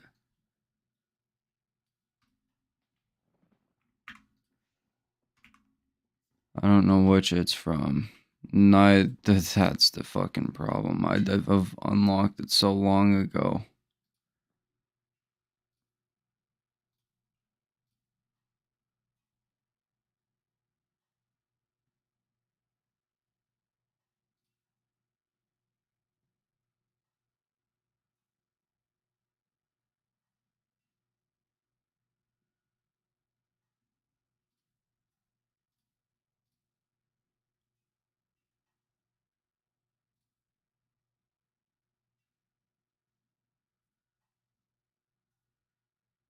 A mythological creature spawned on you and killed you. Oh no, that's not good. Alright. Doc needs a drink. It's been like an hour since I've had one. One more cast. But yeah. What a fucking video. Skyblock. Minecraft players are a different breed, I swear. Alright, let's hit the Minecraft fireplace background screensaver. We'll be right back screen, and we'll be right back.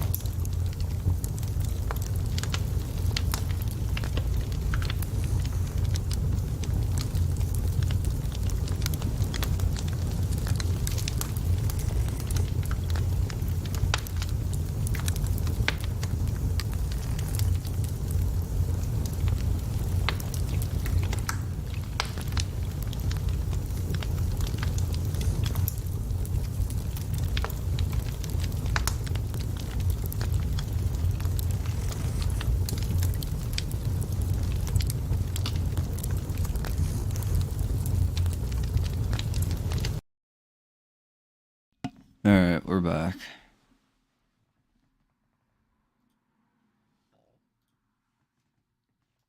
Back to fishing.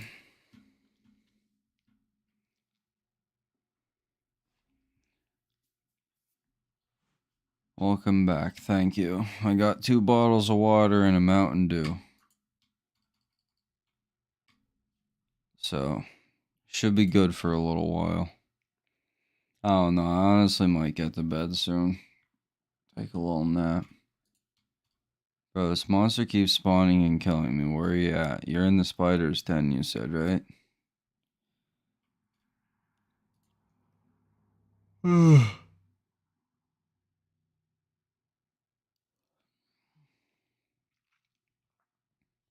Well, that's where I'm at, too.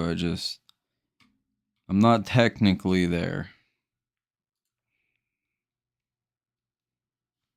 I'm just, like, over here. Oh, you bitch.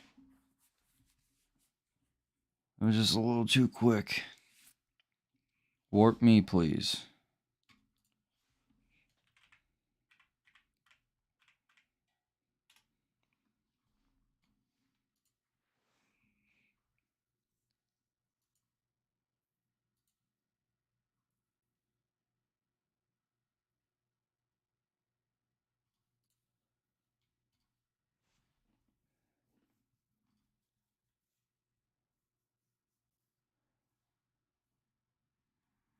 There's this game that I want to play. What up? Ugh!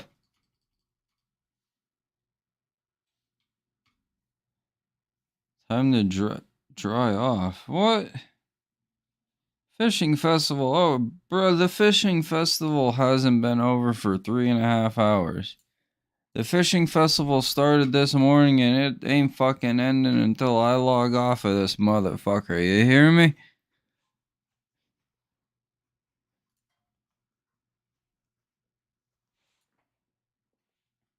Fucking Simon. Fucking... I tell you when the fishing festival's over. Motherfucker.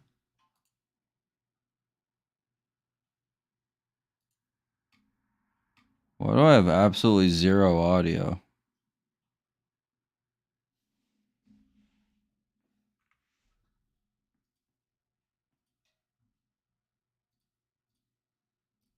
Alright, we need a new video to watch or something.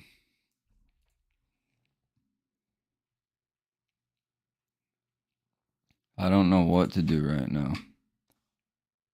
Have you gotten to the end yet? Are you level 12? Get to level 12, get to end. Get the Void Sword, get Under Armor.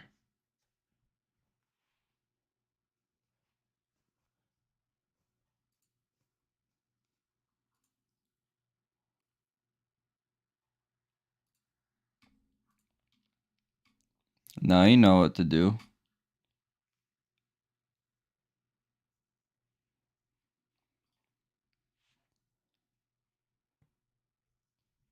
Hey.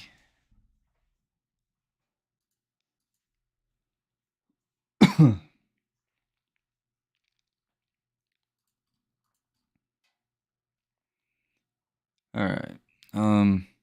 Anyway. After this cast, I'm gonna find the trailer to this game. I've been thinking about it a lot recently, because I just played Bully Scholarship Edition, which was a game it was a Rockstar game that I used to play when I was a teenager. And, I've been I enjoyed myself a lot when I played that game, and,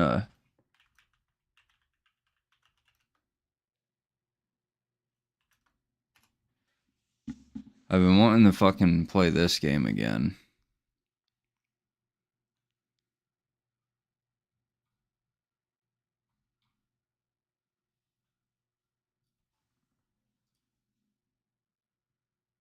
Oh, it was the second one, I guess.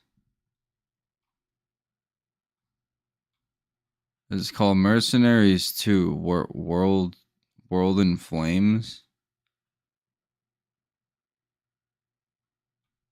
But it was just this like you're this like Johnny Bravo looking fucking dude. Like Johnny Bravo if he like was an entire badass instead of a gym bro.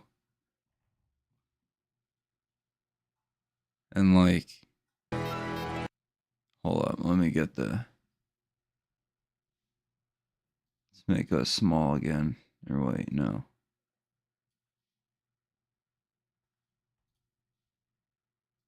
Make this one small.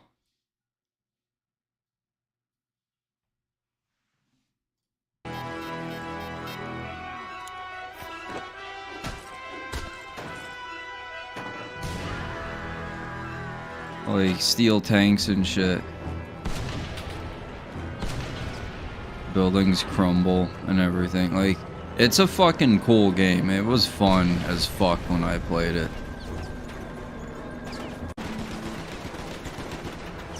And I would absolutely love to play it again as like a 26-year-old.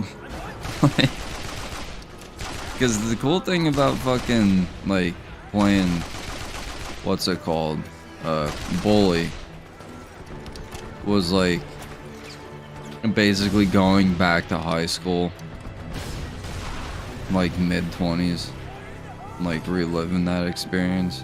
It was fun. It was funny. I need to edit the video and get the video uploaded.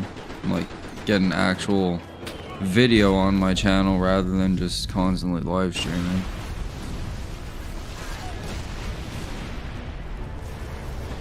Was that the nuke?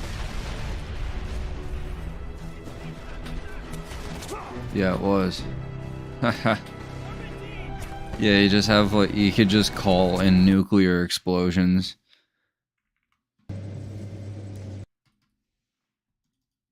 It was pretty funny.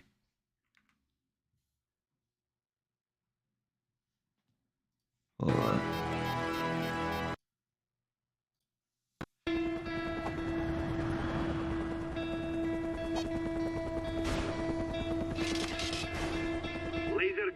And it really fucking wipes out like everything.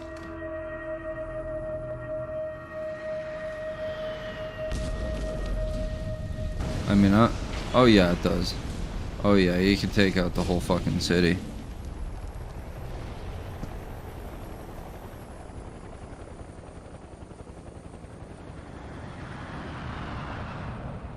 It's almost like Fallout. But yeah, I want to play that shit again at some point. If everybody would like to see that.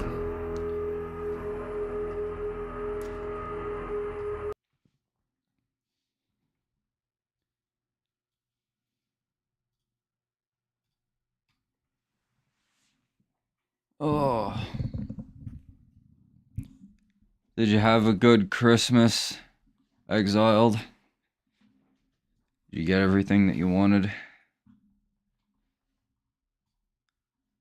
You enjoy the time that you spent with your family and everything? Hope so. You don't have to get into too much detail. Good. Alright, we got a, good. Awesome. Got a new monitor. Hey, let's go. I got a fucking Minecraft, like one of them little Minecraft, like mini fridge cooler things. I got one of them.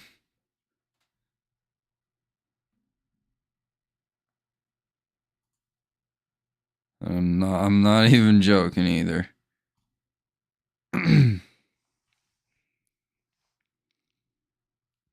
I'd like one of those. Well, like, I like it and everything. I was just like, why though? Because like 2 years ago, my girlfriend got me like a legitimate fucking like snap-on fucking mini fridge. Like it has lights in it and shit. Like we normally have like 1.5 gallons of water in there, and then fucking like any other extra little drinks and shit. But like it's a legit fridge. Like, it takes up a lot of power, actually. And, like, I was like, bro, we already have a mini fridge. Why did you get me a second one? And he was like, but it was Minecraft. I'm like, well, yeah, that's why it's cool, but, like, the fuck?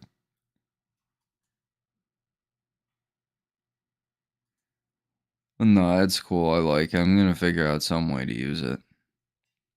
I just, like, again, I don't need 2 fridges. Like, plus there's, like, a whole ass fridge downstairs. Like, I'm not that lazy. I could get up and go downstairs for a drink.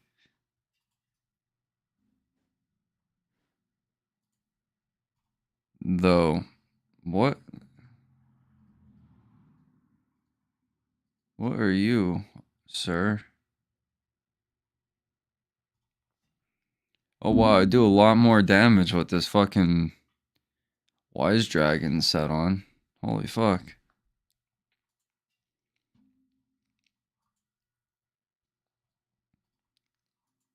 Man, what would ever give me that idea that would do more damage? Wow, that's crazy.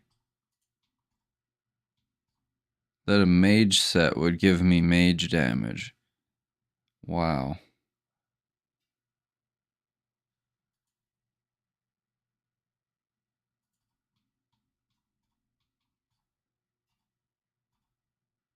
Die. You son of a bitch.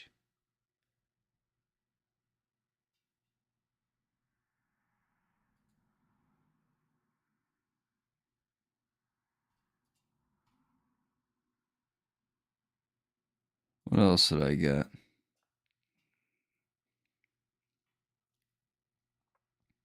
Oh, I got a pair of Jordans. Some black and brown ones, like a dark brown leather color. They're fucking sick. BRB. Alright, I'll be here. What else I get?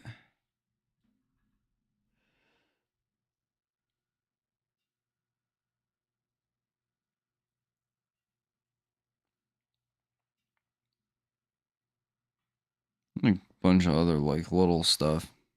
Like candy and shit. Oh, that I know where there's candy that I need to go get. Welcome back. I was just saying, I don't think I really got too much more. Or I got a snap-on knife set. Oh, I got a snap-on jacket too.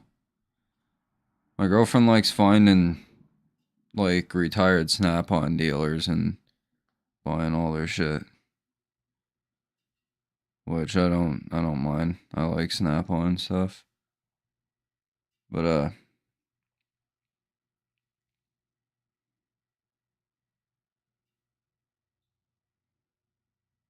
yeah, I didn't get as much as this is fucking crazy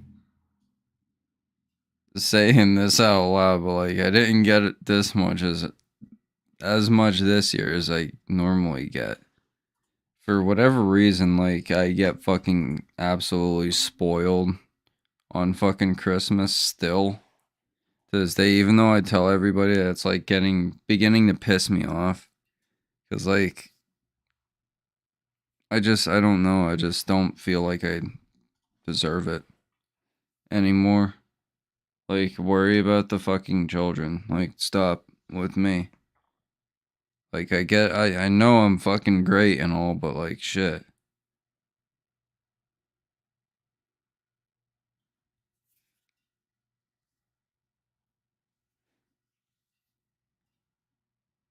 Somebody just got fucked. I seen it. I don't know who that was, but rip. Someone tried coming over here. I'd seen it out the corner of my eye. I don't know. I think I'm gonna get going here soon. I'm getting really tired. I can tell the sleep deprivation is starting to set in. I'm starting to talk and not be able to shut up. That's how you know I really need to go to bed, when I start rambling and I don't stop talking. Because then some weird shit's gonna start getting said. Dude, I really wish... Is there like some sort of way to like have the pet out, but like get it to stop fucking doing this? It gives me a headache. Like, why? I don't want to look at you fucking bobbing up and down all fucking day. That is so annoying. Like, there's got to be something you could do, right? Please, please tell me that there's something you could do. I mean, you do this, but like, this is a lot of work. Like, that took how many seconds? When it could just not be there.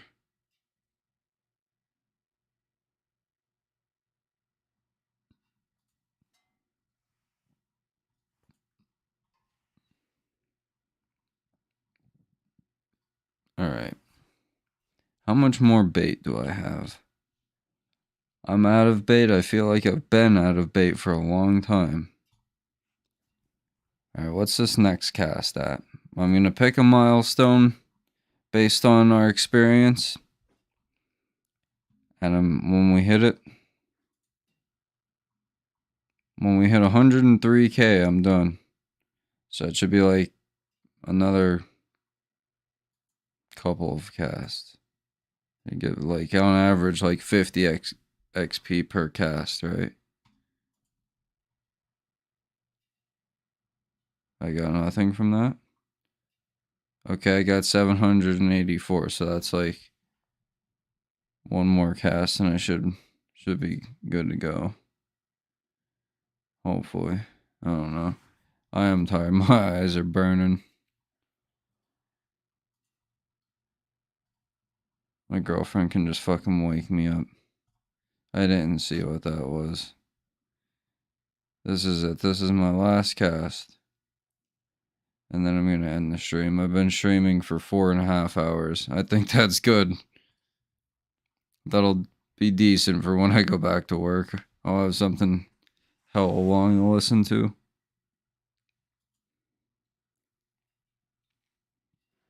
Mainly so that way I could check the audio, because that has a bunch of different audio like fluctuations, so that'll actually be really good for feedback. I'll just have to go back through and like watch and look and see where I put the slider for the volume, so I know. All right. We're at 105. One more. How do I equip accessories? You don't. You put them in your bag.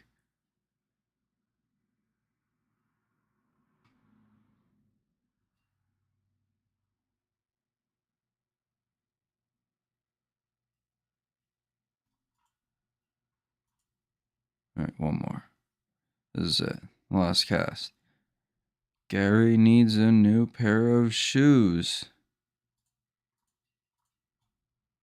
And then we got some clay. Alright.